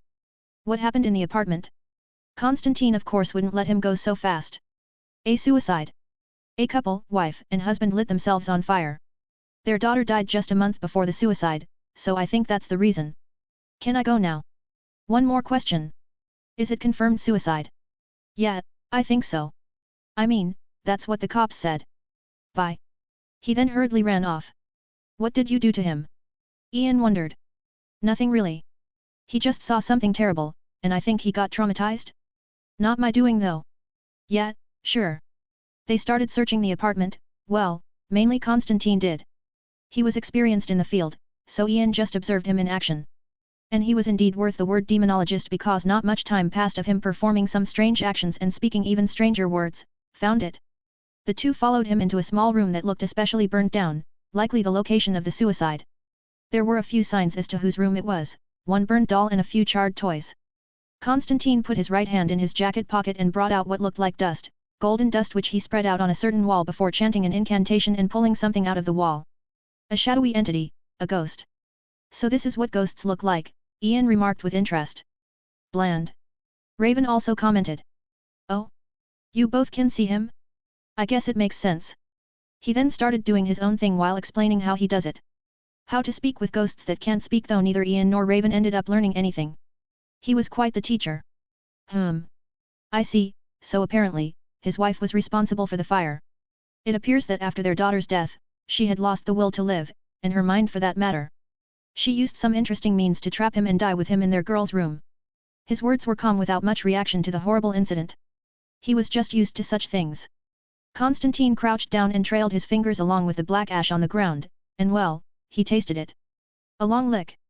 Who knows, perhaps the couple's ashes are still there if the police didn't do their job right, or crime sites cleaner I should say.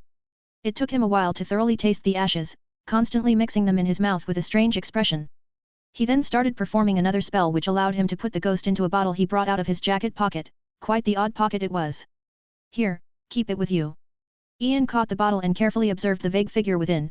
Magic is weird. He almost wanted to complain as magic seems to refuse his existence, but he has a solution in mind for that. I will be waiting outside, Raven whispered to Ian, feeling the urge to puke before she ran out. Constantine's antics were certainly too much to handle for someone as inexperienced as her. What did you find?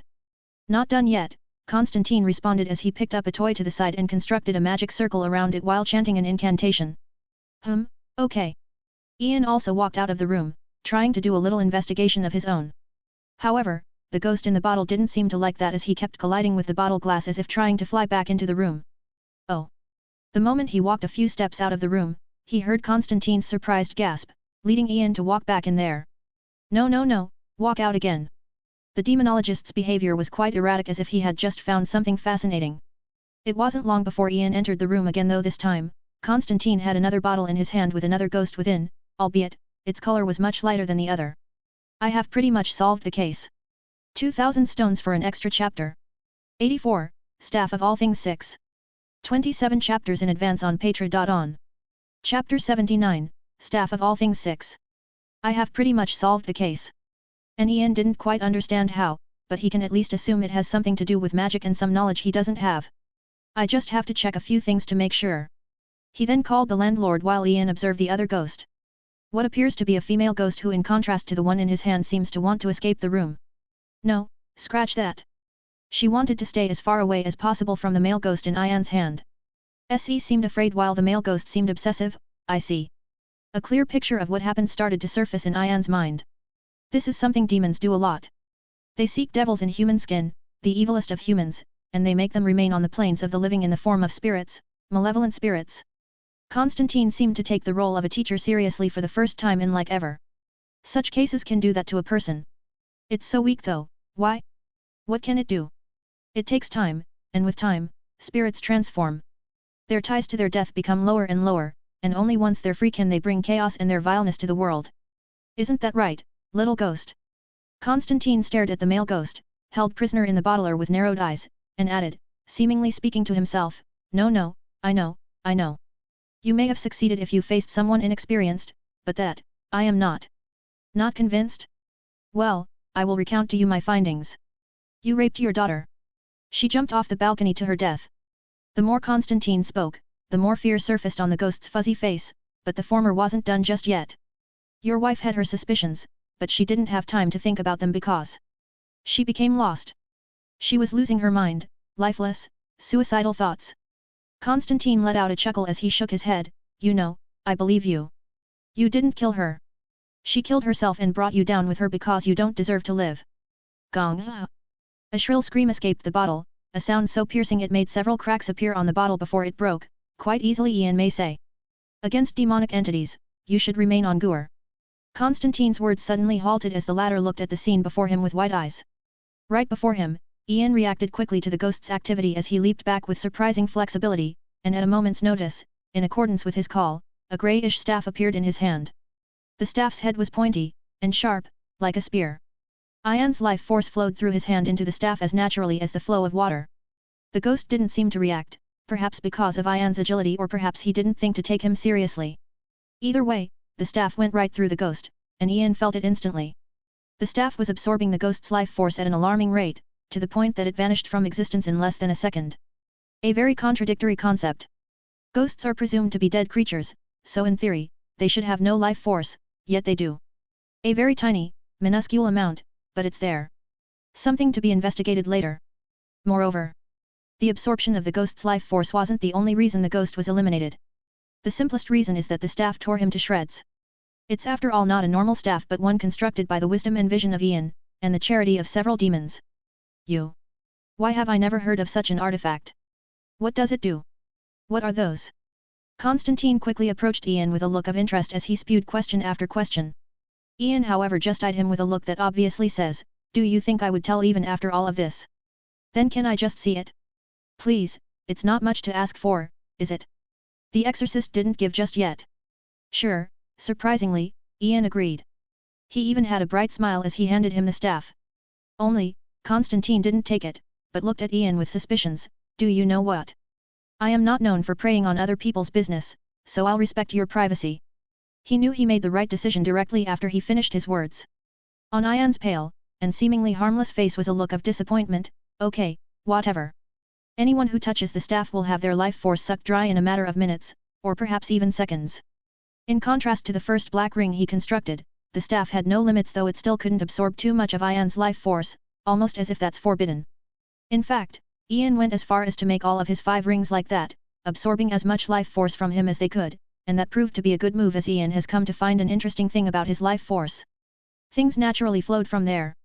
Ian and Constantine were great partners, absolutely not trying to set themselves up every second. They went to jobs and finished them cleanly most of the time.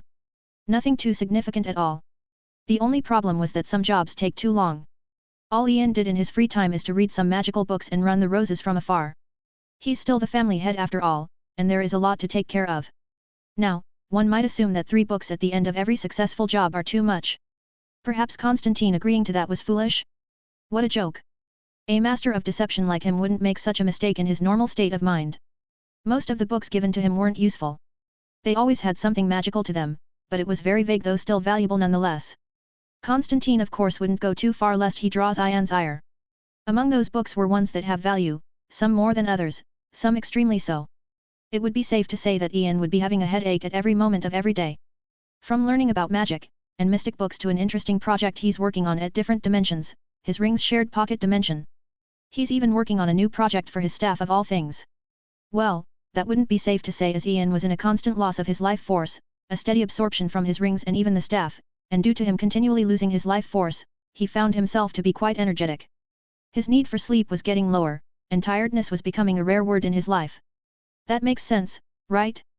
Just lose your life force and you should be okay. Ian was of course making many deductions on why that is, but didn't give it that much thought for now. One thing at a time, and at this time, the thing within his hands was his focus. The staff of all things. It was a slow process of constantly feeding it his life force with clear intent. Only 2 vessels of the staff were full, green and red kryptonite energy.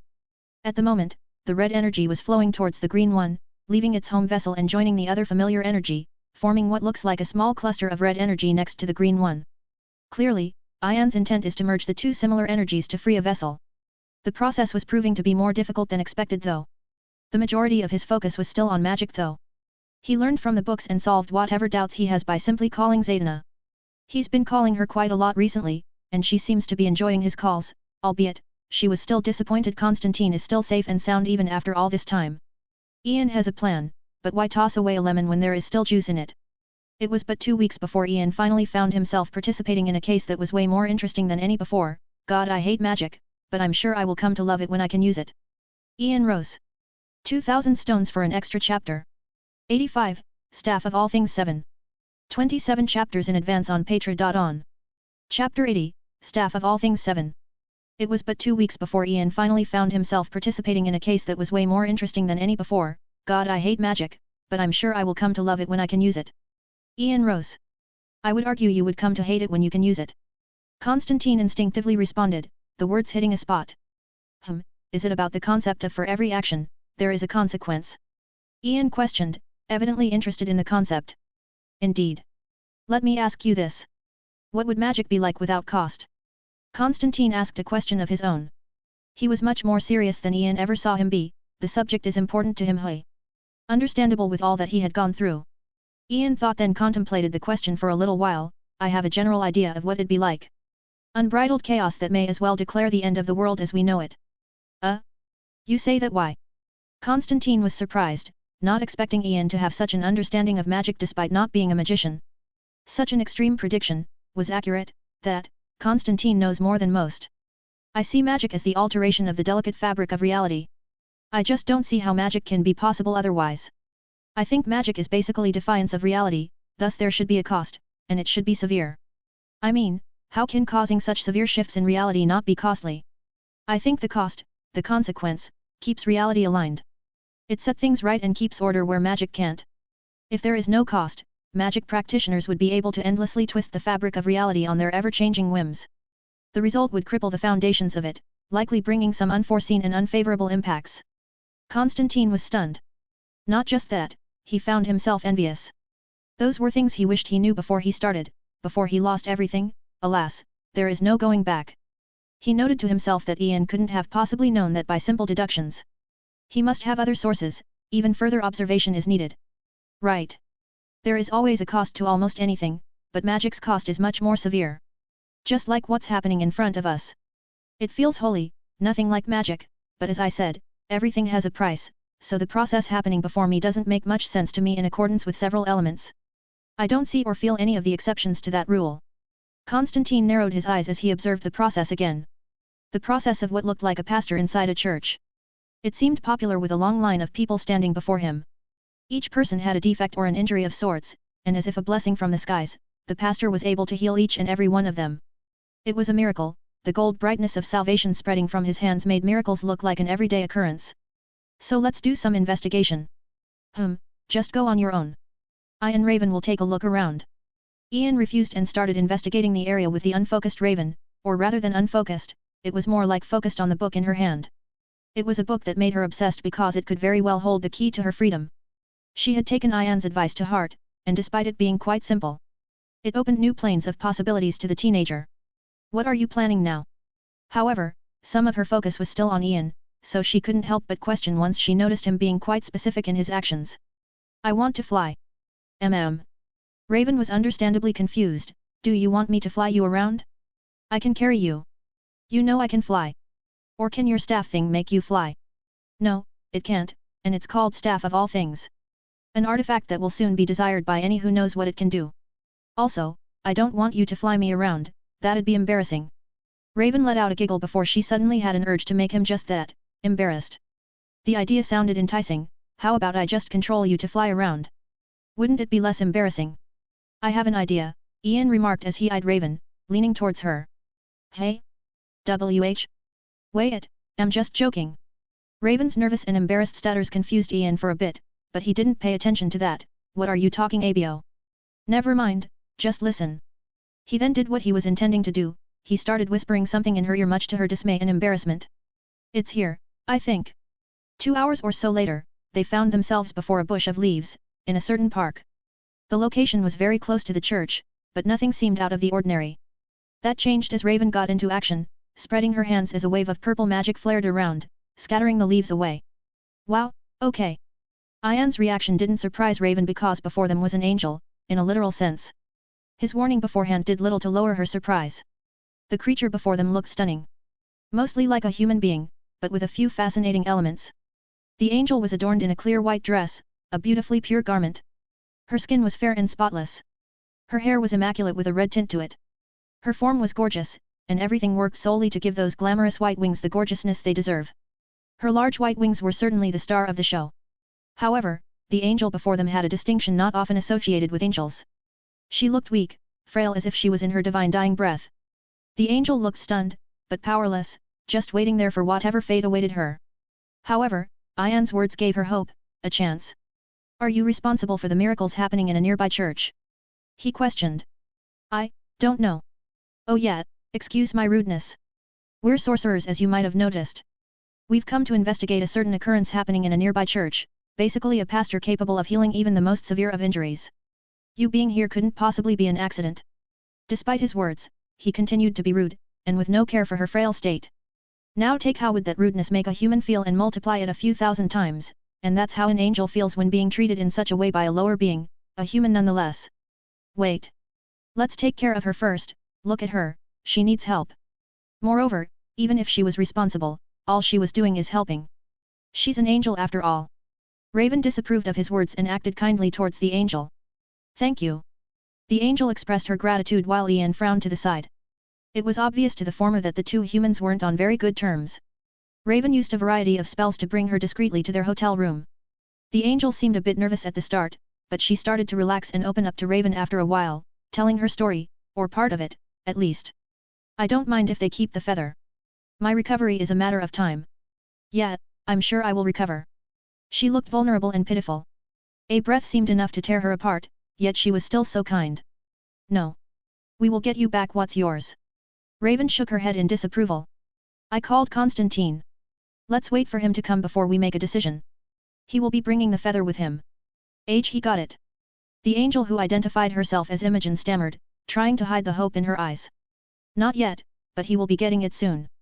Apparently, there is some trouble on his side. Ian shrugged his shoulders before isolating himself in his room. The light of dawn soon shone upon the hotel, followed by the warmness of the sun, and with it came the loud yelling of the exorcist himself, "Wake up you bloke! I asked you to come and help me not go to sleep, leaving everything to me. Do you know what I had to go through?" Constantine came knocking on the door, before opening it by force, looking quite embarrassed. His clothes were all shredded and dirty, a few leaves could be seen stuck to his hair. Behind him was a nice-looking brown-haired girl who stared at Constantine strangely, almost as if looking at a comedy show. The show became even more comedic once Constantine emphasized, "One book for every case. I can't have you doing nothing yet expecting rewards now, can I?" Her expression soon turned into shyness as she gazed at the man in the room who had just woken up and was yawning. The source of her blush was his naked upper body, the only part not hidden by the blanket. His training with Richard was certainly not in vain as his physique formed into perfection, the most perfect a human can be at least. Constantine took note of that as he stressed further, "And why do you even work out? You're a magician, we don't need muscles." "Yeah, you must be slacking off, so I'll take it lower, 1 book for every 2 cases solved." Ian took his time, giving his mind plenty of time to clear up before eyeing the scammer weirdly. "I found an angel. 5 books a case. 2,000 stones for an extra chapter. 86, Staff of All Things 8. 30 chapters in advance on Patra.on. Chapter 81, Staff of All Things 8. Ian took his time, giving his mind plenty of time to clear up before eyeing the scammer weirdly. "I found an angel. 5 books a case." Constantine remained speechless for a while before mumbling unsurely, "1 book? No. I'm constantly risking my life in every case. I mean, you're really not courteous in throwing me to the wolves every time, and it works every time. Do you realize how much easier I made your life be?" Constantine looked defeated, but still made one last attempt. 2 books. Ian rolled his eyes at the man's strange behavior before assuming, "Could it be that you don't have many books left? Makes sense, I guess. All right, I'll humor you, and accept 2 books a case." He then turned his attention to the girl who couldn't take her eyes off him. "Hi, mind being a dear and bring me my robes? Those please." "Ah, yeah." The girl hurriedly complied, her nervousness apparent to all.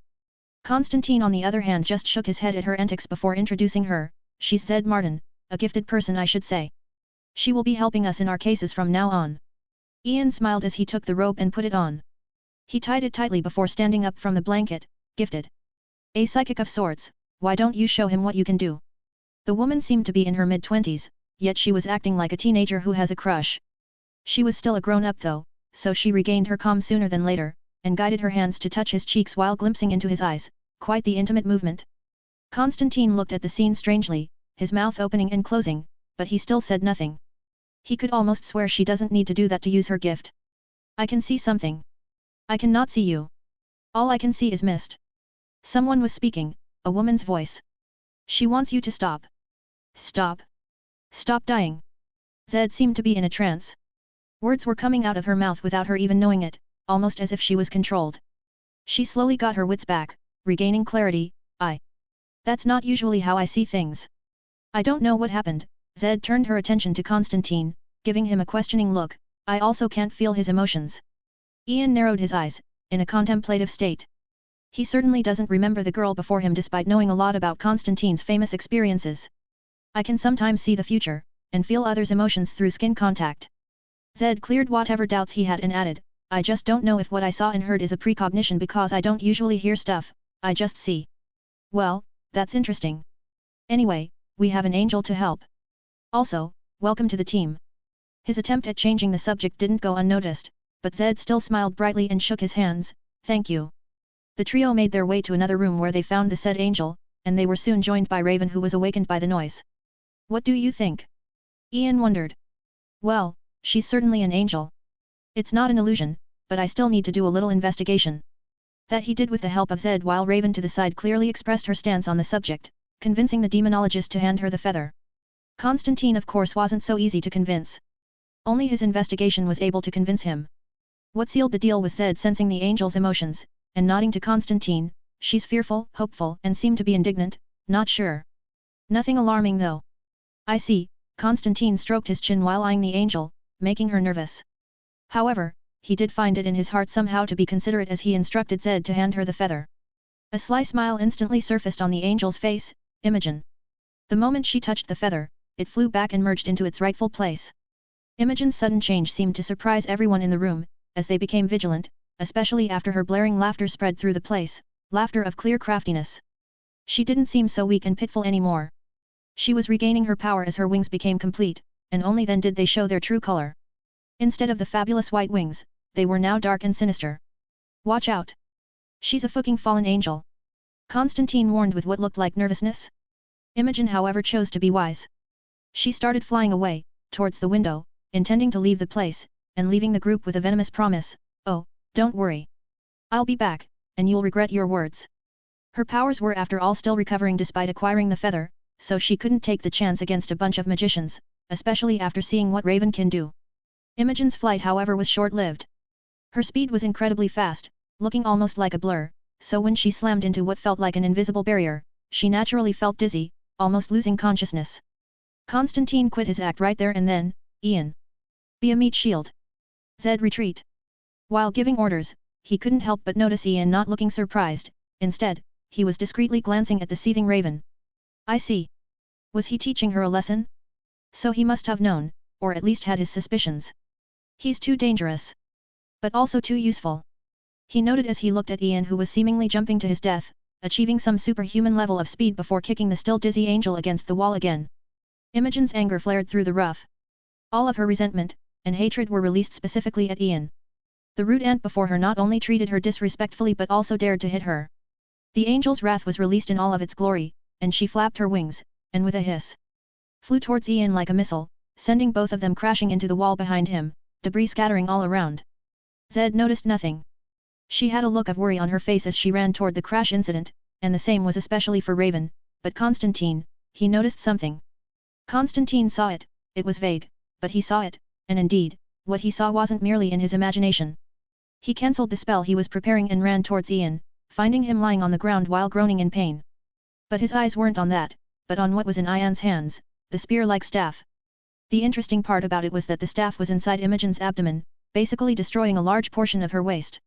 He brought the staff from his pocket dimension at the last minute, and she basically dived right into it. She couldn't stop with such speed, and with how irrational she was. Was he planning on angering her from the start? Was it his plan all along? Moreover, the staff looks a bit different. All of Constantine's doubts were thrown out of the window as he sensed a burst of destructive magical energy, bursting right beside him. Water why?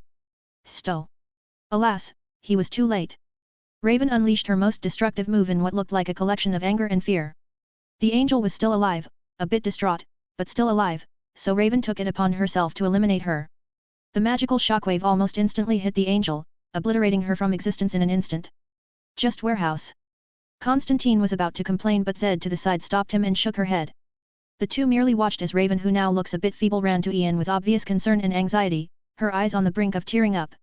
"It's all right, I'm fine," Ian muttered as he took a deep breath, trying to get on his feet. "Stupid."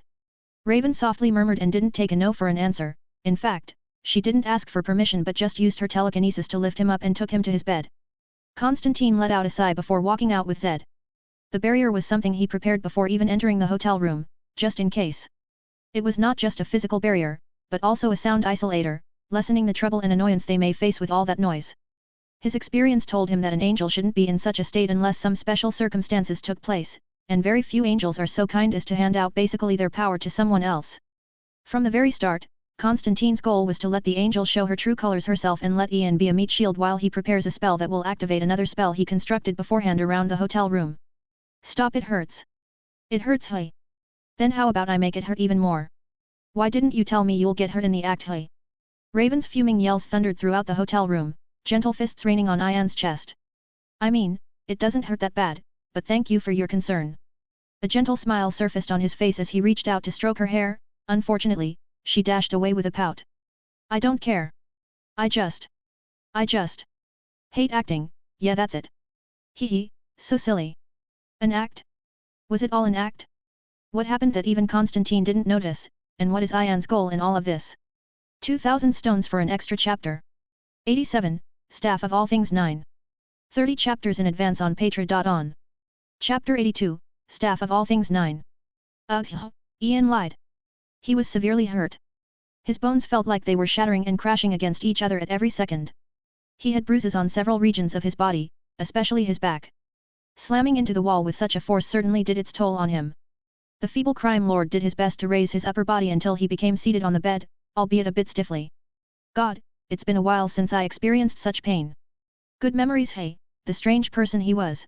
He found it natural to reminisce about all the months or even collective years he spent in hospitals due to his no-so-rare injuries.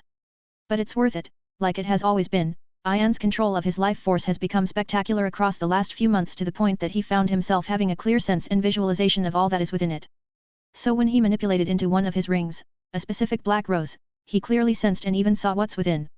Imogen. Still alive?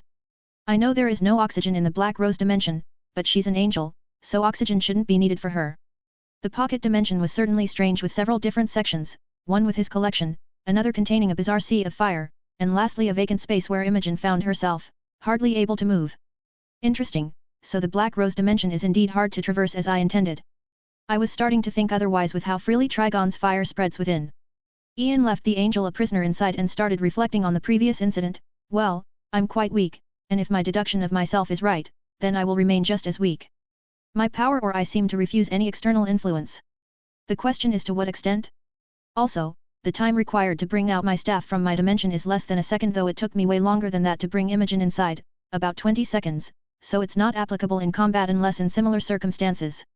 Most importantly, I've acquired the angel. I just have to study her. Prepare a blueprint for what I want, and it should all go well. I just need to acquire a bit of blood, Constantine's blood. Ian's plans were well in motion, and he kept thinking and double-checking their success rate a while more. Then he brought out his staff yet again and started caressing it with appreciation. Quite the piece of work, and it indeed looks different than how it was at first. It now has a very slight change. Thin translucent veins or lines diverging throughout the staff, not many, but Ian noted that they're multiplying by the day, all due to him. The concept of give and take. If I provide anything, my life force, I give. A side effect of giving is rejuvenation, being energetic, but that doesn't seem to be what I take. I have an idea of what I take.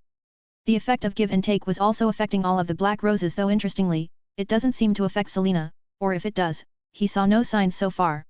For now, he focused on providing the staff with his life force. He's not only interested in seeing the end result of the give and take concept, but he's also using it to heal some of his wounds. After all, everyone knows that if you lose your life force, you'll start healing at an accelerated rate. His power truly makes very little sense. He used to believe it was just a death immunity, but it became much more than that. He knows he isn't lucky because he faced so many unlucky incidents in the past, which is why he learned to manipulate the odds to his side.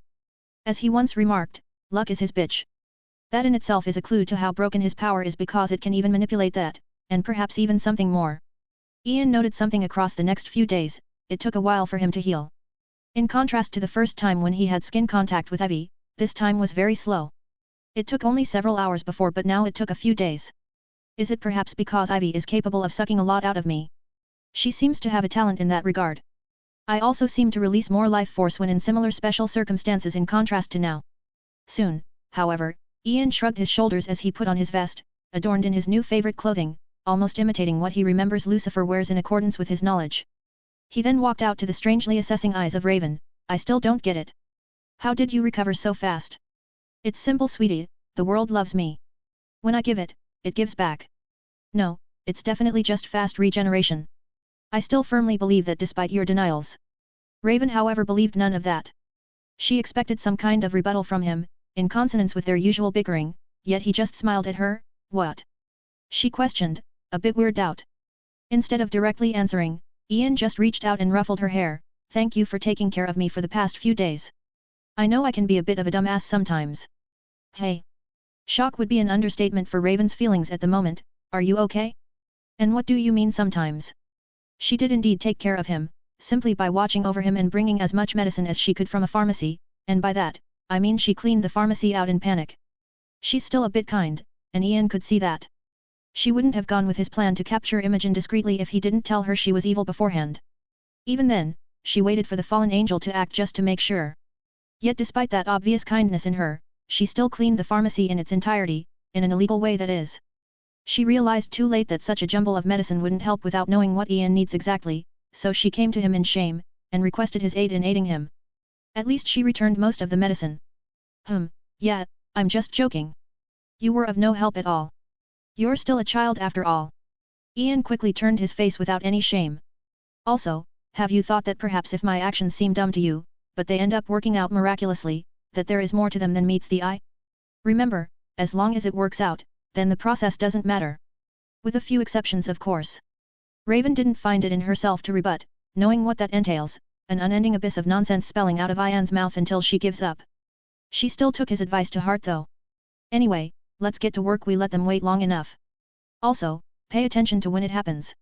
Despite Raven always stressing that she doesn't for him, and won't listen to his orders, she still found herself strangely obeying him. Perhaps she started seeing things differently and saw the benefits of Ian's team.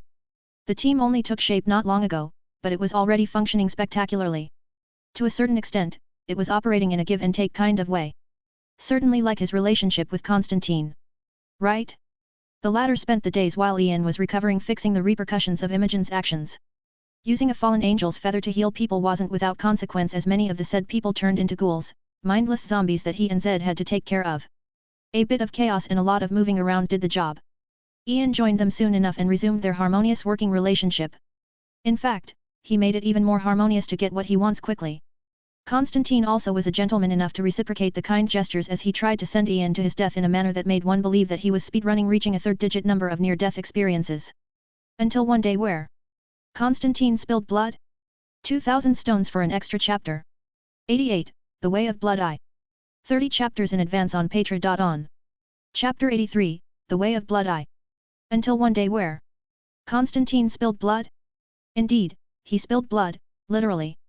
Before meeting Ian, getting wounded was a daily occurrence for Constantine, but that changed, and he was starting to get used to it, like it even. Constantine never realized before just how useful meat shields can be until now, especially ones that cannot die. He had his doubts about Ian's power at first, but he firmly believes it now. How can he not? Does a piece of stones that was sent out into the sky due to a magical explosion before coming down and knocking down a possessed person right as the latter was about to blast Ian to smithereens sound normal to anyone? I mean, it's possible. But what about a possessed person passing out because she had diabetes just as the demon within her was about to cause her to self-detonate next to Ian? Not enough? What about when another possessed person, though this time the demon was in control, stalked the group and attacked Ian from behind? What happened next? Well, you see. At that same point in time, a priest happened to be passing by with a bottle in his hand. He seemed to be in a hurry, so it wasn't too strange for him to stumble his steps, causing the bottle to slip out of his hands. However, while in the air, in its constant rotating motion, the bottle's cap dropped out. The water within also followed, spraying all around, coming in contact with the possessed skin, and what do you know, that water was fucking holy water. It was potent enough to instantly cancel the possession, and even hurt the demon to a certain extent. Nothing made sense anymore. Ian's name was starting to spread in hell. Why? He was with Constantine. He was a menace to demons wandering the earth because Constantine has suddenly become much more successful with him around. Just him being with Constantine was enough for them to hate him. That's how much of a hate magnet Constantine was, though strangely none seemed to know of the deal he made with several of the powerful demons. Perhaps they have yet to realize they've been scammed. Well, except for Naren, he should know due to the circumstances of their deal. Still, no one seems to know, but Ian knows that several of these demons should be keeping an eye on him from afar. After several deals with demons, he came to the conclusion that his soul has more to it than stated. The demons made sure to keep such information tightly sealed in their minds. They must know by now, or at least some of them should understand they've been scammed, but most can do nothing about it because Ian scammed them more than the rest. Even in hell, there are demons stupider than the others, so while Naren gave him a 5 years period before hunting him, some were held up to the contract for life, only able to watch but not act. Most wouldn't even be able to do anything even when they find out they've been scammed. It's really not easy to deceive demons in such a way because the strong ones of them are able to detect if the victim's soul is already reserved. The only reason he succeeded is because of his unnatural immunity to many things, not allowing even the demons of hell to see too deep into his soul. All they could see is the curtain. That brings us to our current circumstances of Constantine chanting a spell to get rid of the remnants of his blood. It's something he made sure to always do due to how special it is. However, without his knowledge, that blood was replaced with another similar blood. The same blood type of Constantine just to make sure. There were a few variables in Ian's plan, but he had to take his chances, and he did his best to lower the risk. After all, he didn't just let Raven learn several specific spells in the past weeks for nothing. Those specific spells allowed Raven to achieve that feat discreetly from Constantine's senses. The only problem was if Constantine can sense whether it was his blood or not, and though Ian made precautions of that, he was still not sure. Thankfully, it all went well. Still, Ian spent another week working with Constantine just to avoid suspicion, and also to make demons a bit more mad and more sure of something. 3 books. 4 books. 6 books, and I'll give you knowledge about demons, specific knowledge. Please. Constantine seemed desperate, but Ian still shook his head yet again. I have a family and a business to run, and things to take care of. What? Got used to me? Just find yourself a meat shield, I'm sure it's not that hard. The people in the room gave him an odd look, especially so for Constantine. You've no idea.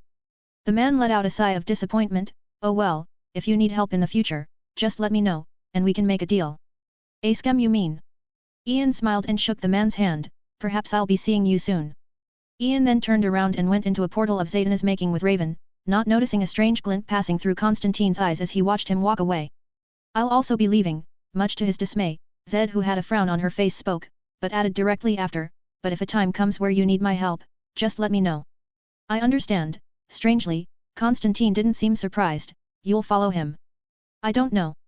He doesn't seem to be interested. Never mind, she shook her head before finishing, but Constantine continued on her behalf, though he seemed to misunderstand. He's not interested in your ability at all. Precognition shouldn't be valuable in his mind. I wonder why.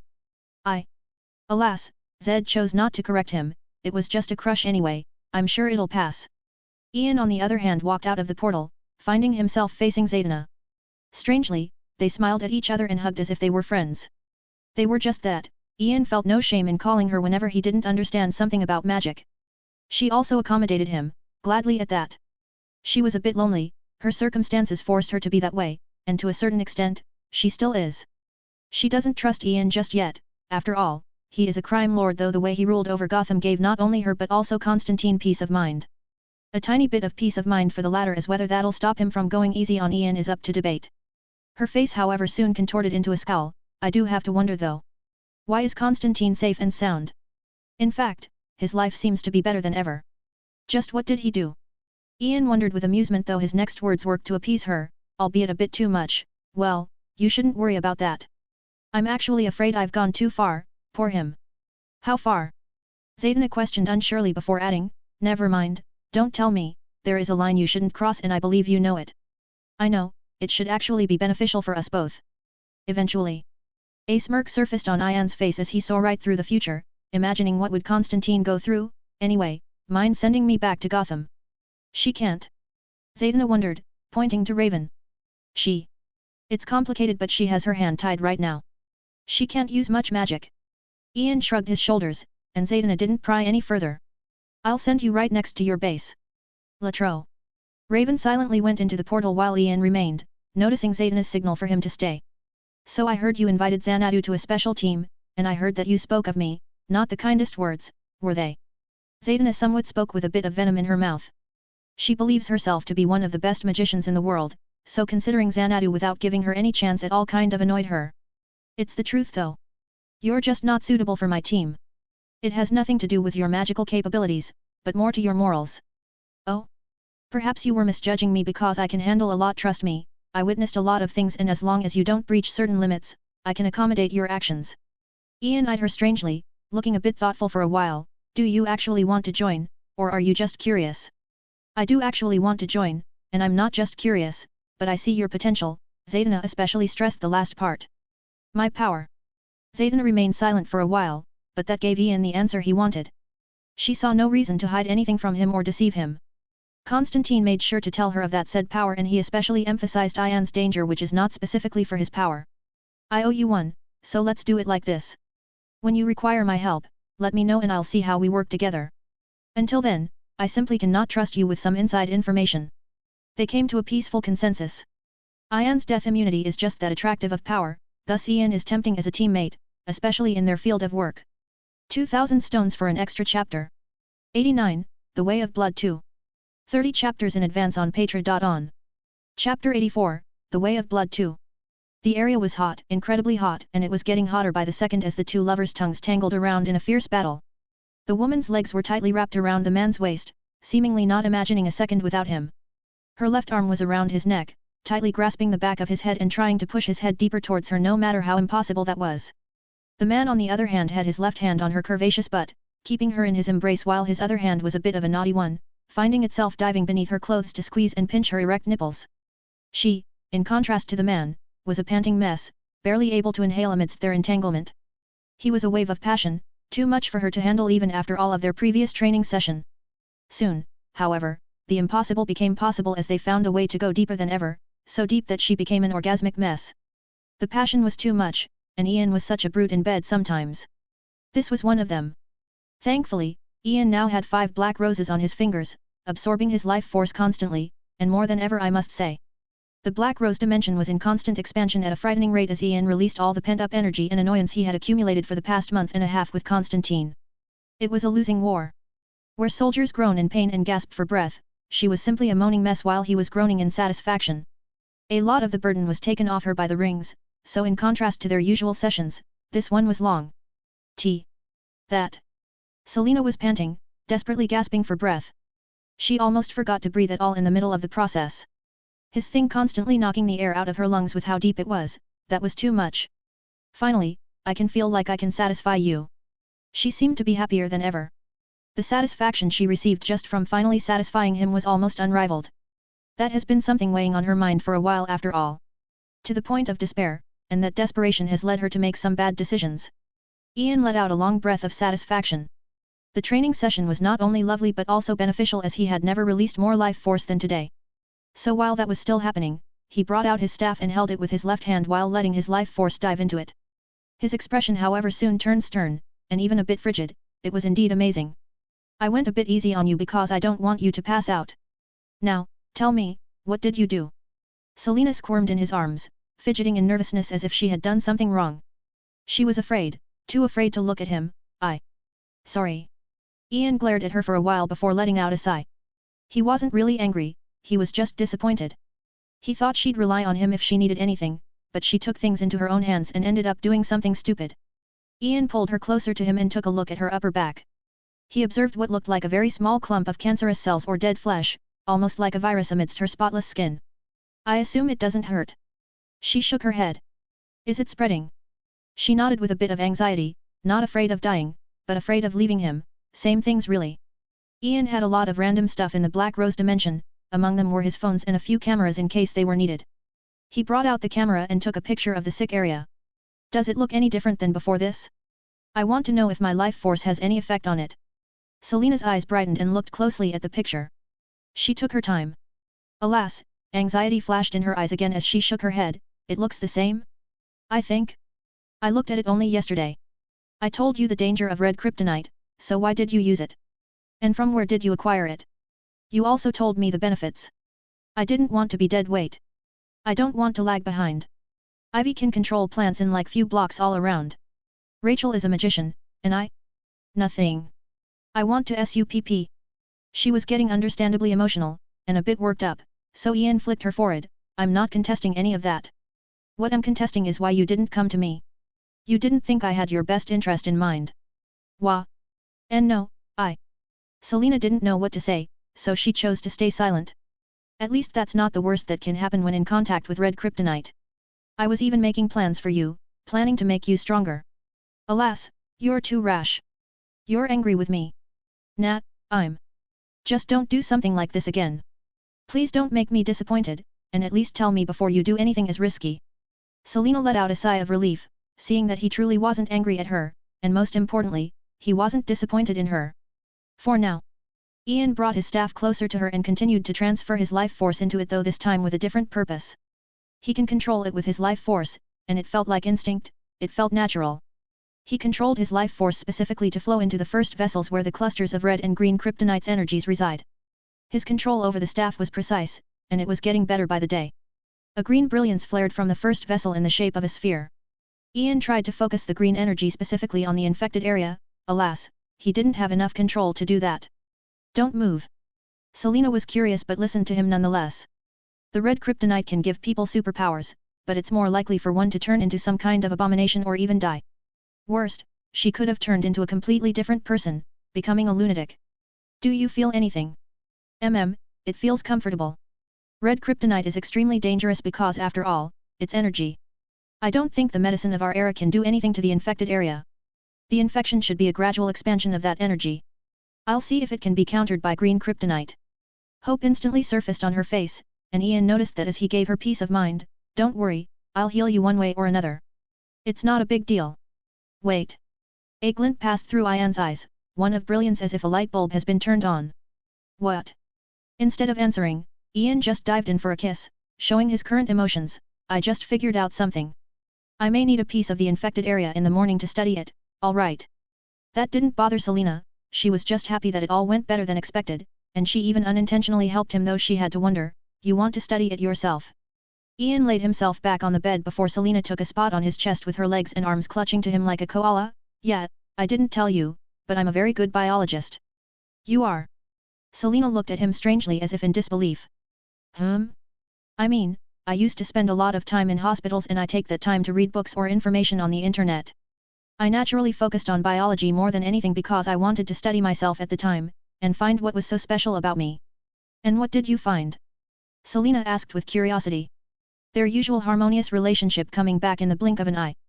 Ian just didn't take her actions that seriously. As long as they don't happen again. Nothing. My genetics are normal just like any human being.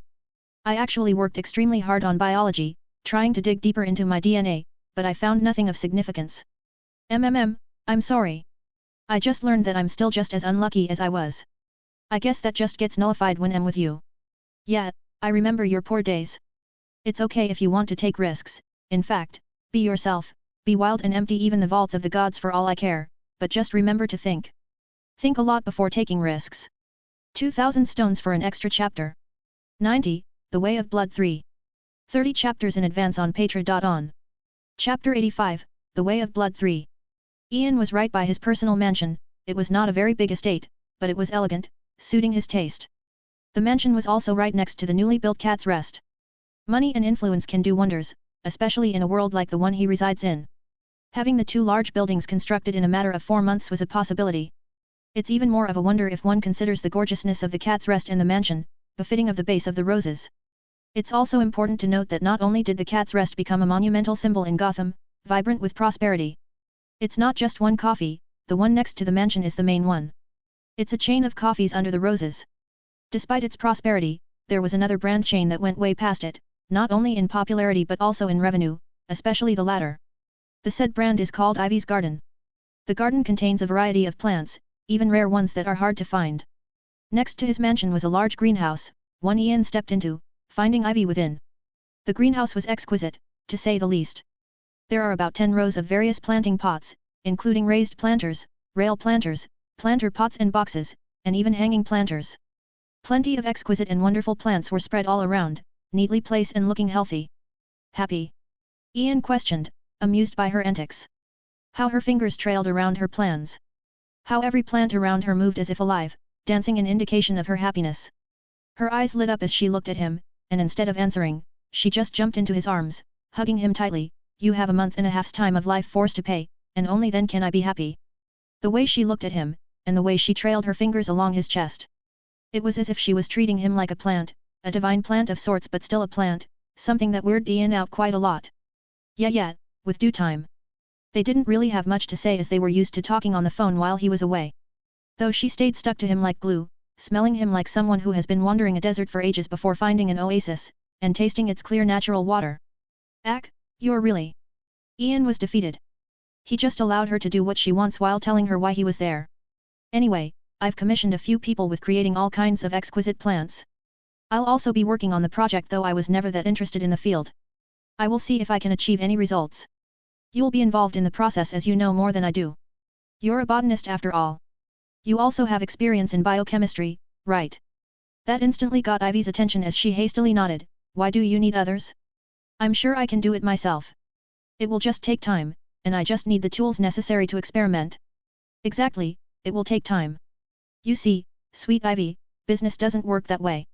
More products with better quality mean more customers, more income, more influence.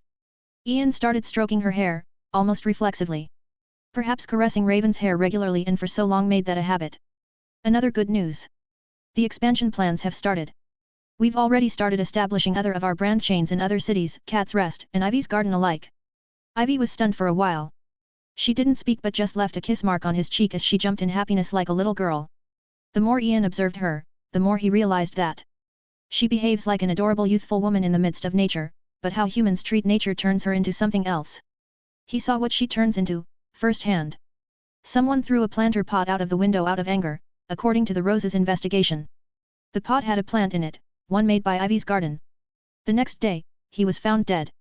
Ivy hid nothing from him. She told Ian that a poisonous snake found itself in the disgusting human's home. It is what it is. I trust her a bit. Until I won't anymore. Her obsession is too unnatural. As I thought, I'll have to fix her. His thoughts were kept to himself as he made himself to his next stop, the basement of the mansion, specifically his lab. His first project after arriving home was for Raven to create a few wards and protection spells around the mansion, especially the underground level. In fact, Raven focused mostly on dark arts and sealing arts, so she really didn't know much about that, but Ian did. It was his focus aside from the core elements of magic. He rejects magic, thus he cannot use magic, so he saw fit to study the concept of it and how it works.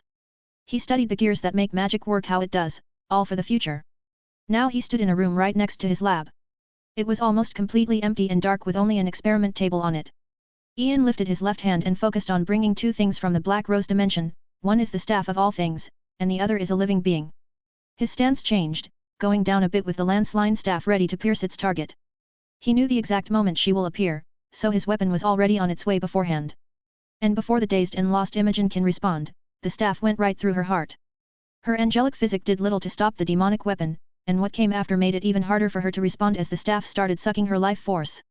Granted, she is an angel, so she might have an unlimited life force or at least a large reservoir of life force, but the massive rate at which her life force was absorbed made her weak, finding her body to be harder to control. She was still able to move though, and if not for the shock, she would have been able to respond and even defeat Ian, if she were to act smart that is. However, the shock left her unresponsive, giving Ian enough time for the Kryptonian dagger to appear in his hand and swing at her neck several times. The angel's head fell to the ground as Ian pushed the staff deeper into her heart with his knife following after it, making sure her heart is destroyed. Angels can simply be killed by destroying their hearts among other methods. Ha! Ian let out a breath. Nothing went wrong. I guess Murphy's Law has yet to take effect? Well, it's easier than I expected. Still, Ian waited a while more to see if an angel's death can be detected though nothing happened. Is it perhaps because she's a fallen angel? He left those doubts behind him and focused on those two beautiful possessions of Imogen, her bow. Her gorgeous black wings. Ian licked his lips, his eyes shining with brilliance. Just imagining his plans made him giddy, to a certain extent. Creating plans and watching them unfold was more exciting to him than the results. He threw the staff and the dagger back into his dimension but brought out the Kryptonian sword. He went ahead and moved the angelic body a bit before swinging down several times, slicing the wings out of the body. Phew, quite heavy. It wasn't worth the trouble, so he brought a baggage cart and transported the wings to the lab. He then took the rest of the body to a freezer and put it there until later. Thankfully, the underground part was only open to him and completely closed with walls of several inches of steel. Just getting inside requires several different codes, basically constructing a complicated intelligent electronic lock system. Otherwise, if anyone saw him treating a body like nothing, and the anticipation in his eyes. He looks like a completely different person, a mad scientist. Now, back to the Way of Blood. In the lab, before Ian were several test tubes and a few other objects. If anyone with a brain comes to know about them, they'll go further and beyond to acquire them to the point of desperation. 2,000 stones for an extra chapter. 91, The Way of Blood 4. 30 chapters in advance on Patreon. Chapter 86, The Way of Blood 4. Now, back to the Way of Blood. In the lab, before Ian were several test tubes and a few other objects. If anyone with a brain comes to know about them, they'll go further and beyond to acquire them to the point of desperation. One of the test tubes had Constantine's blood, and Ian knows that his blood is quite special as it's partially a demon's blood, a very important demon. One of the other test tubes also has blood, though this time it was an angel's blood, Imogen's. Right next to it is a larger test tube with several pieces of flesh in them, also Imogen's. The same was for another tube, though this one contains the surviving pieces of her heart. Then there is one with a few black feathers within. It was surprisingly easy to take them off as he heard that angels' wings hold a significant portion of their power. She's dead though, so perhaps the wings lost their powers? Further to the right was a very special test tube because it contains Raven's blood, very little blood, but that was enough for him. All it took him to get it was being bombarded by a few hundred questions. Lastly, there is a small piece of flesh and blood spread in the last two tubes. They were Selena's. Ian of course wouldn't forget what he promised her, let alone the potential in studying it. Let's see, I should start with Imogen's blood and flesh first. I should also focus on her wings. They're of utmost importance. Ian nodded to himself, prioritizing what was best for his plans. Thus his research started, which consisted of mostly using a microscope to study the cellular level of the angel's blood and flesh. What came next was testing how other materials and elements interact with the angel's blood. He tested it not only with most of the elements of the periodic table, but he also tested how light reacts to it, from simple white light to all of the other lights, every wavelength of the visible spectrum. Hell, he even went as far as testing it with the invisible spectrum. Thankfully, Imogen was gracious enough to provide him with every speck of his blood and flesh. Ian also spared nothing more than everything to construct one of the best labs possible with his level of influence, and made sure to fill every cabinet with its corresponding element or material whilst making sure they were stored at an appropriate temperature and humidity level. The conclusion of his research? Well, unresponsive to everything. Strange, very strange. Despite detecting a collection of a strange energy in her every cell, I don't seem to be able to do anything with it. Unless I don't have the full picture in mind. It was time for contemplation, something Ian knows how to do best. Soon his life force found itself enveloping a drop of blood while observing that same drop with a microscope. This is interesting, but I guess it makes sense. That's how the staff of all things work after all. The angel's energy not only reacted but also seemed quite active and even slowly multiplying, at a snail's pace but multiplying nonetheless. The staff of all things works on the same concept. The staff absorbs certain energies and comprehends their mechanisms with his life force as fuel. He also uses his life force as fuel to basically use the said energies infinitely. What that means is that the green and red clusters of energies can never run out as long as he constantly feeds the staff his life force. Yeah, very interesting. Perhaps I can do it, it will just take time. Ian then went on to literally turn the angel's remains into juice, mostly fluid with a few pieces of flesh and bones around. It's safe to say that it took quite the machine to achieve such a feat. Ian again found himself surprised at his manners, even he had never done something like this, so feeling nothing was certainly a surprise for him. He was even more sure of one of the possibilities of what he is. The Way of Blood led him to his next research subject, Constantine's blood. This one however was different as he had very little of it in contrast to the plentiful amount of blood of the angel. He just observed it at a microscopic level, trying to detect any strange energy within. He further sought to study its DNA sequence, though the process is much more troublesome and time-consuming. Time he had a lot of, so he took it upon himself to study even the genetic makeup of Imogen, and researched basically everything he prepared for his plans. That took the majority of the time in his day, but he still spent time with Selena, Ivy, and Raven. He likewise tended to his responsibilities as the head of Roses.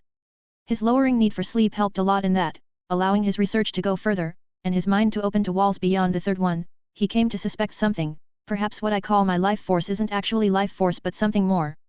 So much more. He came to that conclusion due to a recent discovery. He made a breakthrough in his control of his life force, allowing him to stop releasing his life force if he so wish. It's like a light switch, he can turn it on and turn it off. He came up with a discovery due to that. When the switch is off, he found that he suddenly fails to see things. He still had his normal vision, but what changed is his inability to see different kinds of abstract energies, such as the angel's energy, and the energy in Constantine's blood. That however didn't seem to apply to the clusters of energies within the vessels of his staff. The same was for energies released by magical blasts and energies that anyone can see. He thus concluded that his life force allows him to see energies and possibly entities that very few others can see, at least as clearly as he does. Those abstract energies, lying within the depths of cells and souls, to be specific. 2 months passed in the blink of an eye, ones of pure focus on research. Ian found it to be quite fun, more entertaining than ever. His goal has always been to find answers. He wants to figure out what he is, and where did his power come from. Curiosity and doubts were killing him. That was not something he ever felt in his last world because he never felt like he had a chance back then. Now, however, there is a chance. There is bound to be a way to find answers, and God sometimes he found himself giddy in anticipation. Other times, doubts surface in his mind. Can he handle the truth? It's done, Ian murmured, standing behind Selena. The latter was naked, giving a view of the infection area. Surprisingly, it stopped expanding. It was all due to the staff of all things and his life force though, so he had to find another solution, and he just did. Ian traced his fingers along his neck before helping her put on a certain necklace, quite the special jewelry it was. It was made of silver, and it had what looked like a green gem, looking quite exquisite. Will it really work? Selena wondered, somewhat unsure. It just looks like a normal gem despite being a kryptonite stone. How would it affect the infection? How would it reach it? Her worries weren't unfounded. It's green kryptonite. It's different from the red one. The latter needs touch to have an effect, but this one releases radiation. They're not dangerous, but I tweaked the gem to have the intended effect. After days of research and putting more focus on Selena's infection, specifically, the parts of the infection he has in his labs, he found that normal green kryptonite radiation has very little effect on the red infection. He thus continued to research until he found a certain frequency of radiation able to affect the red infection in the way he intends. He was able to easily do that with his staff because of his control over it, so he used it regularly on Selena's infection. That continued until he found another solution, tweaking one of the green kryptonites to release the much-needed radiation. It was surprisingly not difficult for Ian. He found it quite similar to biology. It's basically just an assemblage of observations and testing as well as requiring the needed equipment which he has. Ian then looked closely at the infection for a second. I think it's receding, but very slowly, but don't worry, I'm developing something else to basically cheat the infection. Indeed, what he was developing was so much more of a cheat than what anyone might think to the point he wondered why none of the brilliant minds of this world ever thought about it. 2000 stones for an extra chapter. 92, The Way of Blood v. 30 chapters in advance on Patreon. Chapter 87, The Way of Blood v. Indeed, what he was developing was so much more of a cheat than what anyone might think to the point he wondered why none of the brilliant minds of this world ever thought about it. The problem is that the requirement for life force seems to be much higher than what he's currently capable of. That was a problem only time can solve. The amount of life force he can release in a second is limited, but it's constantly rising. Even when doing nothing, it's increasing to very slowly, but when in intimate training sessions with Selena, it increases a lot. In fact, it goes wild for a short while before stabilizing, though a percentage of that increase remains. Do you have a way to make me more useful to you? Finally, Selena asked the question that has been bugging her for so long. I do. I thought it might take longer, but it should be ready soon, less than a year. I need to do more tests to get rid of some of the risks. Ian was honest.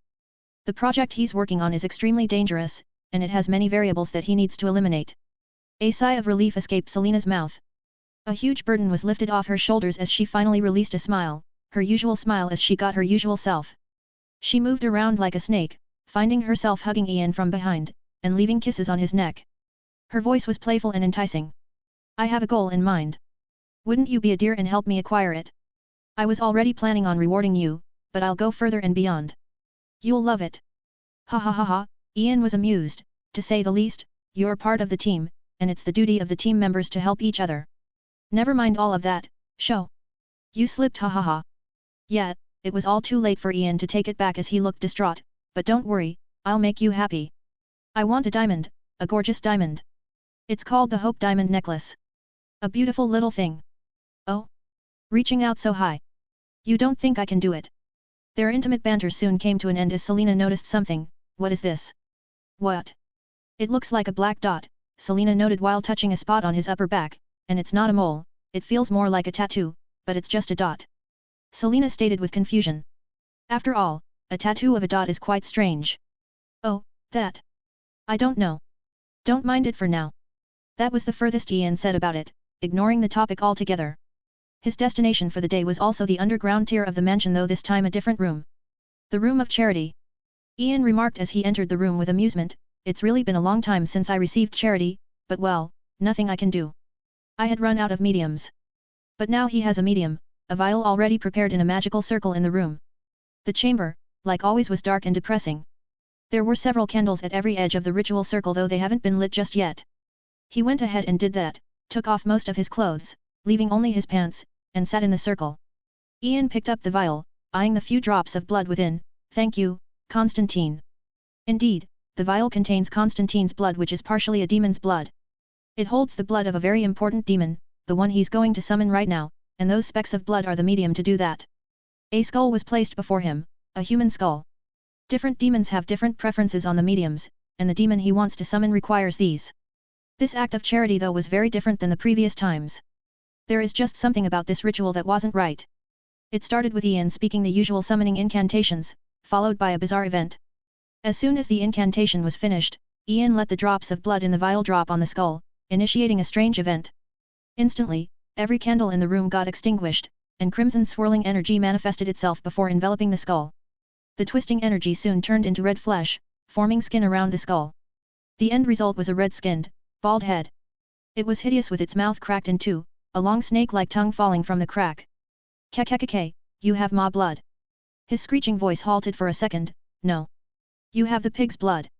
His hissing screamed of hate and contempt for who he considers to be the pig. I've already written all the terms on this piece of paper. There are no negotiations, I know how. Why? Agree or you can leave. It seemed like Ian's tongue slipped, leading the demon's poisonous yellow eyes to flicker with a light of understanding. The demon still said nothing, but just looked at the paper for only a few seconds before letting out a grotesque laugh. I see. Did he think he can deceive me? Only he'd know I have something like that, somehow. A dangerous game you're playing, you pig. His venomous words didn't seem to be pointed at Ian, but at the pig, yet Ian didn't respond. He just emotionlessly stared at the demon. He didn't flinch even as the demon started his whispers of desires, seducing Ian into changing the terms. From words of enticement to ones of anger, trying to get a reaction out of Ian, yet failing to do so.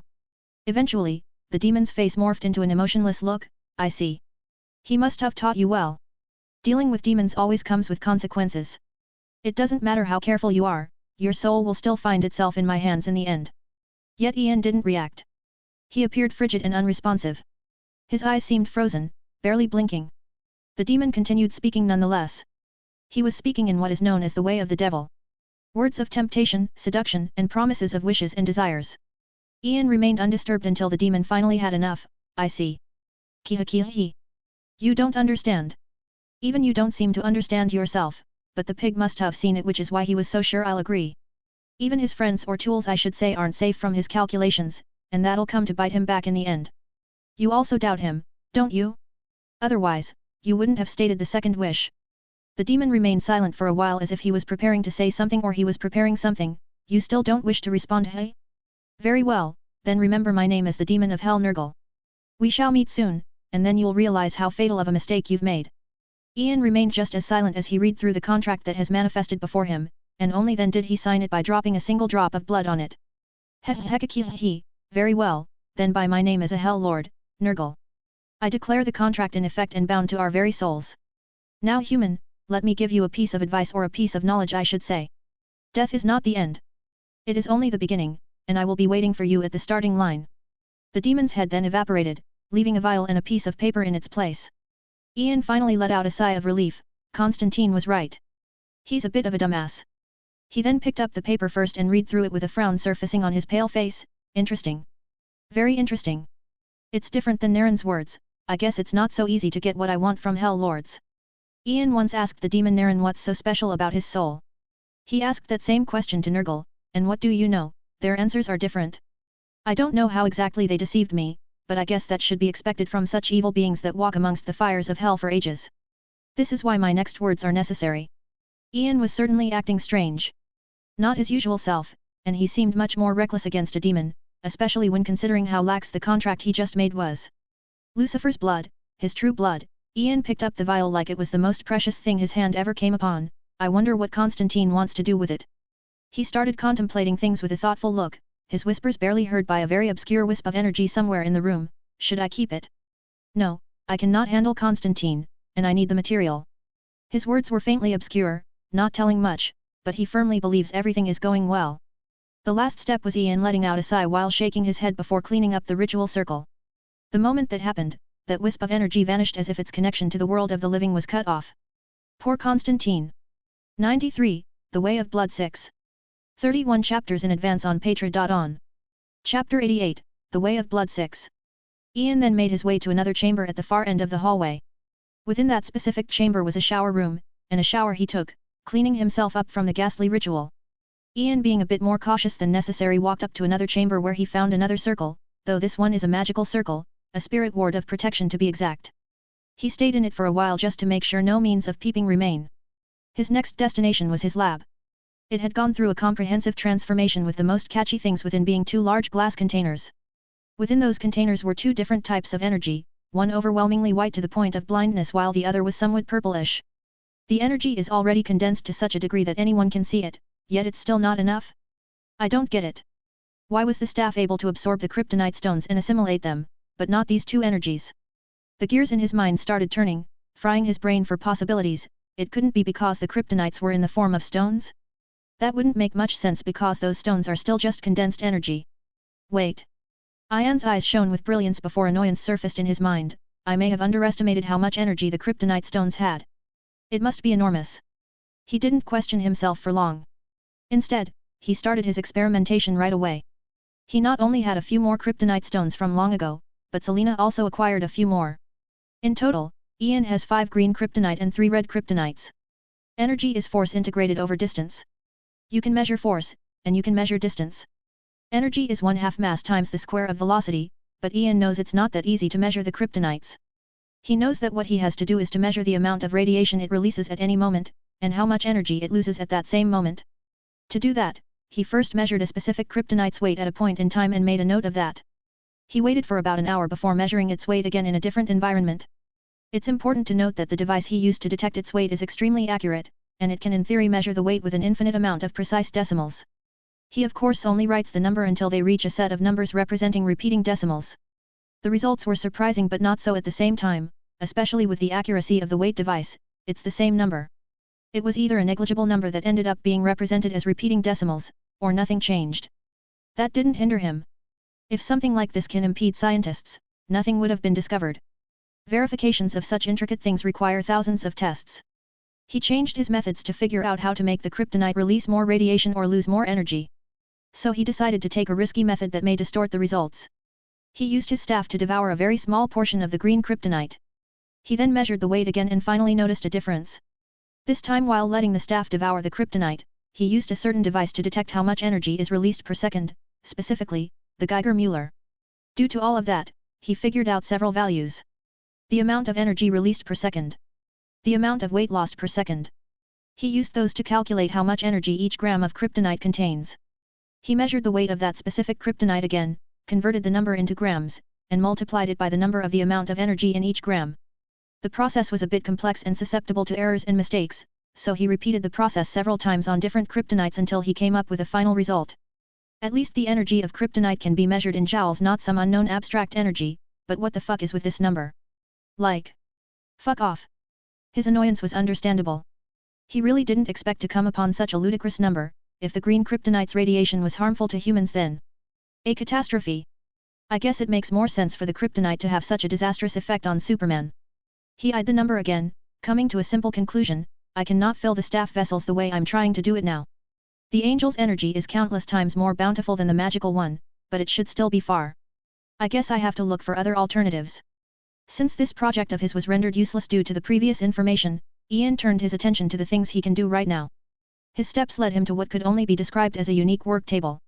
All it had on it was an expansive blueprint of sorts, and most interestingly, framed on a glass showcase were a pair of marvelous black wings.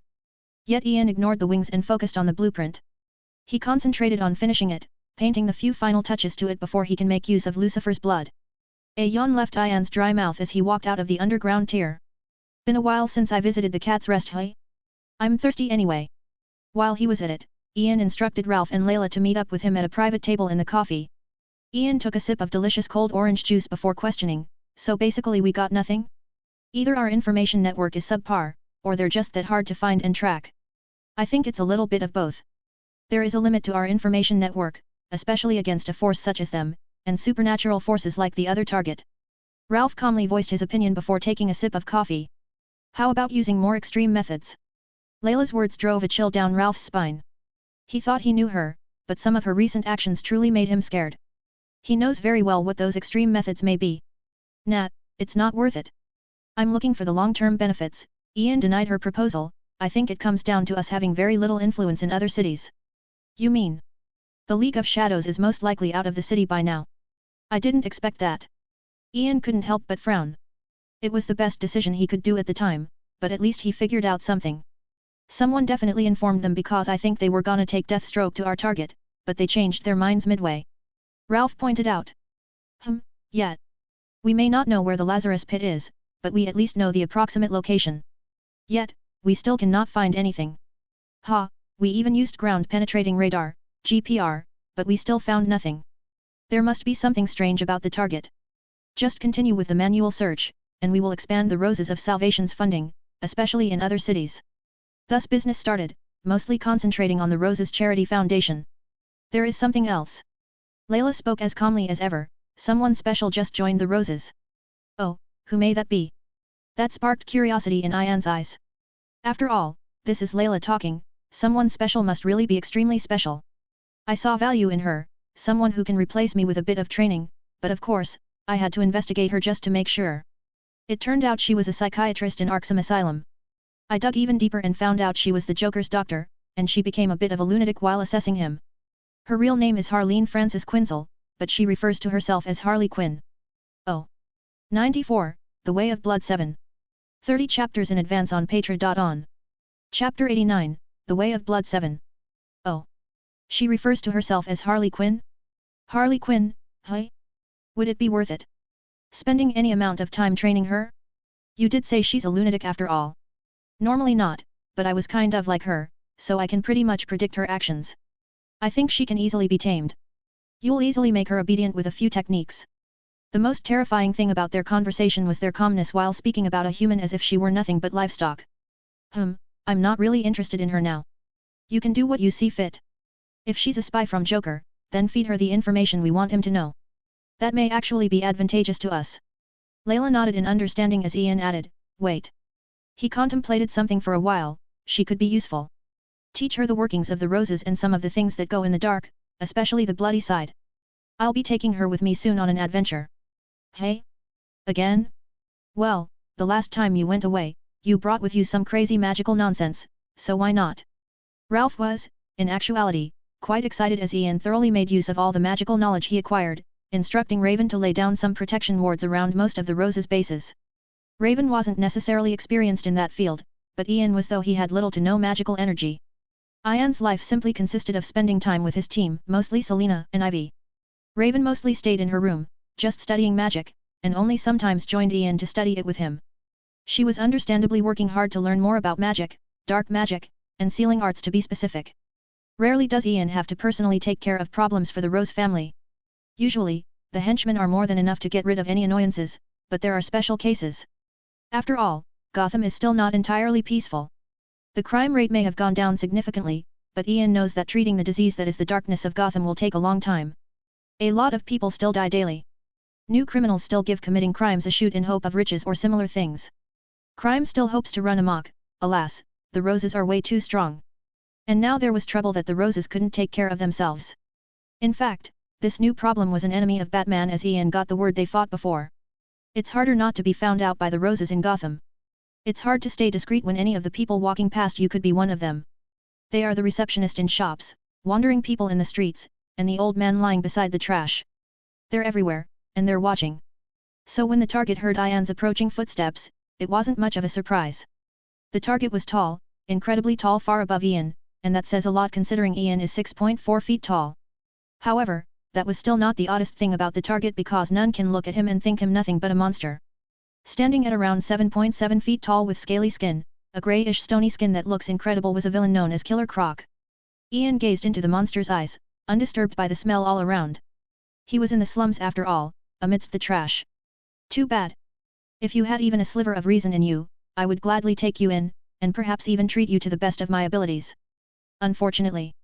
Ian shook his head in disappointment as the monster started growling, his saliva dripping on the dirty water of the slums like an acid, evaporating what it touches. Killer Croc jumped to his feet and started approaching Ian with a roar. Those approaching steps soon turned into running, shaking the earth beneath him. Just as Ian's staff and sword appeared in his hands, something strange happened. He sensed danger coming, not in his way but directly at the monster. An ivy beam passed right by him, directly hitting the monster in a matter of seconds, giving a bit of brightness to the dark slums. Even a behemoth as big and strong as Killer Croc failed to react and resist, ending up being nothing but a sculpture of ice, tumbling backward. From the darkness of the slums walked a bizarre figure, a man adorned in what looked like a whitish suit. An anti-bullet vest was worn on top of the suit. His head was protected by a glass helmet, showing his bald head, and dark orange glasses, masking his eyes. The first thing Ian did after that was walking towards the frozen body, sending off his staff to his dimension and leaving only the Kryptonian sword. He held the silverish sword with both hands before bringing it down on the body with enough force that it stabbed through it like butter, making the strange man flinch in a bit of terror, yet even more determination surfaced on his face. Only then did Ian gaze at the uninvited guest. He expected a staring contest against the uninvited danger or fun, he could argue. Against his expectations though, the man performed a full bow, his expression strained and somewhat nervous. I'm Victor. Some call me Mr. Freeze. Please help me, and I'll do anything you want no matter what it is. Oh. Okay, follow me. Ian being Ian just looked at the man strangely for a second before instructing him to follow. A brief conversation on the way made it clear why the man sought help. All Mr. Freeze cares about is saving his sick wife, Nora. After the gifted scientist's wife contracts a rare terminal illness, he put her into cryostasis. However, interference from his company's corrupt owner leads to Victor Fries being transformed by his own technology, becoming what he is today. I see. I'll have to do some investigation first before making any decision. You should understand my concerns, right? Ian sat on the seat of his car, the back seat to be specific. Victor sat beside him while the driver drove back home. Seeing Victor nodding repeatedly and even letting a sigh of relief, Ian continued, but well, if you actually created those weapons, and you're as smart as you claim to be, then I don't see why not. I have to wonder though, how did you know that I may have the means to cure her? Victor's mouth opened and closed, seemingly hesitant, but in the end, he chose to be honest. I deduced it. The phenomenon of the breath of salvation followed directly by organized moves and actions to take over Gotham gave me a few clues. Among other things that made my deduction firmer. I see. I guess it's easy to deduce as we didn't really hide our traces. Then again, why would I? Anyway, bring your wife to the main base, the Cat's Rest. I have something that could possibly cure just about anything, but you'll need to study it. I will fund all of your research, the Cure One, and the projects you'll work on in the future. If the results of the investigation were to my satisfaction, of course. The man just nodded, seemingly not having much reaction, though Ian could faintly detect a few tears slipping down his face. Not even his tight glasses could stop them from showing his overwhelming emotions. His lips were trembling, making him unable to say anything. Well, that's an unexpected surprise. Ian looked through his phone, finding a message he's been expecting for so long, a very simple message stating, the information has been decoded. The owner and the location were found. He waited for those words for a while. He knows the Rose's influence in other cities is not high, so finding what he desires would be hard, so instead, he accepted charity from a very distinguished organization. In fact, Selena personally took it upon herself to retrieve that charitable donation while she was stealing kryptonites. The donation of information was of course not stolen, there is a reason why the word donation is written here. That piece of information was just copied. Copied, I must stress.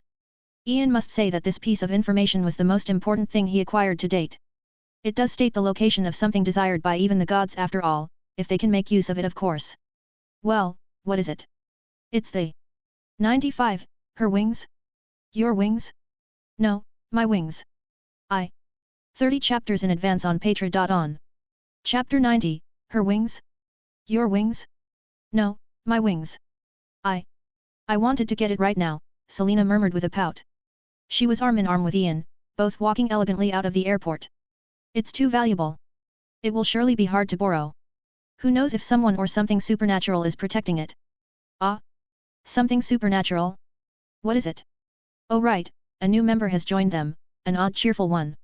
Harley, don't be rude. Remember that you don't have many chances left. Indeed it was Harley Quinn.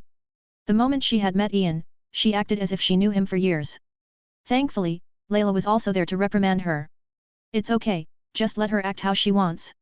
We're talking about a piece of interesting jewelry made of black diamond. It's said that every man that ever had his hands on it ended up dead not long after. I did my investigation, and it appears that that's true, though whether it's a coincidence or something else is still unknown. Then can I have it? It sounds cool. Without any shame, Harley Quinn spoke, making Selina's face twitch, veins popping on her head. God, why did you bring her here? I'd much rather have Ivy with us than this glob of insanity. Ha ha ha, it's amusing. Ian was certainly having fun at everyone else's expense. His words didn't make Selina mad, but what did was Harley sticking her tongue out at her with a childless behavior, almost expressing her contempt. She was really a unique glob of insanity as she danced and jumped around amidst the passing people without care for anything in the world.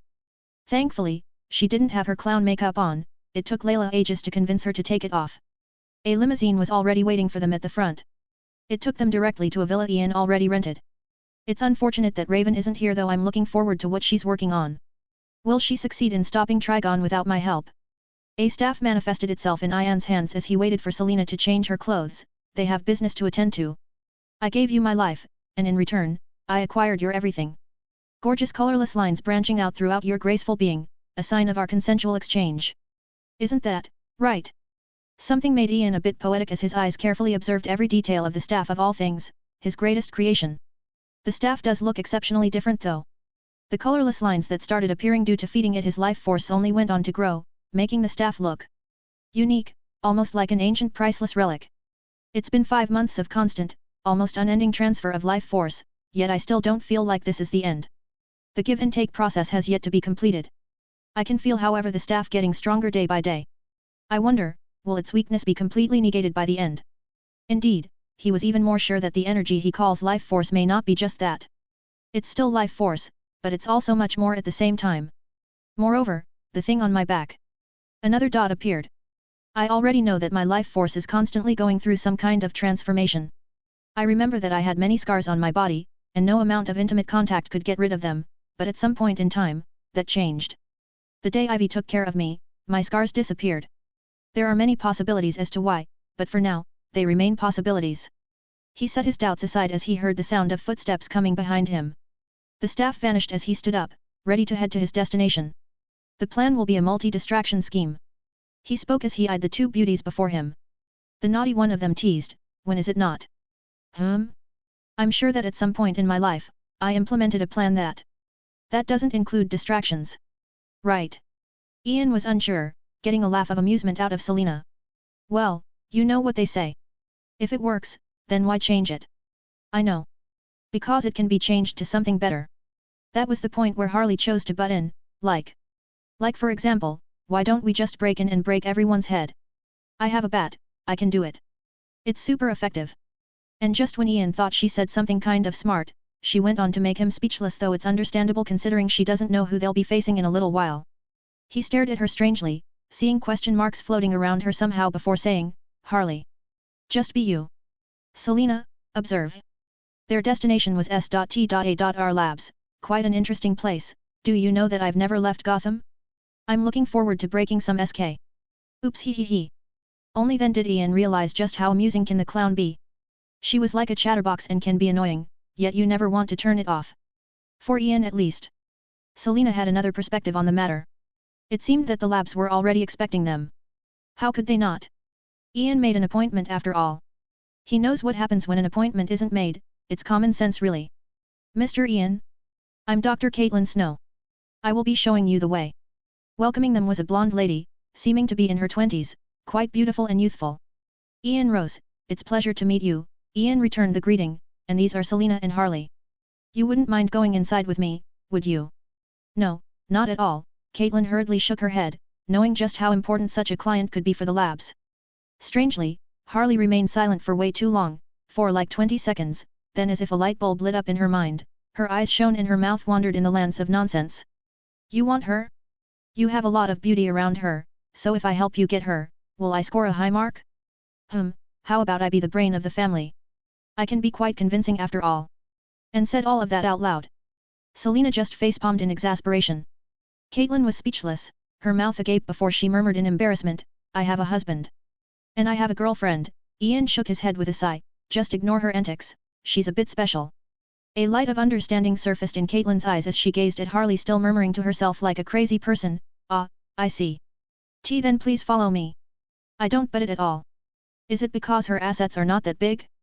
Don't act like I didn't see you do naughty stuff with her, very naughty. She emphasized. I did. Yup, you two touched hands. Ian could swear she wasn't this unhinged when Layla is around. She was much more well-behaved, a saint even. We're here. I'll INTR. Caitlin was interrupted. No need. I of course investigated the facility and I know every one of you, so I'd much rather get to business right away. Ian was actually quite in a hurry. After all, wings can fly, and they might just fly away from his vision. There were 3 people in the room beside Caitlin, Harley, and Selena.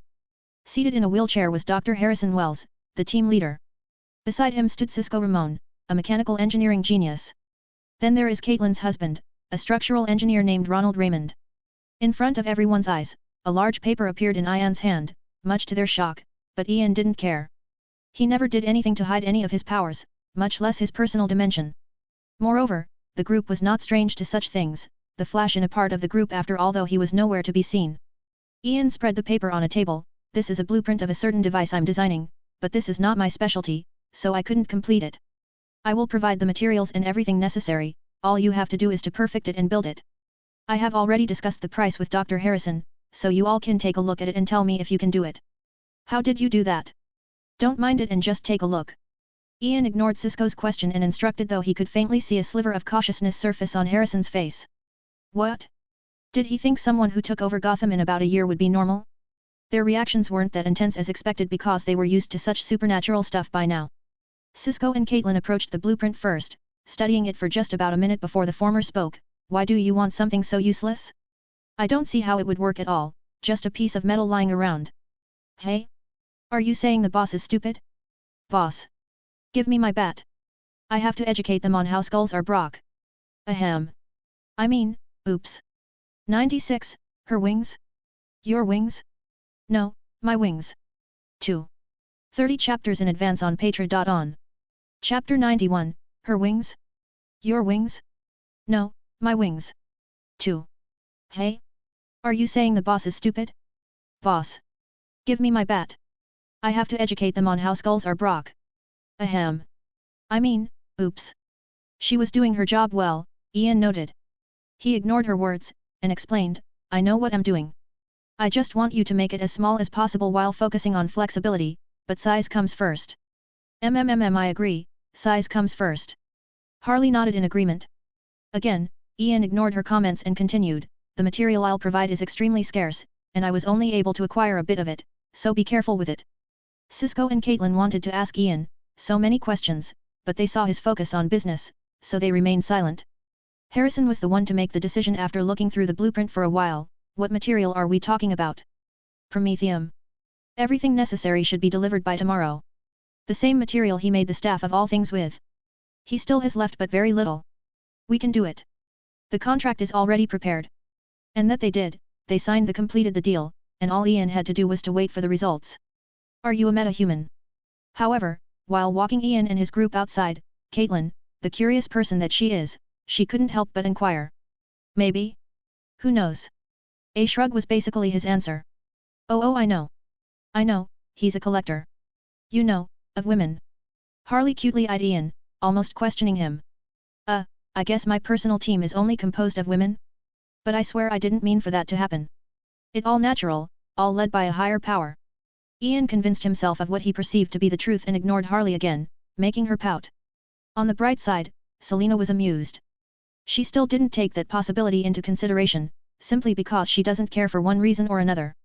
The project will certainly take a while, so Ian decided to acquire one of the most important objects that currently exist on the face of the earth.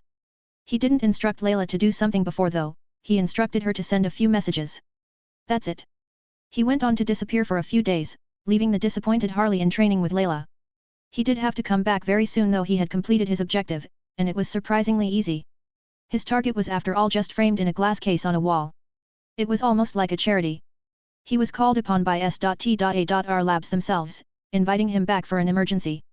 Caitlin was again waiting at the front for him, though this time, she appeared apologetic as she said, "This. Can they wait outside?" It seemed that they didn't think he'd bring Selena and Harley again. "Hey?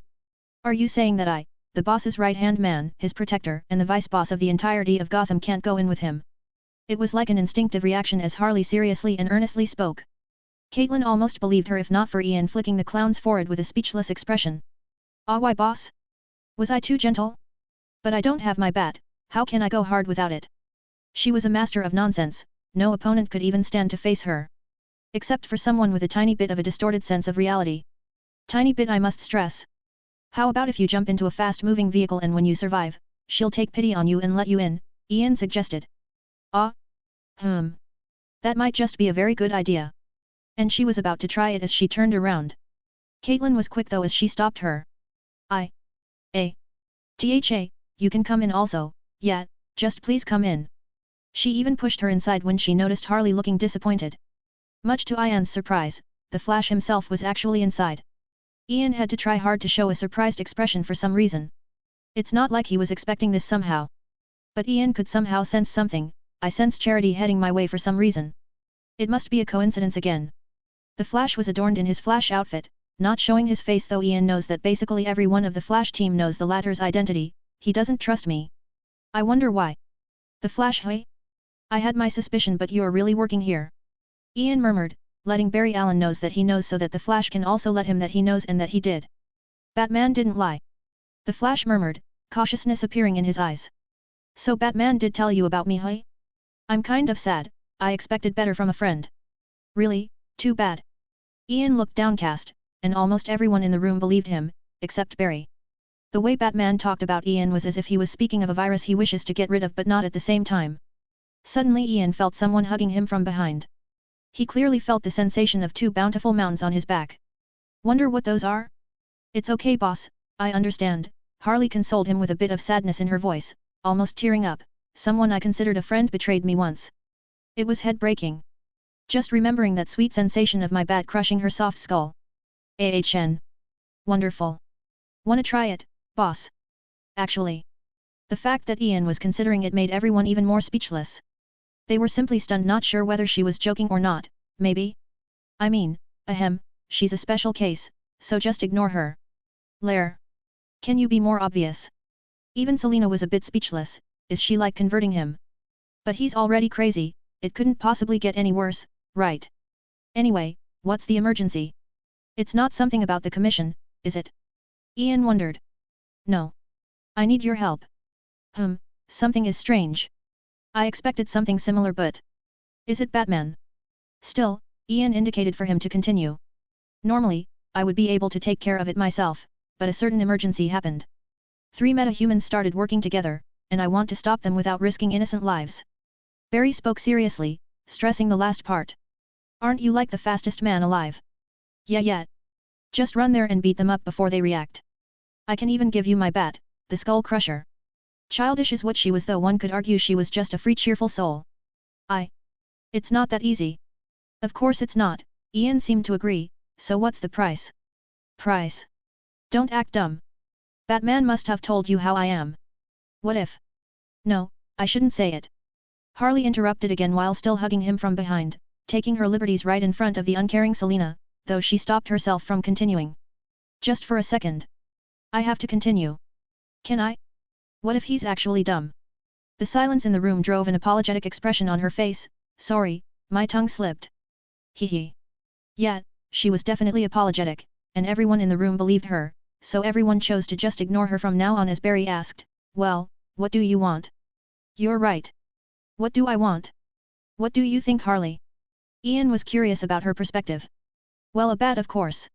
What else more could anyone wish for?" "Oh right. How about you help me with an experiment? It should be quite easy for you. In fact, I'm losing here." After little contemplation, Ian made his offer. "As long as it's not something dangerous to anyone else, or me, then I don't mind." The Flash's answer was as quick as if he thought it all through. "So let me tell you about them. The first is someone who can multi. Multiplex. Cisco interrupted with enthusiasm, and took over the scene. I call him Multiplex because he can multiply, as in literally create clones of himself. They were even able to beat B. The Flash. You didn't have to say THA. Barry murmured under his breath, his expression was bleak. Ha ha ha ha, the fastest man alive ha ha ha ha. Hell, even Selena was confused. Ian told me of how fast he is, so how? If only I had such. But Ian did tell me I will be overdosing with happiness by the end of the trip, so perhaps. Anticipation was apparent on her face, but she didn't forget to casually observe the very advanced lab from time to time. That's part of why she's here after all. Is it time to softly brush some skulls? Harley whispered in Ian's ear, making sure no one else hears her. It's called gently poke I believe. But I have a bat. But I have a spear. 97, her wings? Your wings? No, my wings. 3. 30 chapters in advance on Patra.on. Chapter 92, her wings? Your wings? No, my wings. 3. Yahoo! That was followed directly by the distinct sound of something crashing a skull. Stop it! What if you kill him? Much to Harley's annoyance, someone stopped her, the Flash. It's okay, just let her have her fun. They're just clones anyway. I'm sure she won't do the same if it's the real one. Ian did a little convincing that made more sense than it should. Before the trio of Ian, Barry, and Harley were 3 people. 3 of the same exact people though one had his skull opened. They were clones of their target, Multiplex. Still, the Flash acted by himself and hurriedly incapacitated the remaining 2 clones. His speed was truly marvelous. Can you imagine just how many skulls I will be able to break per second with such speed? Harley gulped with apparent desire in her eyes. He must be moving at like 100 skulls per second. Her eyes suddenly lit up as she jumped into Ian's arms. Her whispers were already reaching his ears, showing her eagerness. Boss, I'm also your girl, right? Please G. No, Ian pushed her away and walked towards the warehouse before them. The Flash was already inside, befitting of his title. Let's take care of business first. He spoke as he extended both of his hands as if seeking to take hold of something, a staff and a dagger. So cool. The warehouse was filled with clones, almost like an army. Ian counted more than 100 clones that the Flash was already fighting. Ian had to hold his side of the bargain as he also joined the fight, though he was much more conservative lest the crowd of clones overpowers him.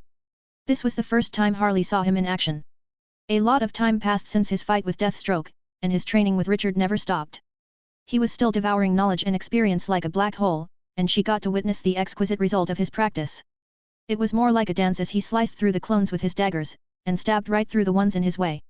They were barely able to touch him before his attacks reached them, and what followed is death. I have to wonder though, why aren't they using guns? Ian frowned and leaped backward in contemplation. The clones were sloppy with no fighting experience at all. Honestly, they were child's play to him. Flash! Ian's yell attracted the Flash's attention, noticing Ian's frown. He saw the latter having no trouble dealing with them at all, so he had to wonder where that came from. This is a trap. The other 2 must be elsewhere. Just those first words were enough to alert the Flash of a possibility as anxiousness instantly emerged on his face. Just go. I'll take care of things here. Ian didn't need to repeat his words for the Flash to disappear, leaving him alone with Harley and a few dozen clones. Hey? What's happening? Multiplex's teammates may just attack the S.T.A.R labs, Ian explained as he leaped back again, evading the mindless clones. Now, let the fun begin. A smile of anticipation arose on Ian's pale face as he sent his dagger back to his dimension, leaving only his staff. Harley, keep distance from me. So many guinea pigs. You have such an amazing power that I wouldn't mind you working for me. Who knows, I may just find it in my heart to help you solve your problem. He didn't wait to receive an answer as he pointed his staff at one of the clones. He unleashed his life force at full power, transferring it to the staff and triggering the first vessel. First vessel red kryptonite. A crimson beam was instantly released from the vessel as the latter was overwhelmed with a bright red light. The beam's target was the clone. Strangely, it did absolutely no damage to it. It was as if nothing happened, but Ian refused to blink in expectation. Every other clone in the warehouse already stopped at Ian's words, seemingly stunned to react, and they just watched as that specific clone experienced a complete transformation, growing hair all over, becoming nothing but a ball of hair much to everyone's dismay. Boss, I suddenly like staffs and spears more than bats. Would you find it in your key? No, his quick refusal left her pouting in disappointment though her eyes were still on the staff. Quite interesting.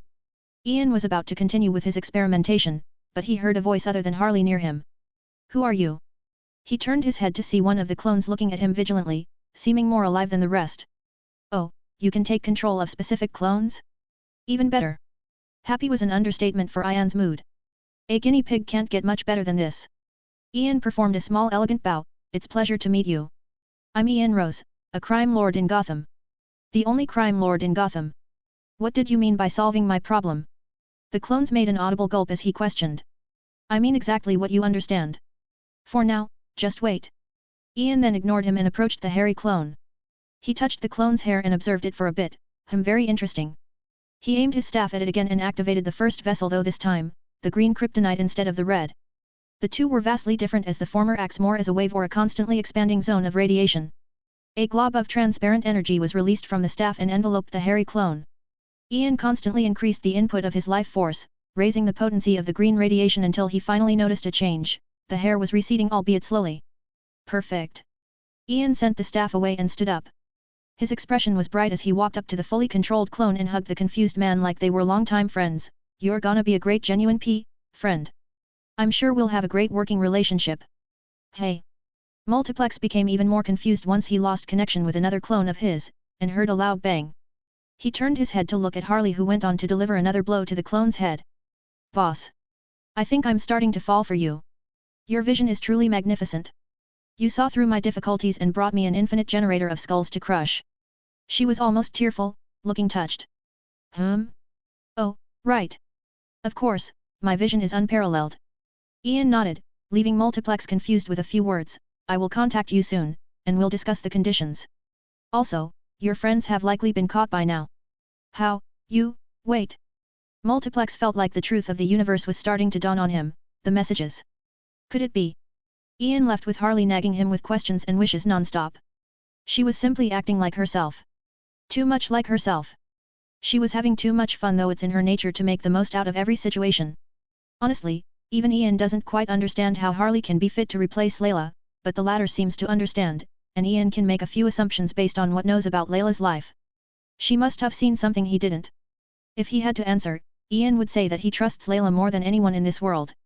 Even a cult leader would find it to be an impossible task to change the beliefs of his cult. It's easier to convince God that he's not actually a god than it is to convince his believers otherwise. Yeah, this analogy makes perfect sense. What happened?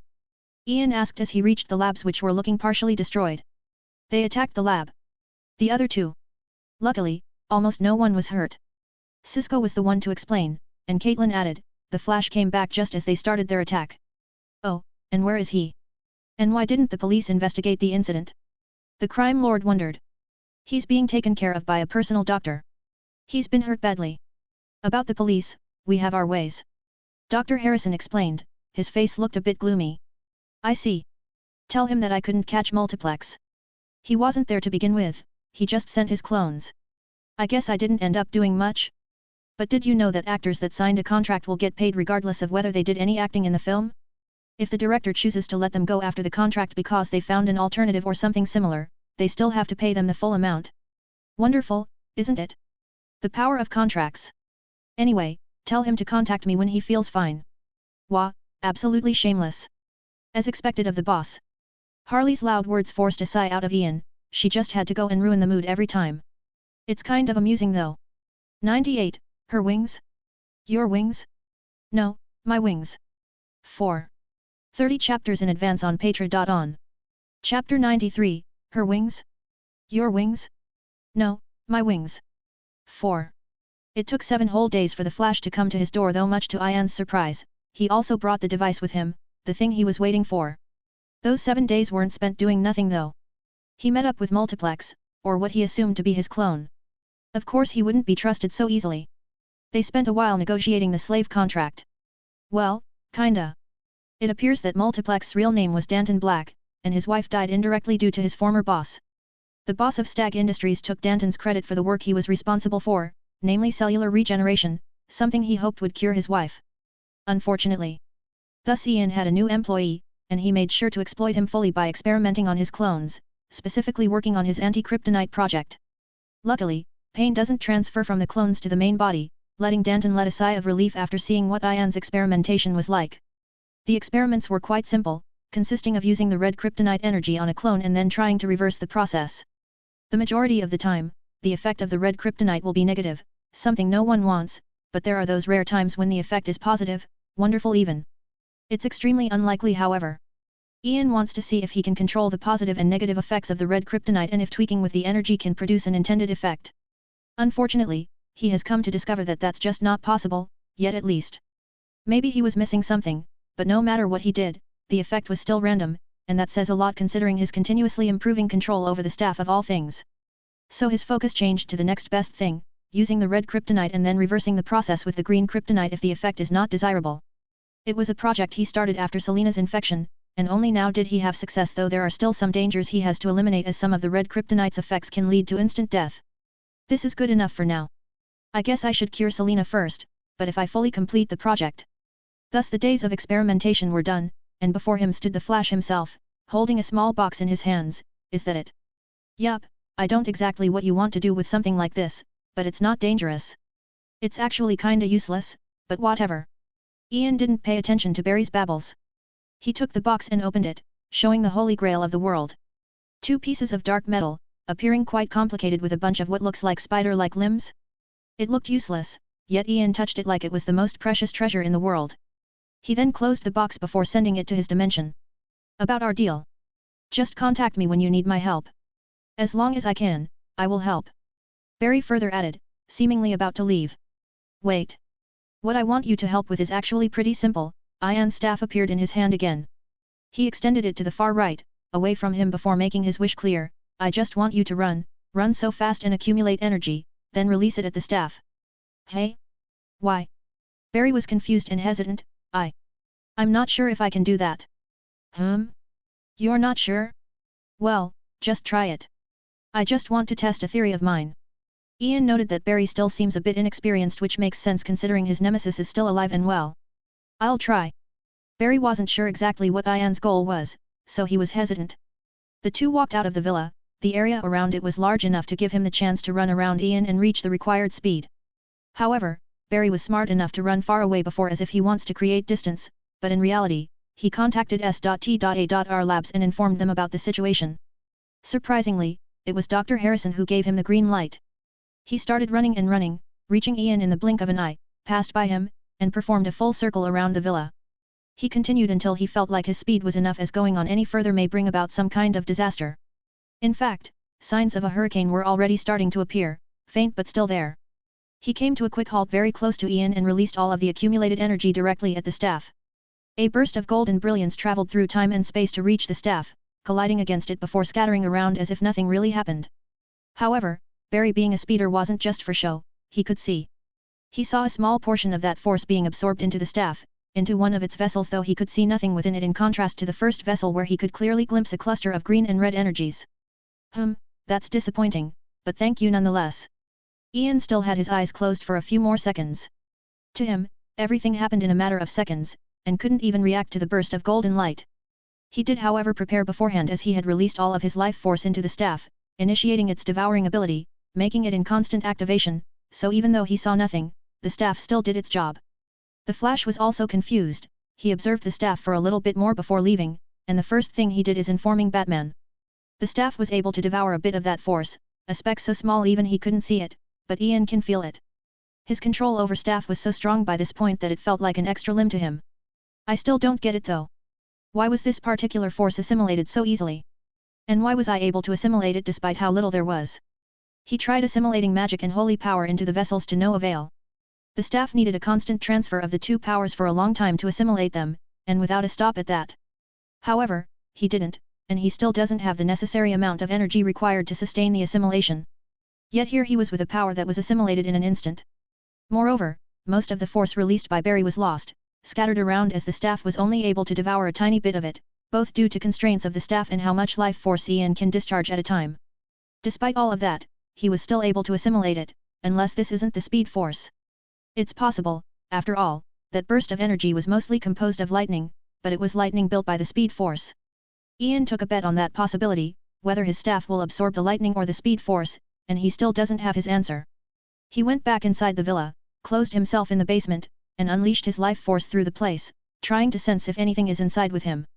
That was a way he figured out to expand his senses, though it's a very slow process, but he knows for a fact that he can sense almost anything due to his life force interacting with it. Thus started a cycle of tests and errors, trying different methods to activate that tiny force. Hey! It does grow just like magic and holy energy, but it's so much slower. The good news though is that it's speed force. Ian let out a sigh. The limits of his life force were nowhere to be seen, it's so much more than he thought it'd be, and it's still growing stronger. It's still in a constant state of transformation, a proof of which is the growing black dots on his back, slowly forming into some kind of symbol. But this is even better. Only with enough power can I acquire the answers I desire. The following week was spent in research, not just on his projects but also on magic. The latter may just be the key ingredient to a whole new world on how to control his life force. He just has to understand the core mechanisms of magic. Something even the most renowned of magic users doesn't understand, but he at least hopes Constantine's books give him a clue. Still, Ian didn't ignore his training, not for one day.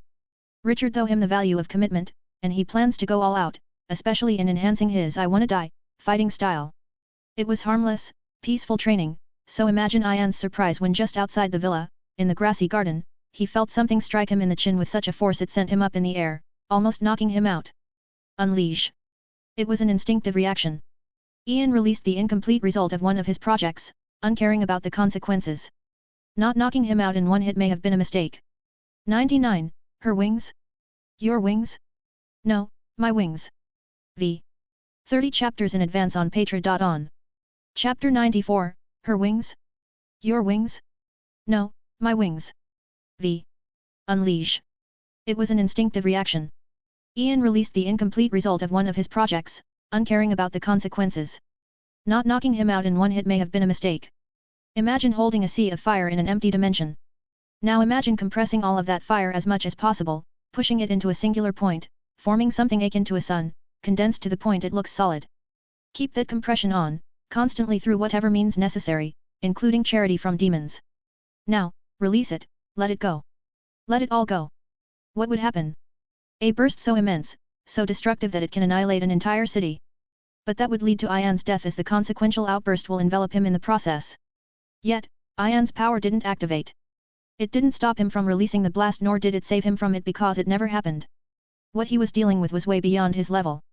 Even that single thought and the instinctive reaction were way too slow because, for his opponent, it appeared as if time was still as he ran towards Ian, seemingly stepping on nothing but air to reach him and deliver another punch, a much stronger one, knocking him out. The man was surprised.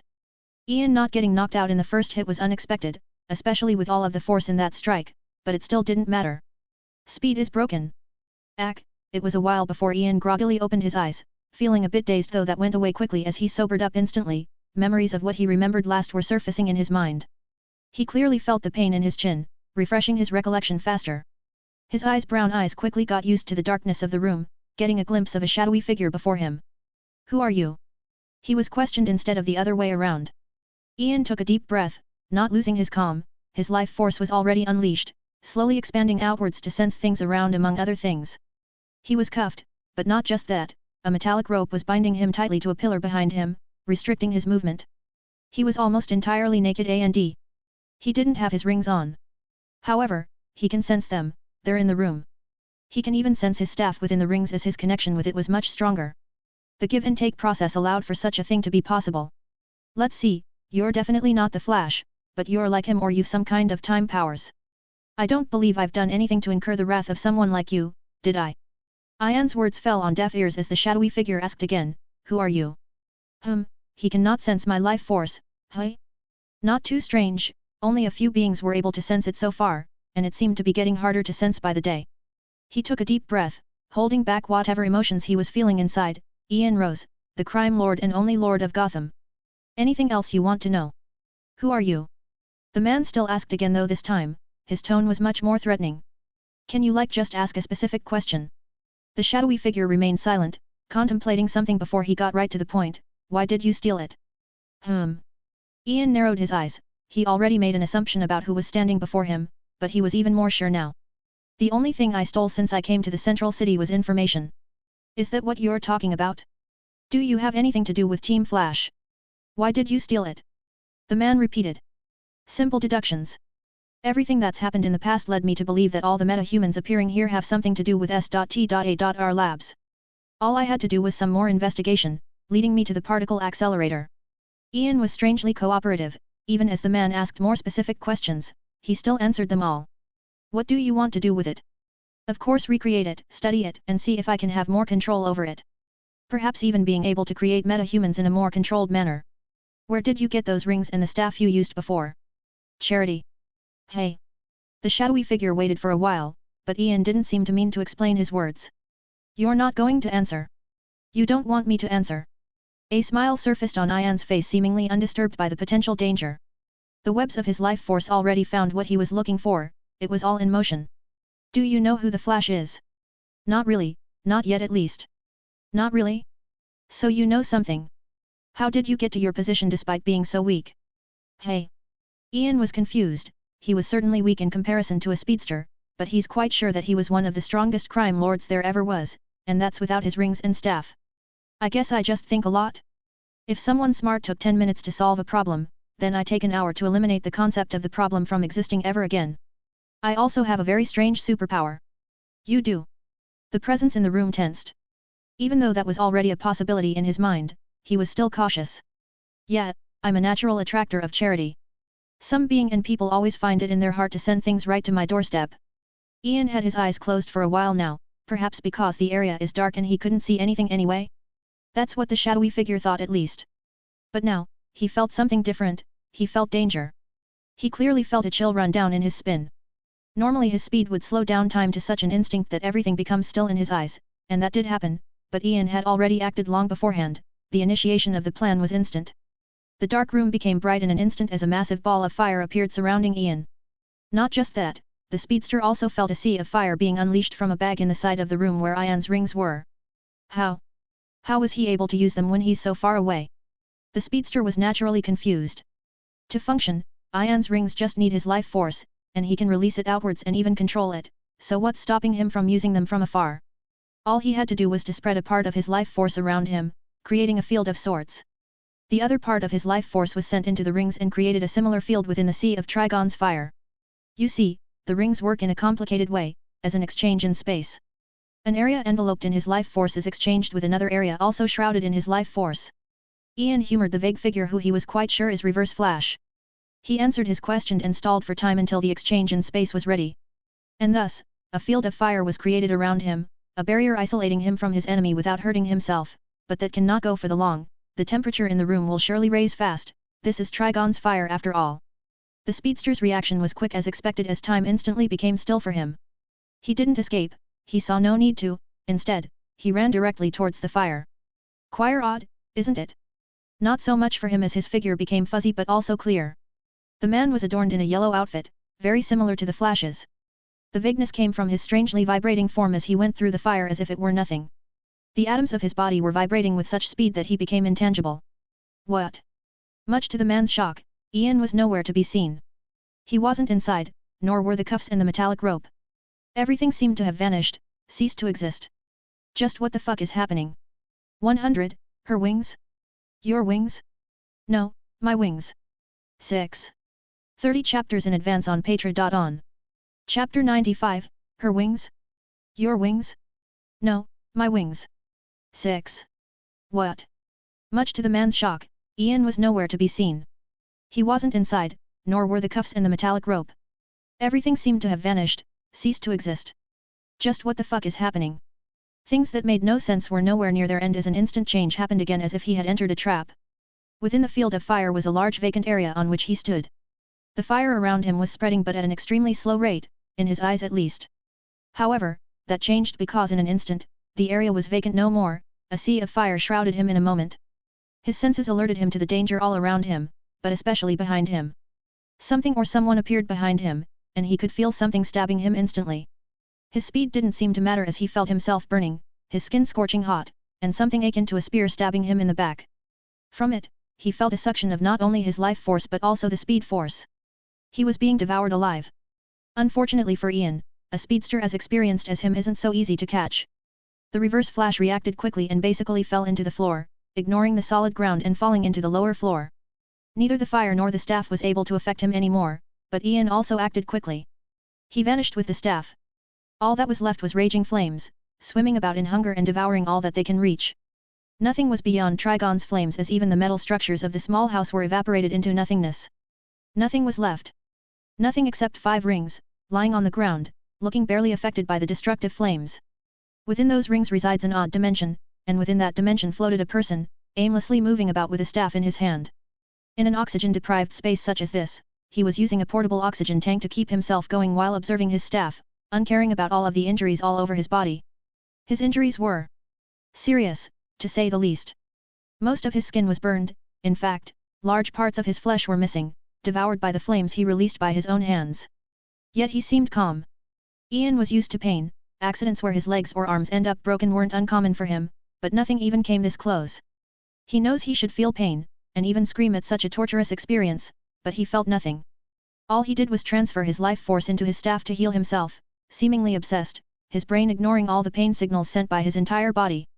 He remained calm, undisturbed by all that's happened, or perhaps he just refused to think about anything at the moment. He already realized the weakness of his powers. He can easily be sealed, or thrown to some closed dimension, and there is nothing he can do to get out of it. It was a weakness he was working on eliminating, and even his current methods aren't guaranteed because if Reverse Flash didn't make the mistake of leaving his rings close by, he wouldn't have been to do much. Indeed, the key to all of Ian's odd moves before were his rings. If Ian can send anything enveloped in his life force into the Black Rose dimension, then why can't he send himself in there? If he can send himself into his dimension, then of course he can send himself out to a specific location where his life force resides. He can of course release his life force outside of his rings to choose a place to teleport to. To a certain extent, Ian created a way to teleport without intending to. Hell, even the demons that helped him create the rings didn't see such a possibility. However, something still bugged Ian's mind. He wasn't able to teleport Reverse Flash inside. His thought process was simple, just send the enemy within the Sea of Trigon's fire, and he shall perish in seconds. Even if some speedsters can run through space and time, he still shouldn't be to run out of there or not pass out and even die in an instant in there. I was able to transfer an angel inside, but not a speedster. Is it because the latter's powers have something to do with space and time? Or did the speed force itself forbid that? Ian retracted all of the other rings from the outside world, leaving only one out there.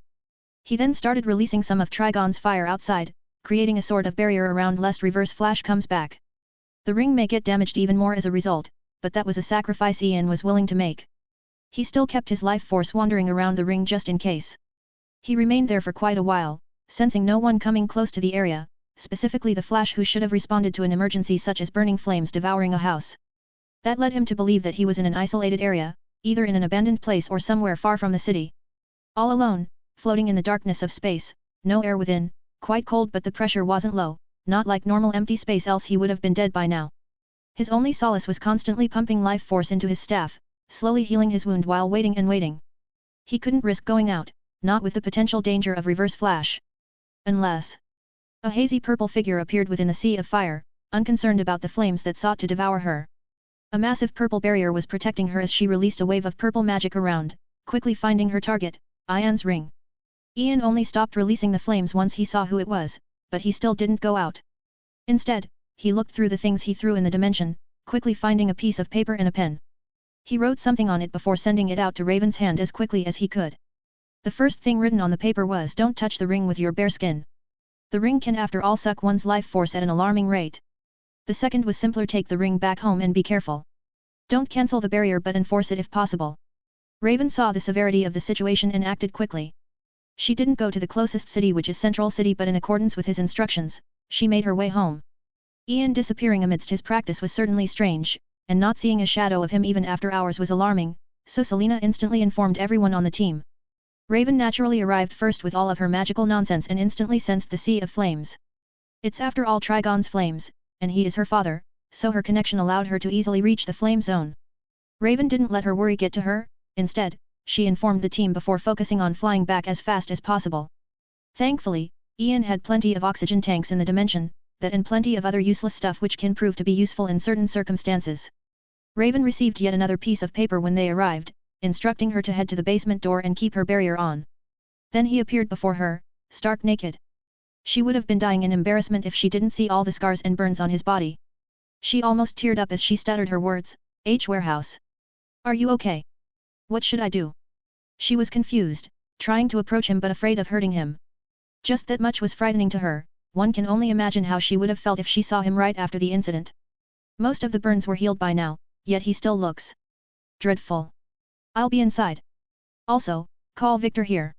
Never mind, just tell the team that I am fine, I'll be out in a while.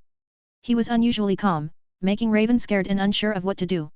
She just watched as Ian put in the codes and entered the basement, closing the door behind him. Her mouth was opening and closing in confusion, so she decided to tell Selena, and she'll know what to do. I wasn't planning on paying attention to you so soon, but you forced my hands. I usually think a lot, but I need to think more, much more about how I can make you lose your mind in despair. He let out a long breath, not seeming angry, but his words sure insinuate wrath. I have to make myself happy to calm down. Meeting Lucifer will do. 101. Her wings? Your wings? No, my wings. 7. 30 chapters in advance on Patreon. Chapter 96, Her wings? Your wings? No, my wings. 7. He let out a long breath, not seeming angry, but his words sure insinuate wrath. I have to make myself happy to calm down. Meeting Lucifer will do. He couldn't help but slightly wince shortly after. Is pain finally catching up to me? Or does giving my life force away exempt me from the pain? Well, I guess there is only one way to find out. Another theory of his waiting to be tested. It didn't settle well with him how he felt no pain while in his dimension, and there are only two possible answers as to why. It's either the doing of his dimension or giving away his life force. If it's my life force, then it's definitely evolving again. It had no such effect before, but now it does.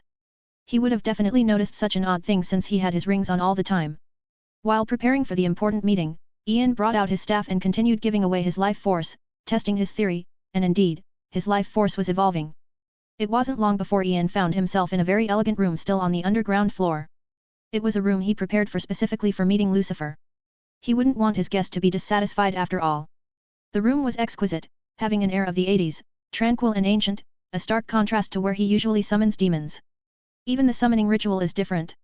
The summoning circle was inscribed perfectly on a small table, and in the middle of the table was an ancient-looking vial. Ian could faintly see a single drop of blood within.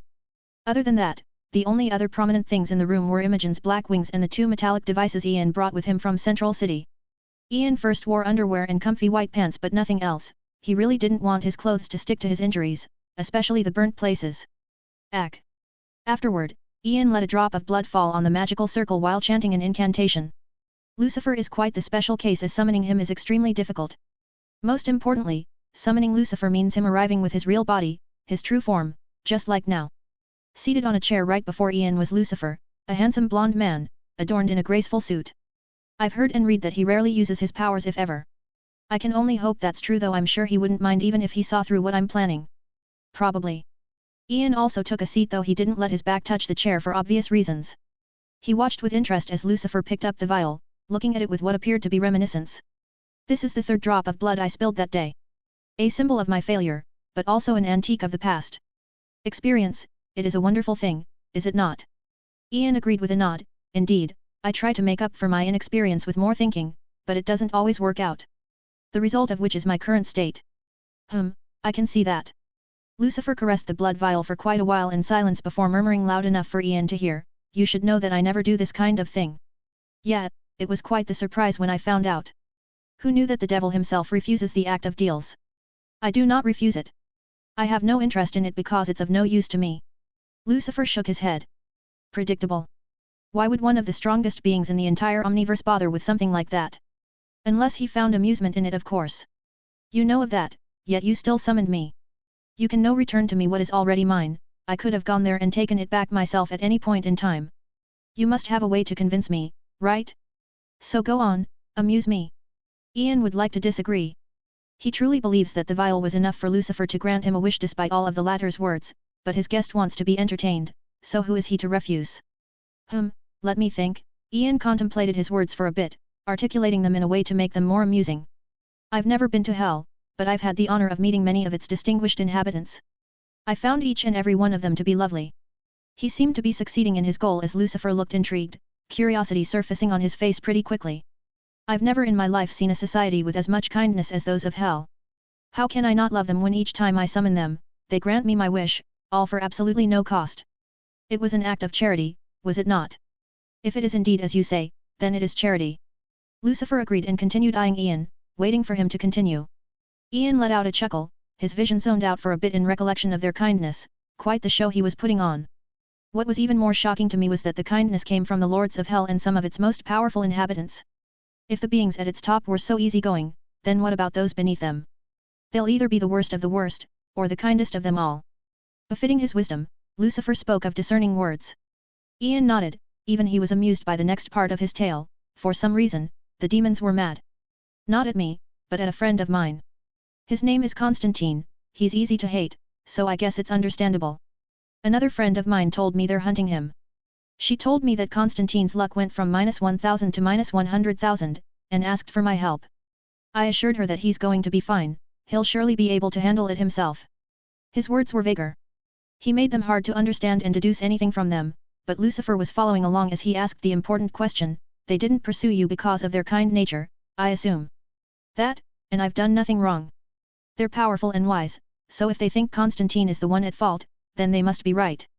Ian chuckled, and so did Lucifer. I'm looking forward to what happens next, though there is something else I'm curious about.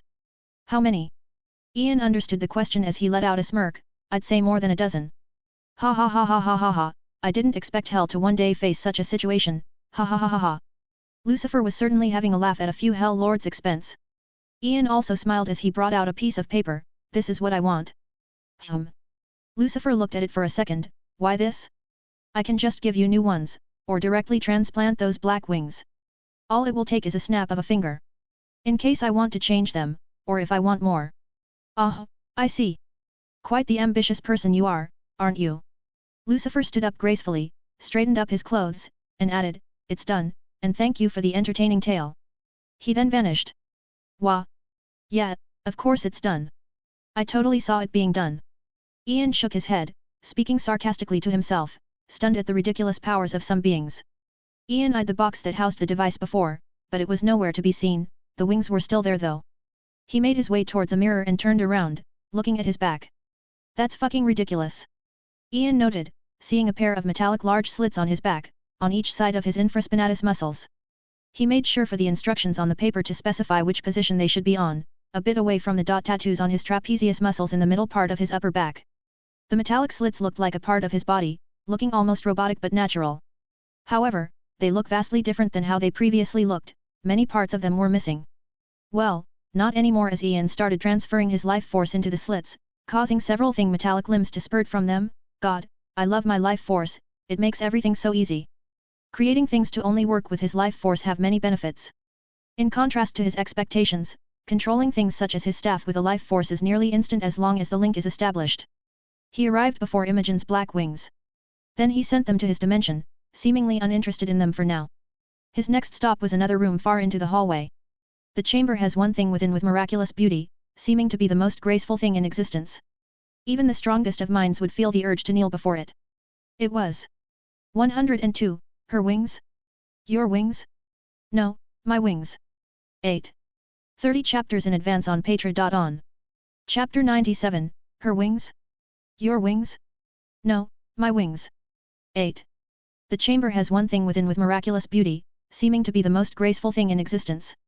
Even the strongest of minds would feel the urge to kneel before it. It was Lucifer's wings. Two vast white wings with immaculate beauty framed on a wall case as if for show, an absolute heresy, and containment of sacred wings. They're the devil's wings though, so it's justified. Perhaps he knows, but just doesn't care. Ian traced his fingers along with the wings' fluffy feathers in appreciation of the fascinating creation. It was really easy to acquire you. Quite surprising. Indeed, it was much easier to locate the wings than expected. Ian didn't know exactly why Lucifer would throw his wings away, but it must be something like, they're not needed. Most importantly, that seemed to have happened recently, otherwise, the wings wouldn't stay in the house of some rich collector who didn't know their true value, or perhaps he did, which is why he killed himself the very next day after their disappearance, but Ian didn't know that. If the inhabitants of hell and heaven were to hear about it, they'd have gone far and beyond to acquire it no matter the price. I have saved the world from war, no wonder everyone is so charitable towards me. He let out a chuckle, looking amused before turning around, his life force already flowing towards the metallic slits in his back again. He stood right before the wings, facing the opposite direction, appearing as if the wings were spurting from his back. It would have been a majestic scene if not for all the burn marks and wounds all over his person, especially the ones on his face. From the slits spurted thin metallic limbs, already moving towards the wings. Messing with the former Lord of Hell, one of the strongest beings in all of existence, may backfire, but it is all worth it. I hope Murphy's Law activates this time. I just don't get it, is it because I wish for it to happen that it doesn't? Murphy's Law might be much stronger than expected. His speech didn't disrupt the operation of the metallic structures as they attached themselves all over the wings. They were incredibly thin, blending in with the wings, almost impossible to see, just as he wished. Lastly, Ian murmured as he put his entire focus on slowly controlling the wings into the slits, the base of the wings to be specific. From the spits spurted something else, something akin to the tip of a spear.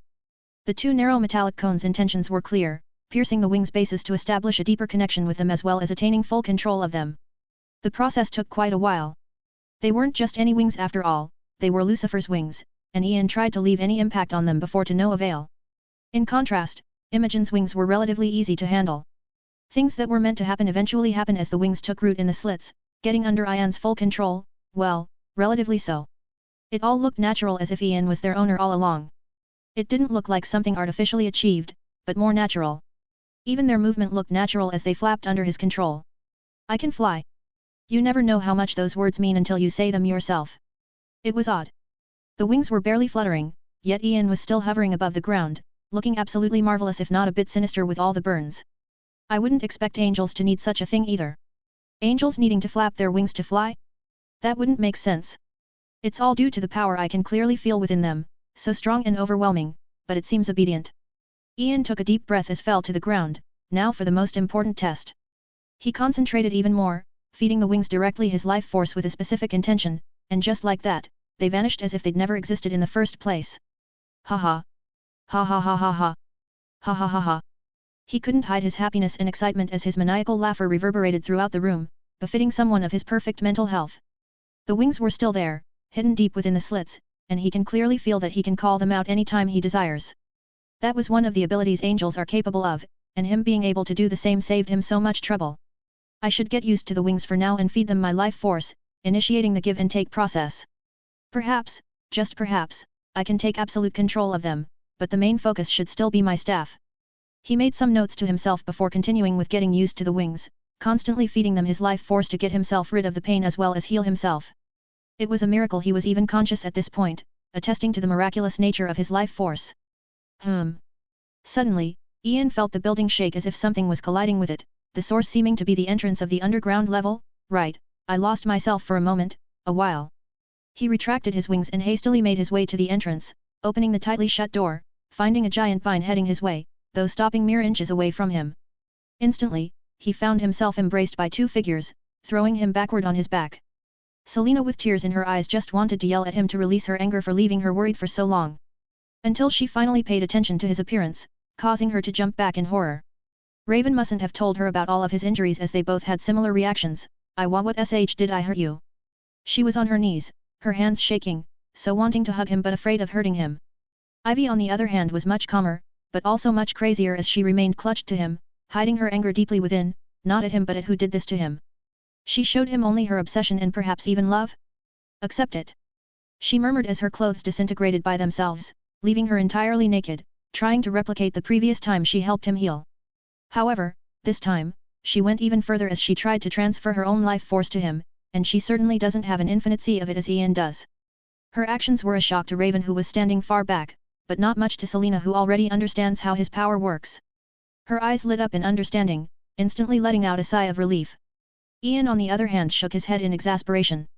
From his point of view, they were overreacting way too much. First, you know my powers. Second, you know my powers. Third, you know my powers. His words made them confused, but he explained nothing more as he stood up while still holding Ivy in his arms. Raven, you can continue with your studies. I'll be fine. He didn't wait for an answer as he entered the underground floor back while pulling Selena with him, paying no heed to another person besides Raven. God, he looked so hot, didn't he? Harley murmured in an almost daydreaming state, all the burns, the injuries, ah. So gorgeous.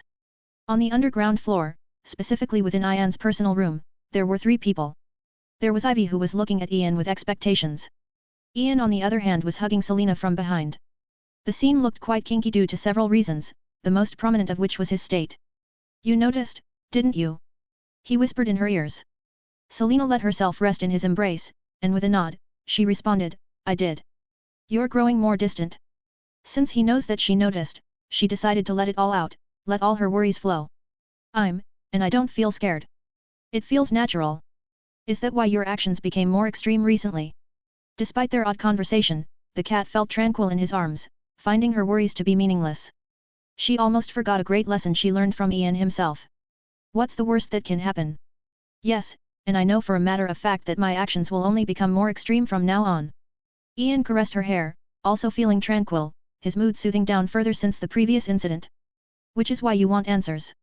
She continued in his stead, feeling his gentle nod on her head. You know, no matter how much I try, I cannot imagine my life without you to be anything but miserable.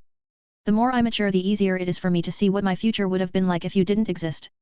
I was a lost cat with very little knowledge about the world and the dangers it holds, but I'm not ownerless anymore, am I?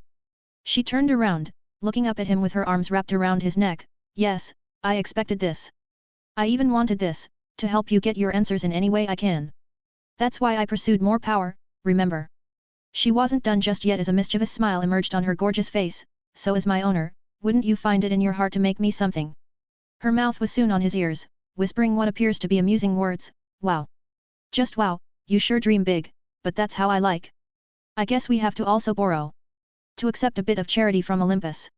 He was certainly amused, but that didn't last long as he focused on his priorities. He wanted to fully heal himself because despite not feeling any pain, he still felt incredibly uncomfortable.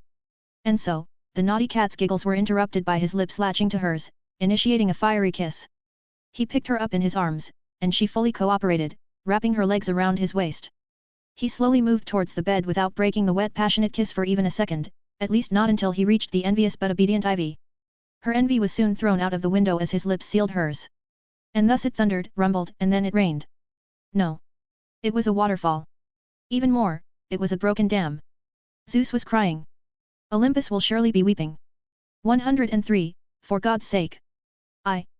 30 chapters in advance on Patra.on. Chapter 98, for God's sake. Wah-ha-ha. The sound of weeping reverberated through the coffee. There were only a few people within it at this time, though none of them were paying any heed to the cries of need. The one crying seemed to notice that as she quickly changed her tactics. Boss. Please don't leave me here alone, please. Ian rubbed his temples, somewhat speechless. Layla, why isn't she learning anything? I mean, she's very useful, but sometimes she can be a little too wild. Ahem, I might have underestimated her a bit, but I also underestimated her usefulness, so. Layla looked a bit embarrassed. She was however still confident in Harley becoming someone worthy of following Ian. Wah. I'm already plenty useful, and I'm obedient. Her words hold some truth. It was truly surprising how much chaos a girl with a bat could bring, and her success rate in missions is nearly 100%. If you make any noticeable progress when I come back, then I'll take you with me on my next adventure, all right? Harley let out a pout of dissatisfaction but still obediently nodded nonetheless. Ian turned his attention to a man seated on a chair. Multiplex, Danton, you said that you want to do it yourself. I've taught you the art of distractions, so you should be fine, but just to be sure.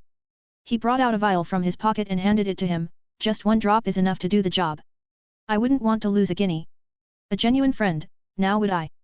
Ian was stone-faced even as Danton's face twitched several times, but the latter still took the vial as if it were the most precious thing in the world. All the torture his clones went through for the past month since his arrival in Gotham was forgotten. Anyway, only his clones suffered through the experiments. It was discrimination. Ian on the other hand didn't discriminate, he saw them all as friends. Now. Ralph, Barney, and Mike. I've told you all this before, but let me emphasize it. Make the enemy underestimate you. Don't show them your new powers lest they become more cautious. I will only be away for about 3 months, so I expect perfection when I come back. I didn't give you those gifts for nothing after all, understand? Yes. They all responded immediately like soldiers, though their expressions were a bit different. Barney was very clearly happy, his eyes shining with a bright light. Mike on the other hand looked depressed while murmuring quietly, it's not fair at all. Why do I end up having something like this while he... I hate it. He was discreet but Ian still heard him as he eyed him with a bit of amusement. Honestly, I'm starting to think that you're cursed with bad luck. Like, I tried many times, but you always end up with shitty superpowers. Or curses. Barney laughed loudly at that as he smacked Mike's back. Don't worry about it. At least the one you have now is useful. WH.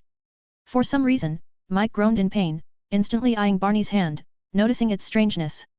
It appeared to be entirely made of diamond-like material, extremely hard and painful. You son of a bitch. You're making fun of me now, hey?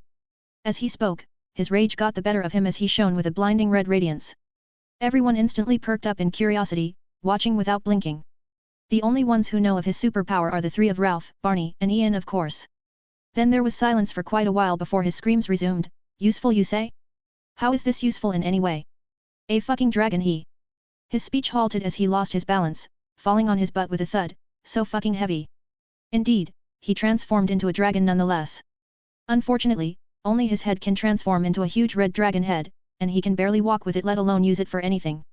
But you can use fire, right? Selena asked curiously, hiding her amusement. Mike slumped back to the ground, losing his spirit in desperation. I wish. It's actually super CO. Pftahahahaha. Sorry, I couldn't hold it in hahaha, but it's really cool.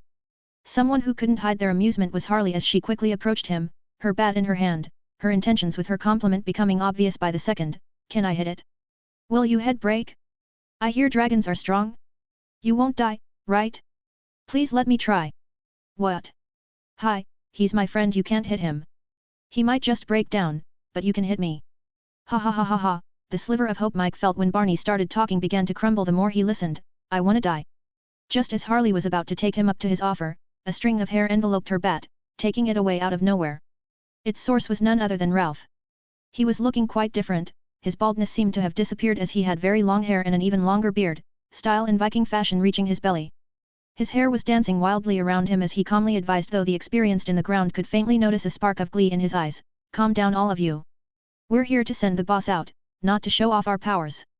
He didn't say, but his facial expressions were telling it all. Mike was having suicidal thoughts. It's such a breath of fresh air. Ian was kind of proud of the community or family he built, it just never failed to amuse him, and he could see that it will only get more entertaining from now on. He got everyone's attention with a clap of hands. All right Mike, don't be so down now.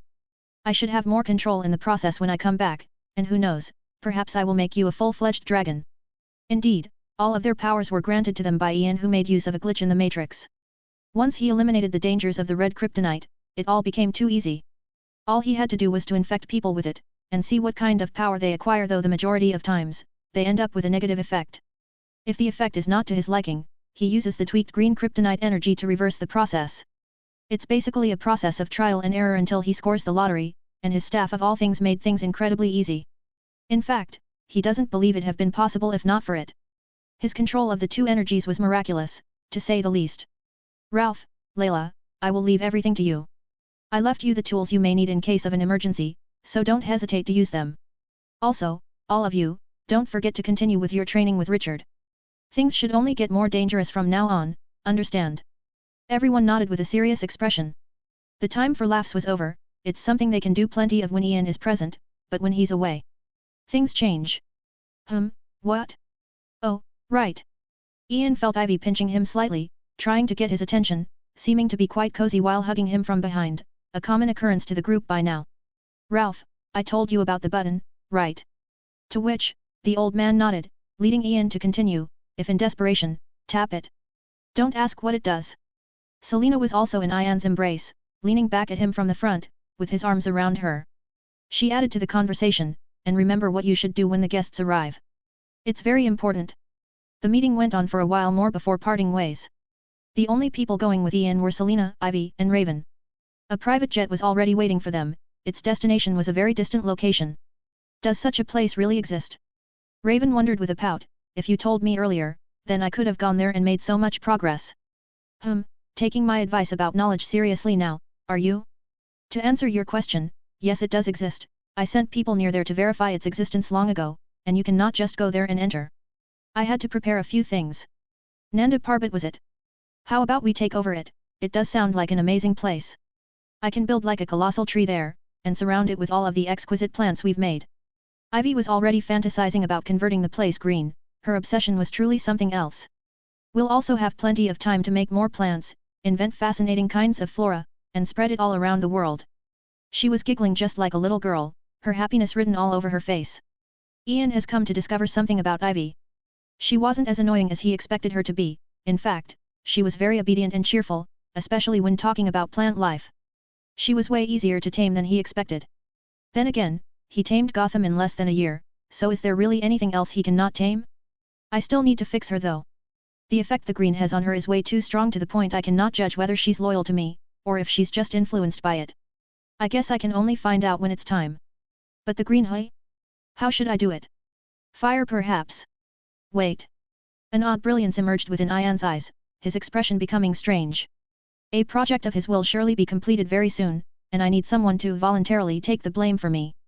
Sigh, what is he thinking now? 104, for God's sake. 2. 30 chapters in advance on Patra.on. Chapter 99, for God's sake. 2. Nanda Parbat is a hidden city nestled high in the mountains of Tibet in China. It is said to be a place of healing and enlightenment watched over by the goddess-like figure Ramakrishna and her monks. The city was Ian's target or his destination. He came in peace with no intention to fight, so surely nothing bad will happen. The private jet took them to the closest airport to the place. A portion of the way was traveled by an off-road car, but they still reached a steep hill, and grounds that couldn't be traveled by car. Ian, can we walk for a bit? Please, I want us to walk along with nature. With her emerald puppy eyes, Ivy bugged cutely. She was truly like a child in nature. Sure, that sounds like fun. What do you think?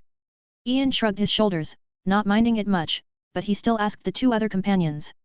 I want to reach the place soon, but I can afford to wait. Raven also didn't mind. A picnic? Sure, why not? And an interesting picnic it was, mostly with the group following after Ivy as she bounced around and looked at the diverse plant life of the mountains. Her passion was equally reciprocated by nature as flowers and trees alike danced in her presence. It was all the effect of her extremely potent powers which have become incredibly strong in the last month. Ian did put a lot more focus on intimate training sessions as of recently. I really want to live in a place like this. Ivy softly murmured, her gorgeous red hair drifting in the air due to the mountain's sweet breeze. So do I. It's peaceful, isolated, and perfect for misdirecting blame. Ian agreed though his view was not as pure as her. I can make the place poisonous for everyone but us, a death zone which no human can set foot within. His words got her into character, her thoughts becoming extreme. Oh? Are we not humans? Selena asked, seemingly amused. No, you have his mark. Why do you think I became okay with you touching him? Ivy took the question too seriously as she observed Raven next. You, on the other hand. Calm down. Ian shook his head as he walked up to Ivy, hugging her to help her regain her composure. It was a very odd phenomenon about her, she sometimes becomes way too emotional, but a hug was always enough to soothe whatever it is that was brewing within her. His mark? And what do you mean you allowed me? I think I must have misheard things. You must have said I allowed you, right? Ivy's response was just sticking her tongue out before hugging Ian tighter, though the latter noticed things were getting heated, so he performed the art of distractions. It's an art that's useful in any field. It's a way of life, I dare say. It's getting cold. It will be sunset soon, so let's move.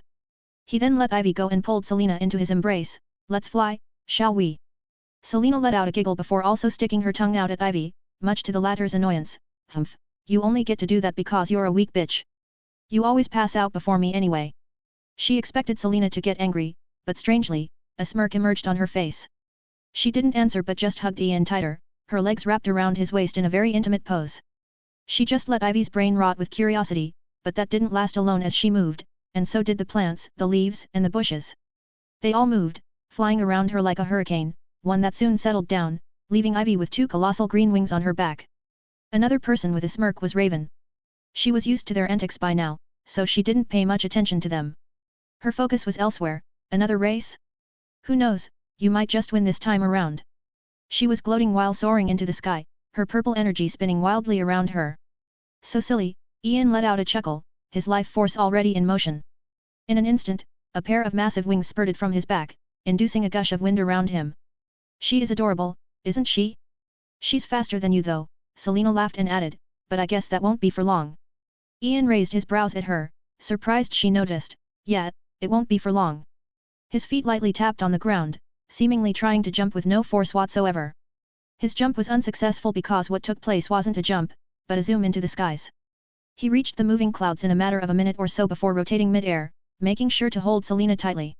His vast wings flapped once, and that was enough to leave a blast of wind behind him, flying directly towards his destination. His flying speed was roughly the same as Ivy, though he can fly much faster. The problem was how much air pressure he and Selena can handle, so he stayed within his limits. At some point, the scenery changed. Instead of the greenery of the jungle, there was only ice and snow. The mountains were tall, piercing through the clouds, and somewhere amidst them was his destination. His vision soon came upon it. Hidden among the mountain tips was the Golden City, Nanda Parbat. Ian was certainly not a rude person. He is in fact so kind that even demons can't help but donate their everything to him, so it wasn't strange for him to land before the gate, expecting a response from the sacred city. The 4 uninvited guests didn't have to wait for long before the gate opened. Few monks stood at the gate, signaling for the group to approach. To what do we owe the pleasure? The leading monk spoke in surprisingly fluent English. They aren't as isolated as they seem. Ian rose, an adventurer seeking a place of enlightenment and progress. His bullshitting techniques were superb, immaculate even in the eyes of the enlightened monks. We.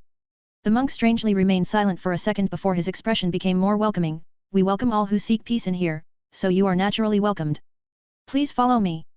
Things went surprisingly well. They even prepared an entire manor for him with a vast courtyard to go with it. They were generous, befitting of the enlightened. You always brag about it, never thought much about it, but you really have a gift for attracting charity, Raven pointed out, rather bewildered. Such is the fate of the kind, Ian shrugged, not confused in the least. The guardian of the place must have sensed something.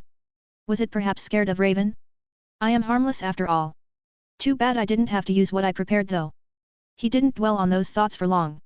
Instead, he pulled out all of the group's stuff from his dimension and gave the girls time to settle down. As I told you all before, times move differently here. My speculation is that 2 months outside equals 2 years in here, and that's how long we'll stay. What we lack most are time and experience, so let's use all our time here to make up for those.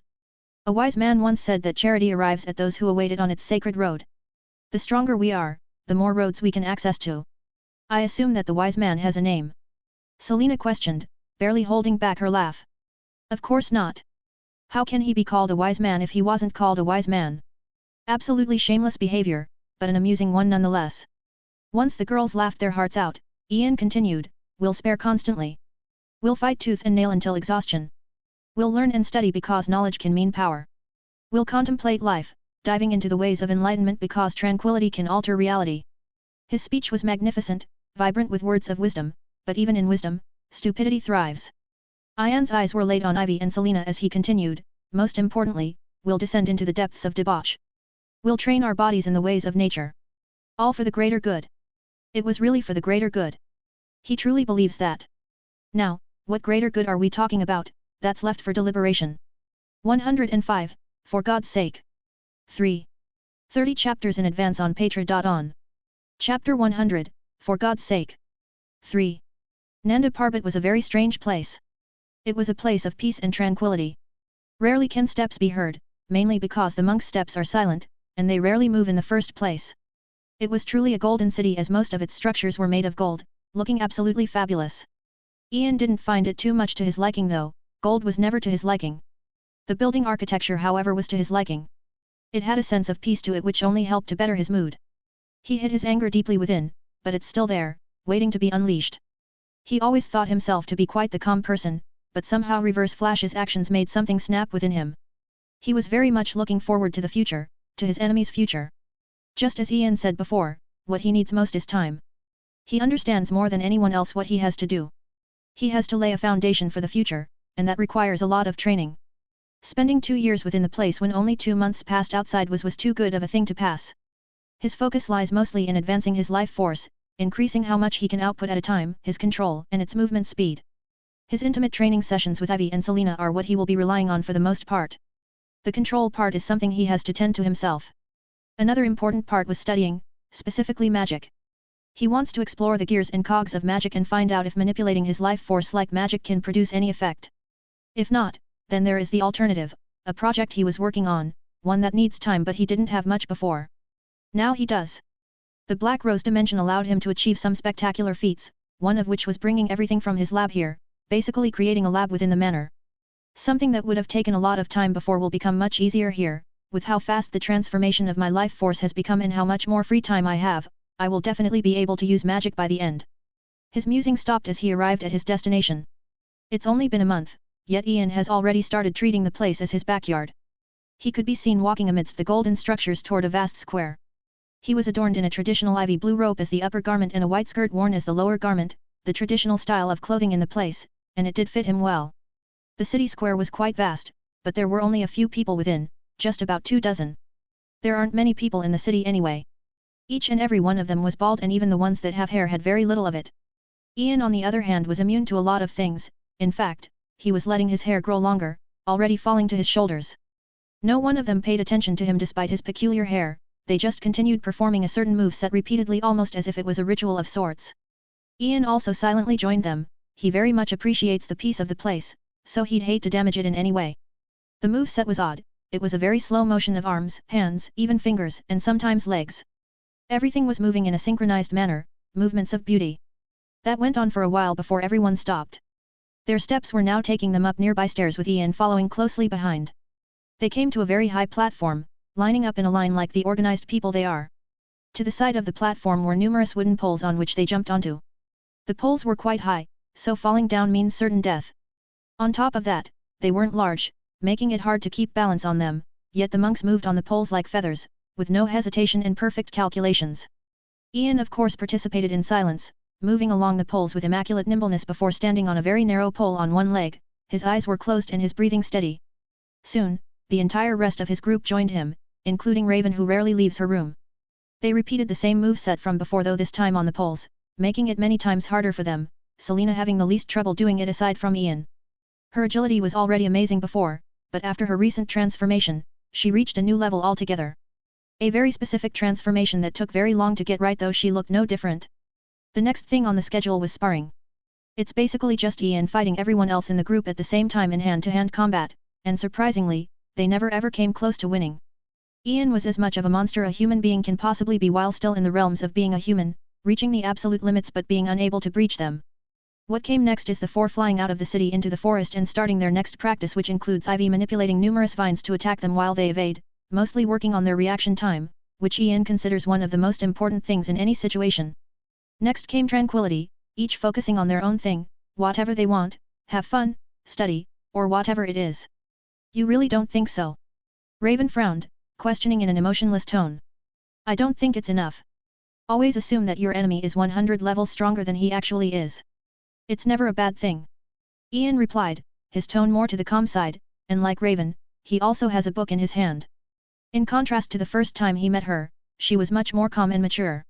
He remembers she lost control of her emotions a bit back then, though it makes sense considering what was before her was Trigon's scroll.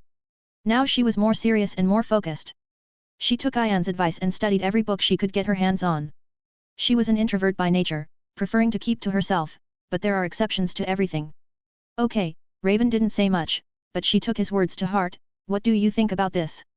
Ian took the paper from her hand and started looking through it. It was a spell, an odd complex spell. Described in the paper were its every mechanism, how it works, and its effects. Why though? Ian frowned, eyeing Raven strangely. What? It's just in case. You told me to always prepare backup plans, and this is one. Raven didn't flinch but still spoke calmly, confident in her methods. Ian let out a sigh, almost wanting to facepalm. Yeah, but why would you need to sacrifice yourself? Think bigger, this is just weak. Is it? Then what might you suggest? Raven crossed her arms, somewhat unconvinced. Well, demons are very kind, so you can just convince them to use the spell for you. Perhaps convince Trigon to use it himself? You may have to improve the spell, but it shouldn't be impossible. Ian wasn't done. He was stroking his chin in contemplation, words coming out of his mouth like a chatterbox. Plenty of different ridiculous possibilities, better yet, just find a way to visit heaven and summon him there. I'm sure he will respond for you. Ian ruffled her hair before shaking his head, going back to read his book. He didn't tell her much. He wants her to solve things by herself, and if she can't, then he'll just have to act. A solution he already had. They continued to study magic together, helping each other whenever necessary. Raven was more focused on dark arts while Ian focused on main things, but mainly the mechanisms of magic. Speaking of magic, after a few hours of exhausting wild training sessions with Ivy and Selena, specifically exhausting for the two, Ian on the other hand becomes incredibly energetic, and he rarely sleeps. His nights are often spent in his lab.